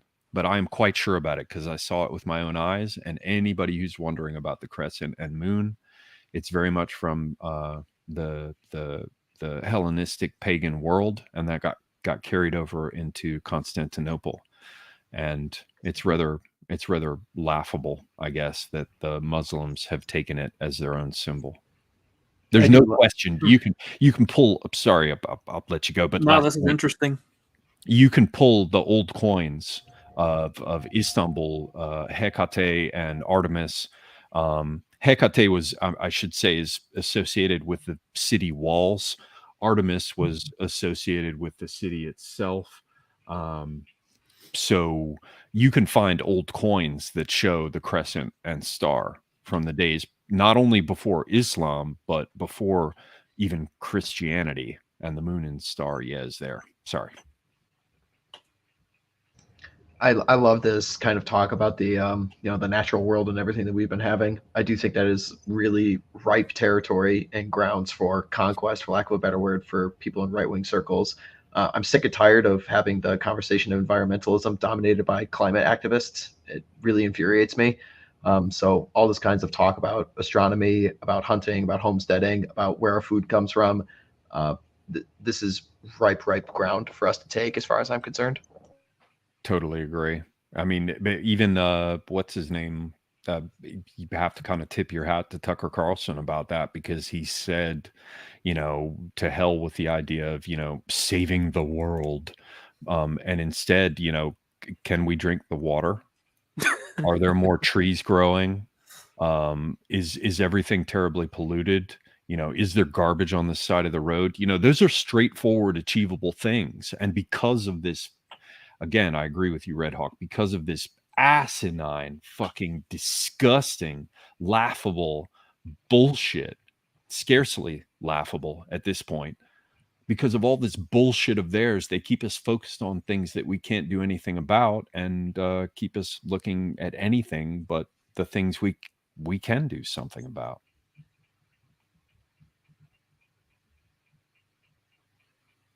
All right. Well, I was thinking about going to see, I think in 2025, or maybe, I think 2025, the Artemis 3 rocket or mission is supposed to launch, which I want to go see in Florida. I think that would just be freaking cool, because I think it's a very, I've never seen a rocket launch, and I think it would be pretty cool to go see the launch that's going to send people to the moon again. That'd just be freaking awesome. That'd be cool, assuming it is not fake. I have to cut in here. Say again, like, are we sure it happened the first time? Are we even sure the moon is real? Right, we're going to get in terrible trouble. But I am going to give you your opening, PCAT. I understand you have to go soon. I don't have to. I'm just getting very hungry because we talked about food a lot. Yeah. And I didn't get any breakfast because my housekeeper was here all morning and I'm not allowed in the kitchen while she's here. Oh no. Well, yeah, you should cook, or maybe one of your cats can drag you maybe they'll catch me a pigeon. Half of a rat you can cook, down there where you are. Down in some secret place. Secret place. Top secret. Absolutely. So you do need to get going and eat before too long. I'm thinking then that I will cut this at 4 hours, which is 16 minutes away. Yeah. So I'll stay through the end of the hour, and all right. Well, then let's find something good to fight about with our remaining 16 minutes. What do you guys recommend, man? Well, I mean, we can certainly debate whether or not the moon is real, but that might be a little too out there for people, and I probably shouldn't go on to such weird topics in public. Yeah, I'm going to go ahead and say it's real, and let's just move on. It's real. Look at it shining behind you. Plus, I mean, I have seen it. Moonlight is magical, and I have been struck by it. I have been known to be very drunk outside, hanging out with my friends, or like at some dance show. I'm not saying it's not an actual physical thing. I'm just saying, like, did it occur naturally, or was you mean you're not talking about the moon landing. You're talking about the moon itself. Yeah. And also the moon landing. I'm not convinced about that either. If you start talking about fucking Anunnaki, you're out of here. No, I do not subscribe to that kind of stuff. That is new agey nonsense. It is for minds that lack discernment. And that I have a good Turkish friend, and I do love him dearly, but he will fucking try to get on me about this ancient Sumerian shit, and I'm like, abi neyin var ya, salak mısın ya, manyak mısın, hiçbir şey anlamıyor musun sen? Yeah, which all means, why the fuck are you talking to me about Anunnaki? And I've never been into the Anunnaki stuff and the Planet X. Like, it just, point me to something that is actually like somewhat verifiable. Like there are ancient traditions that you can actually point to a text and be like, this is where this was referenced and this is the evidence for why we think it would mean this. But some of this stuff is just so far out there with no foundation, and it's clearly just something that somebody made up somewhere. And it's like, why would I take that seriously?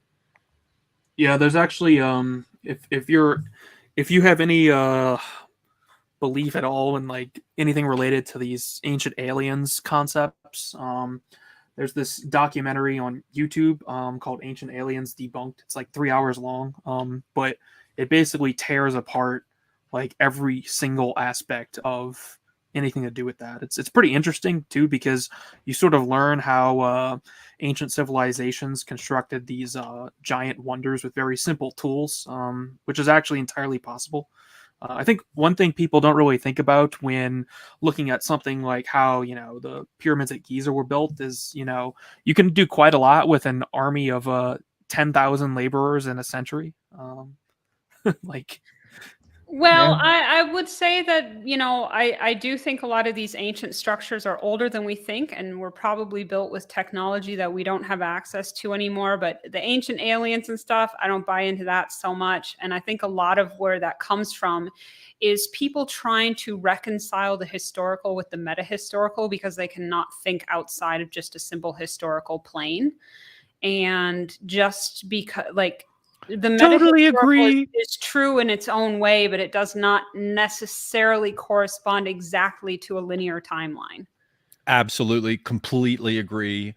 High level of sophistication shown here, ladies and gentlemen, by PCAT. It's the same reason why a schizophrenic telling you about the struggles that they're going through in their internal world that they're projecting outwards as what we would call hallucinations. It's the same reason why they are absolutely correct in telling the truth. And they're also absolutely batshit and wrong, and it's not happening.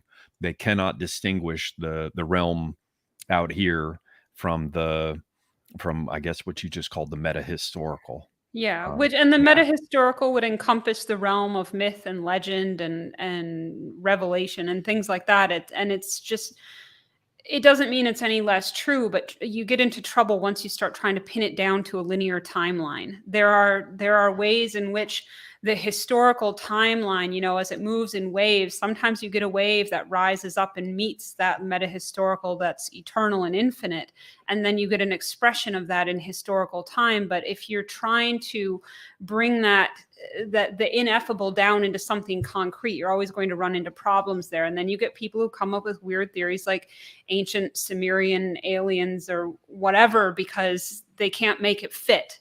It's not absolutely supposed agree. to fit. And once you Absolutely get past agree. that, then you can start to assess it on a different level. Proper like when you try to write right-wing down your archaeology would be searching the mid-Atlantic ridge for the remnants of civilization. That would be pretty interesting.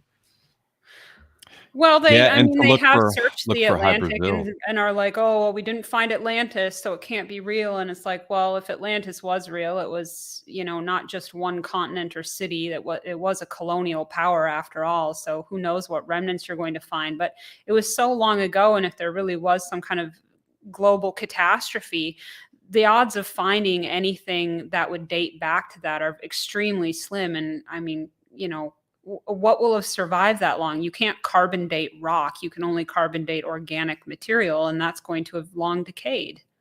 And don't forget subduction. Well, we got fossils, right? Well, we have fossils, sure, but I mean, it doesn't mean that just because we haven't found something somewhere doesn't mean anything, really. I mean, like, most of Mammoth Cave is completely unexplored. Who knows what you might find down there, right? For all Right, we know, the entrance to the Hollow Earth is there. I don't know. That's Yeah, very true. That's absence of evidence, and again, is not evidence of absence. Blah blah blah. You guys know that. But as I said before, don't forget subduction. Yeah, you got fossils until that region of the tectonic plate, is subducted under another one and disappears. And at the scale of time we're talking about, that can begin to have bearing, especially in volcanically active areas. You Well, know? and keep in mind also that after like the Sorry, younger dryas tectonically active. period, like let's assume that the theory that the polar region was bombarded by meteors or something and it caused a massive glacial melt or whatever, that in itself is very destructive. You're not going to get a lot of evidence, but also like most of North America and Europe were covered by glaciers, and glaciers will just erase everything.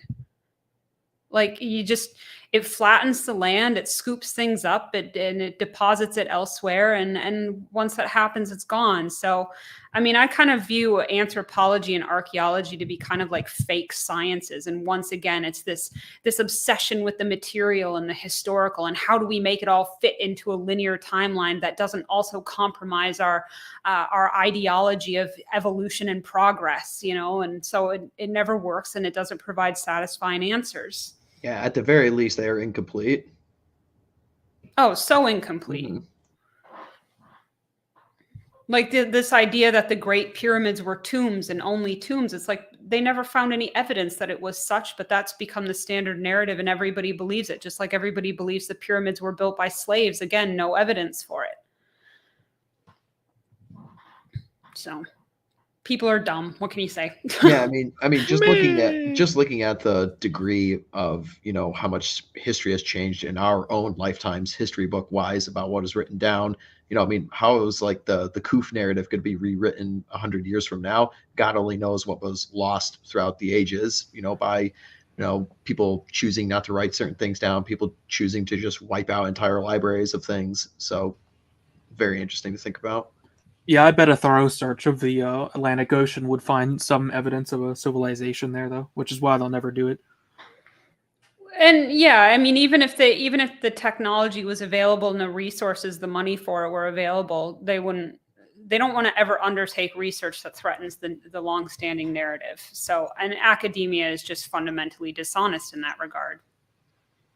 Absolutely agree. And that, by the way, as we roll up on 11 minutes remaining, is why I tend to have a very skeptical attitude towards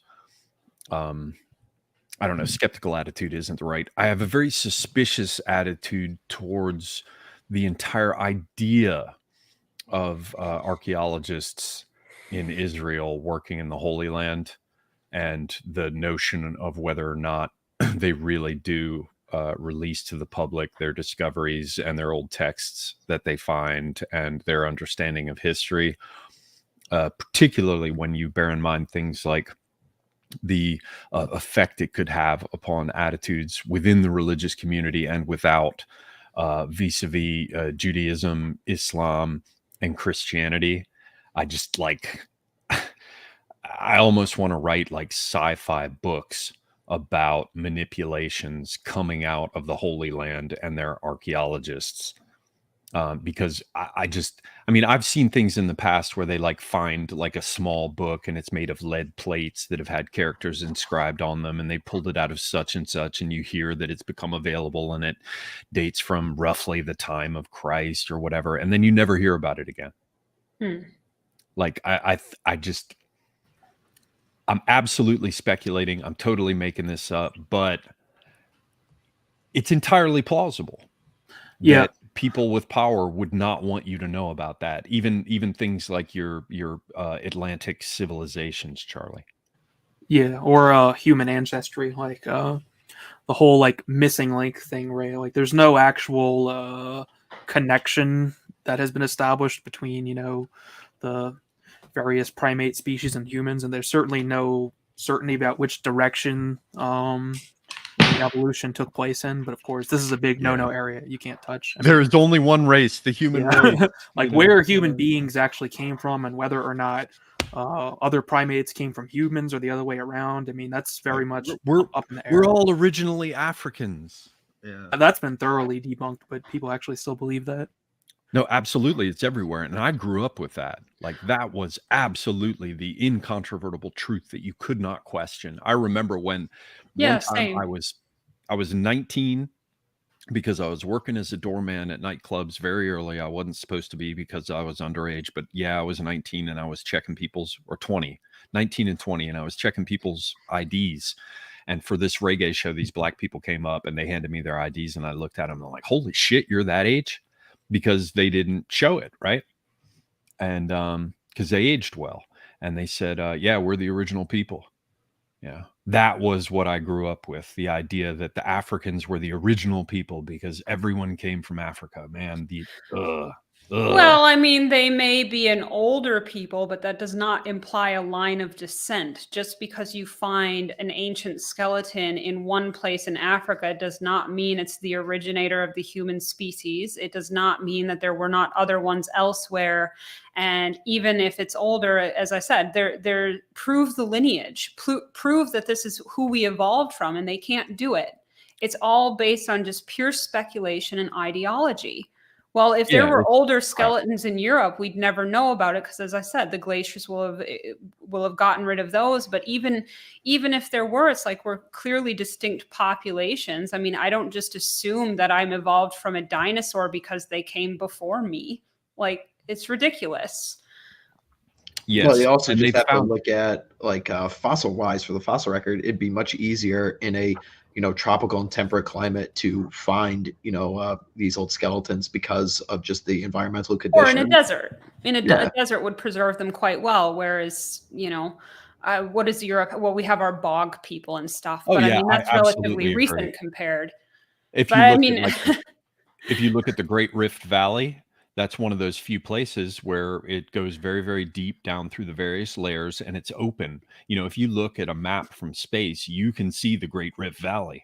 And there are a whole bunch of areas in Northern Africa, in desert regions that have remained sort of exposed by the sun and not undergone any major, whatever it is they call it in geology when one layer covers another, right? And so for those reasons, because those areas are available, they just walk around and pick up bones. So of course they go there. Of course that's where they look, because like you're saying, Kat, that's the place where they can find things. Whereas we have a great amount of evidence, not a great amount, but a significant amount of evidence from all kinds of other places around the globe. As soon as people actually start trying to look there and making efforts to find things, it's like, wow, suddenly we've got a new hominid or hominin species. I mean, we got fucking Denisovans, we've got these, whatever the hobbits are in, Southeast Asia and Oceania. Well, or you'll have something like, what is it, Cro-Magnon man who allegedly just kind of appears on the scene and nobody knows where it came from. It's like, so did our direct ancestor of, I guess, Europeans appear out of nowhere, or are we descended from Africans? Which is it? It never adds up. The narrative is never consistent. It changes with the ideological winds of the day. And, I can't take it seriously. The same idea with like Neanderthal. Yeah, that's what I was gonna say too. Like the idea that like there were multiple highly evolved, hominids all at the same time, whether like Neanderthal or Cro-Magnon or whatever. And the idea is that like one group just decided to, over the entire course of the earth, just genocide the other one, and they're all gone. Like, what's the logic behind this now? Yeah, I think what probably happened is what we know from the historical record is human beings very often like to kill the men and bang the women. And so the genetics gets carried on that way. I certainly think it happened with the Neanderthals. I'd love to have a test to find out how Neanderthal I am. Man, I'll tell you, the actual most based are probably Neanderthal. I'm not very Neanderthal. I did have one of those test thingies done, and it was like not a super high percentage. But Neanderthals were a substandard species. They couldn't even raise their arm above their head to throw a spear. Like, who says? People claim this sort of thing. I don't believe they can lift their damn arm up. That's the same I don't kind of know. shit Apparently, where they're just like their shoulders were very anatomically different, and so they weren't as good as hunting big game. But of course, this comes from academia, so who really knows, right? Yeah, they've also got way heavier bones and were probably a great deal stronger. And they'll tell you stories about the length of the throat and the hyoid bone and stuff. At this point, we just don't know. They also said they had much larger conversations where I feel like I could say a lot more, but I can't speak freely on YouTube because of the way that it could, like it won't be coming from like a place of like bigotry or anything like that, but just in terms of like objective facts and also different esoteric traditions. And it's like, it annoys me that I can't actually talk about any of these things in a As is the straightforward manner. norm for your kind. Yes. I can totally see you'd go total laser eyes and you'd be like, let me tell you about the Neanderthal. Yes. Uh-huh. Well, Yeah. I mean, Go you know, ahead. there's Go ahead. Let there's it all out, Kat. your channel's in enough trouble and I don't want to get in trouble. I mean, now, you know, you've got companies like PayPal going around being like, if you do anything we don't like, we'll steal your money and all that kind of stuff. So I'm always kind of like trying to think in terms of like how saying one thing that seems perfectly fine right now in a year's time could be like considered so non-PC, you get unpersoned for it or something, right? Absolutely.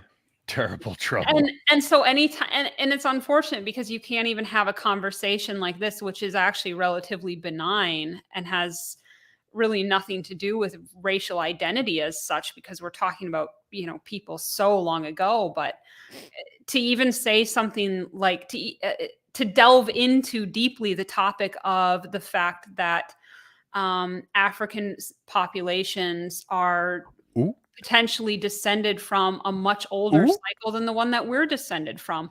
Oh, well, now we're pushing up against the narrative that we're not all from Africa, but also we're like drawing a line of distinction and that says, and then the left goes nuts and it's like, oh, well, you're trying to say you're superior because your people are more recent. And like, sorry, I couldn't. don't do that. I'm afraid of monkeys. Sorry. They're so creepy. I really want to take that comment in a direction. It is Halloween, so I'll give you a pass for being creepy. But for me, monkeys have always fallen in the uncanny valley, much like clowns and dolls and things like that. Like there's just something about them. Like do it, Charlie. It's human, but not I agree. human enough.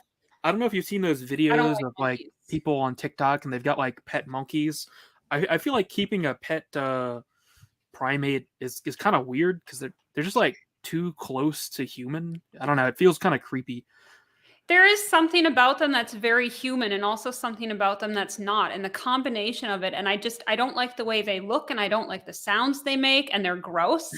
They throw their poo at each other and just, like I don't like monkeys. I don't want to. I enjoy observing them in the zoo or something, but I think like having one as a pet would be really bizarre. Yeah, absolutely repulsive. They're too close to us. There's something bent and wrong. Yeah. It's exactly the kind of feeling like like if you lean over, never do this, like never smoke a bowl and like not that anybody here does this. And of course, this was ages ago in my life. I was much younger. I'm not endorsing this course of behavior. However, if you walk over to your girlfriend and she's lying on the sofa and you come from the other direction and lean over her and are looking at her face and so she's upside down, suddenly everything about her will begin to look wrong. It will be totally uncanny valley. It will be just like looking at a chimpanzee. The face will be upside down as her mouth moves.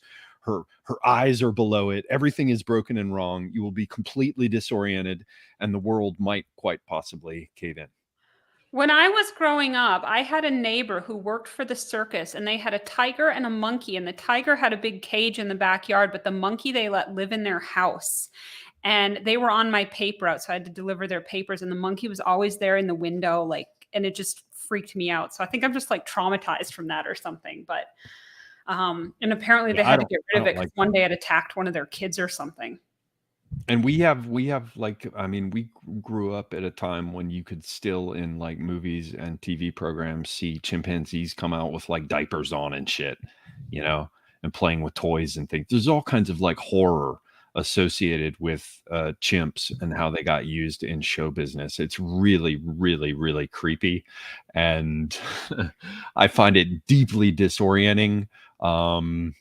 Yeah, the more I look at chimps in TV shows doing things like leaping around, flinging poo at each other, as you said, Kat, or wearing diapers, or wearing little hats with propellers on top, like something out of the Little Rascals, I find it difficult to distinguish that from going to Target or driving my car or going to the gas station. I find myself lost. Somebody's asking what scary movie we're all going to be watching tonight, and all I can say is it will not be Planet of the Apes. I've been meaning to. Unfortunately, the disc is in storage, but I have a copy of Boris Karloff's The Mummy. I really want to watch that and some other classic horror films, but still I don't haven't like gotten around to it. movies. I can't do it. I gotta watch it. I need horror movies that don't suck. Red Hawk, what are you gonna watch? I'm not a very I'm not a fan of the horror genre, so to speak. I mean, I'll probably watch, if I do end up watching something, it'll just be, whatever comes across my feed if I have time for it. So maybe like, I don't know, I like The Shining, I like Jaws, I mean, but the old like slasher flicks just never. Oh really yeah, appealed to me. hate them, murdering like teenagers at the summer camp, like all Never that shit's understood fucking- the appeal. I don't know. I guess some people find it fun to be scared, but I've never really been able to watch those. I don't know. They're low vibe. They're gory. They're just. I don't feel. Low I don't vibe. feel good about the world after I watch something like that. Why would I want to subject myself to that? Not that there's anything better to watch. I mean, Yeah, so the only thing I I usually like just is, don't watch anything. My The only thing go-to I like is horror Spawn. recommendation would definitely be Alien. Oh yeah, very good Oh, movie. that's good. Or the Mhm. original Thing. Yeah, those are great. The Thing, yeah, yeah. But I like the what I call them is the fucking revenge porn, which is the zombie movies, because you're basically actually, imagining. No, not zombie movies. I actually watched what was it, World War Z the other day. Mhm. Actually pretty decent. Like Yeah, surprising. for one watch, but it Yeah. just didn't have enough like self-reliance. They had to go from place to place to try to save the world, Yeah. and let's just quietly say nothing about the walls of in Israel being overrun. But there was no the good thing about a proper post-apocalyptic movie is that you can like identify with the people who have to find a solution, who have to like scavenge weapons and gear and find a place that'll be safe. Like it's a kind of escapism that makes sense to me. But like the slasher movies, the guy who shows up and like stabs like teenage girls with a butcher knife and like that got Actually, one of it's my so really good stupid. a fond memory I have was when back when Endeavor still had a Discord server, we would have some movie nights in there. And this is back when me and AA and some others were doing like movie streams. And I know at least me and Closington watched with a bunch of other people in Discord. We would just get in voice chat together and watch movies. We watched the Texas Chainsaw Massacre, which was Better than I expected.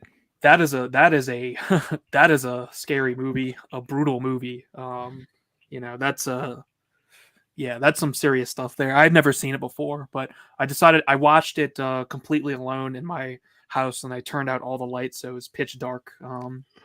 And I watched it. We're coming back to spooky. I mean, if you're gonna watch like a really good horror movie, you might as well go all the way. But that is a freaking scary movie, dude. Like, definitely one of the scariest films I've ever watched. It had its moments. I liked at the end where wandering through whoever it was that ended up back at their location, at their crazy home. I can't even remember much of it, but The Shining is still, and I realize it's just ridiculous. I don't find The Shining to be a horror film. Really?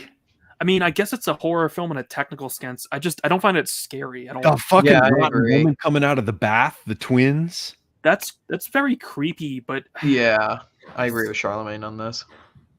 I mean, the twins are not scary at all. Like the way they're presented, the woman coming out of the bath is pretty creepy, but honestly, that's the really only kind of scary moment in the whole movie. I don't know. See, you guys, you are the new you are replacing me. I'm soon going to be like turned over with a spade into the yard. Like my shit's over. You are the new breed that's coming.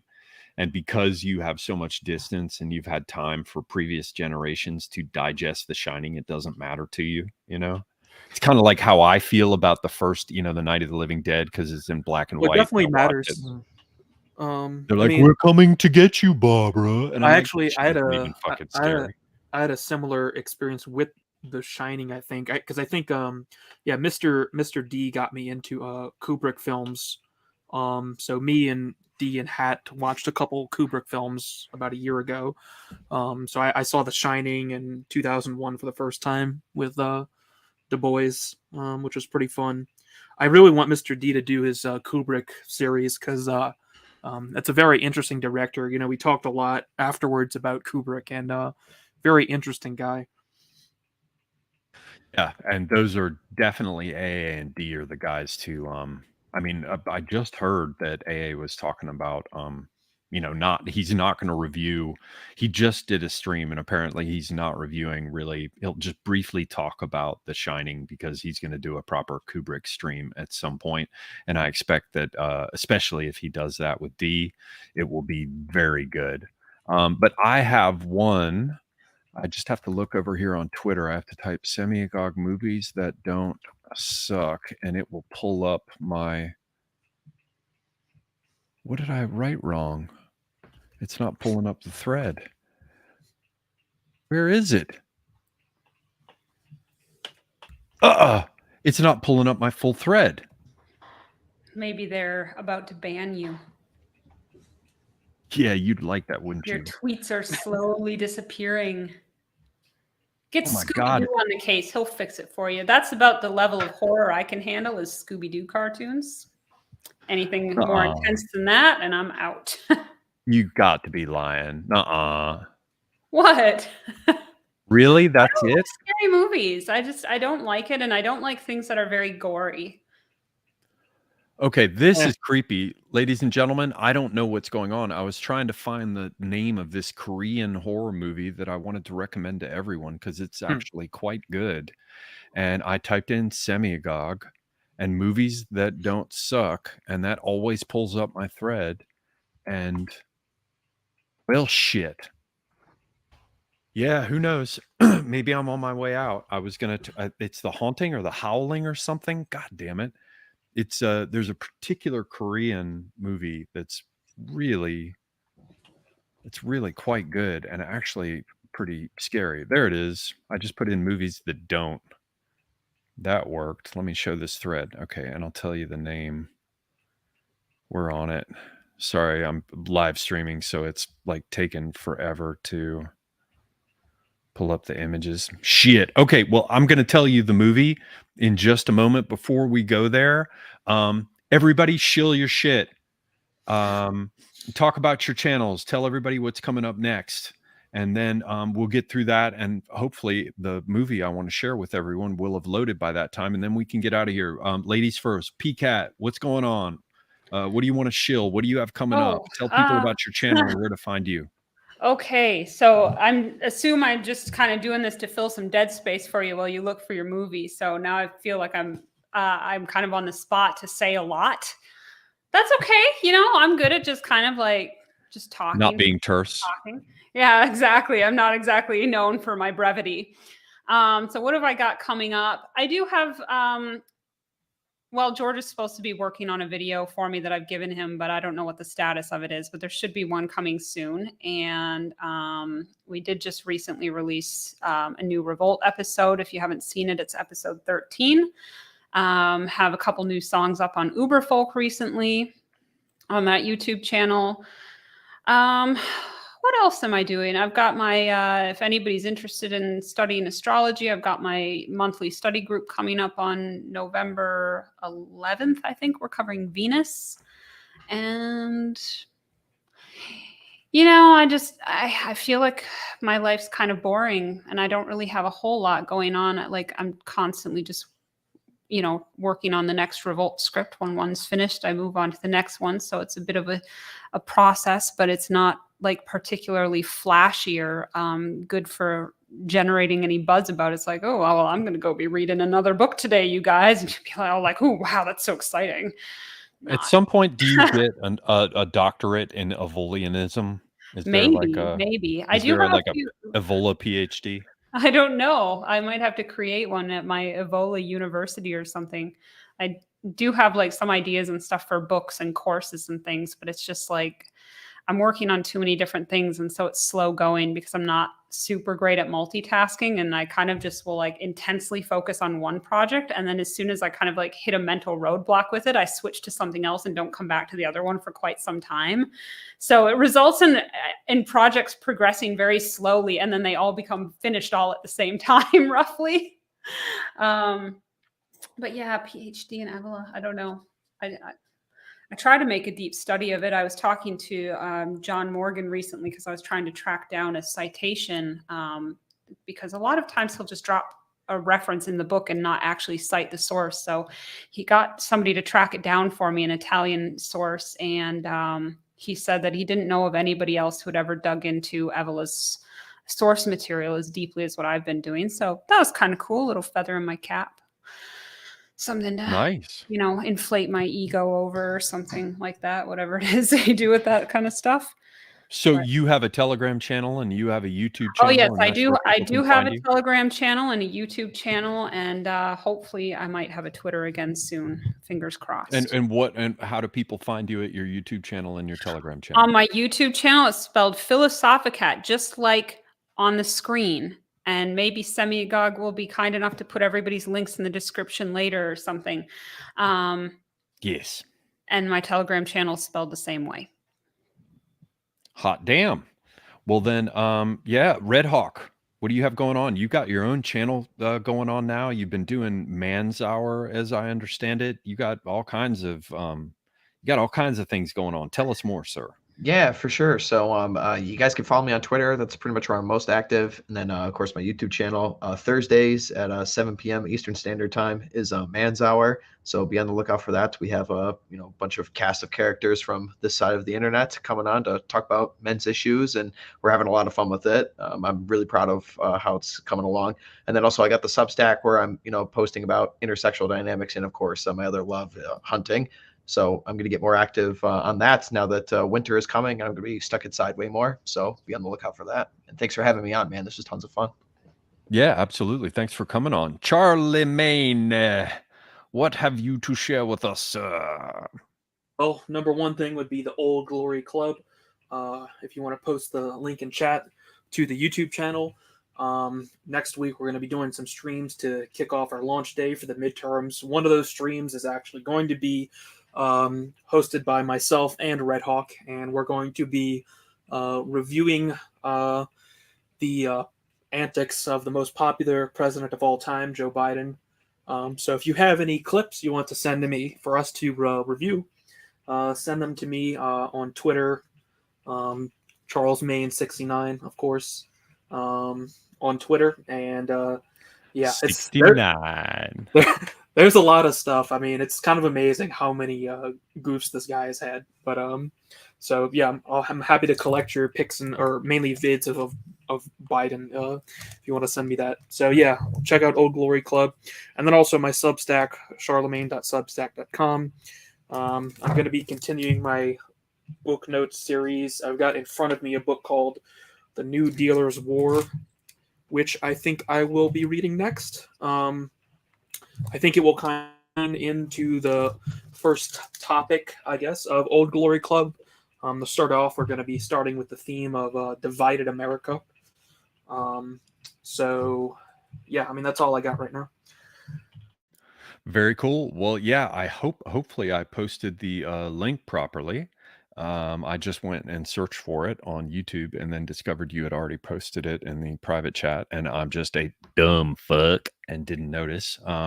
So yeah, I have posted it, and as Kat suggested, I will figure out y'all's YouTube links and post them in the description below. So hopefully everybody who shows up later can check everybody out, and please do so. Red Hawk, Philosophicat, Charlemagne, subscribe to their channels and follow them on their various platforms. Thank you all very, very much for joining us. I'm sorry that I was a little drunk, but really I'm not sorry.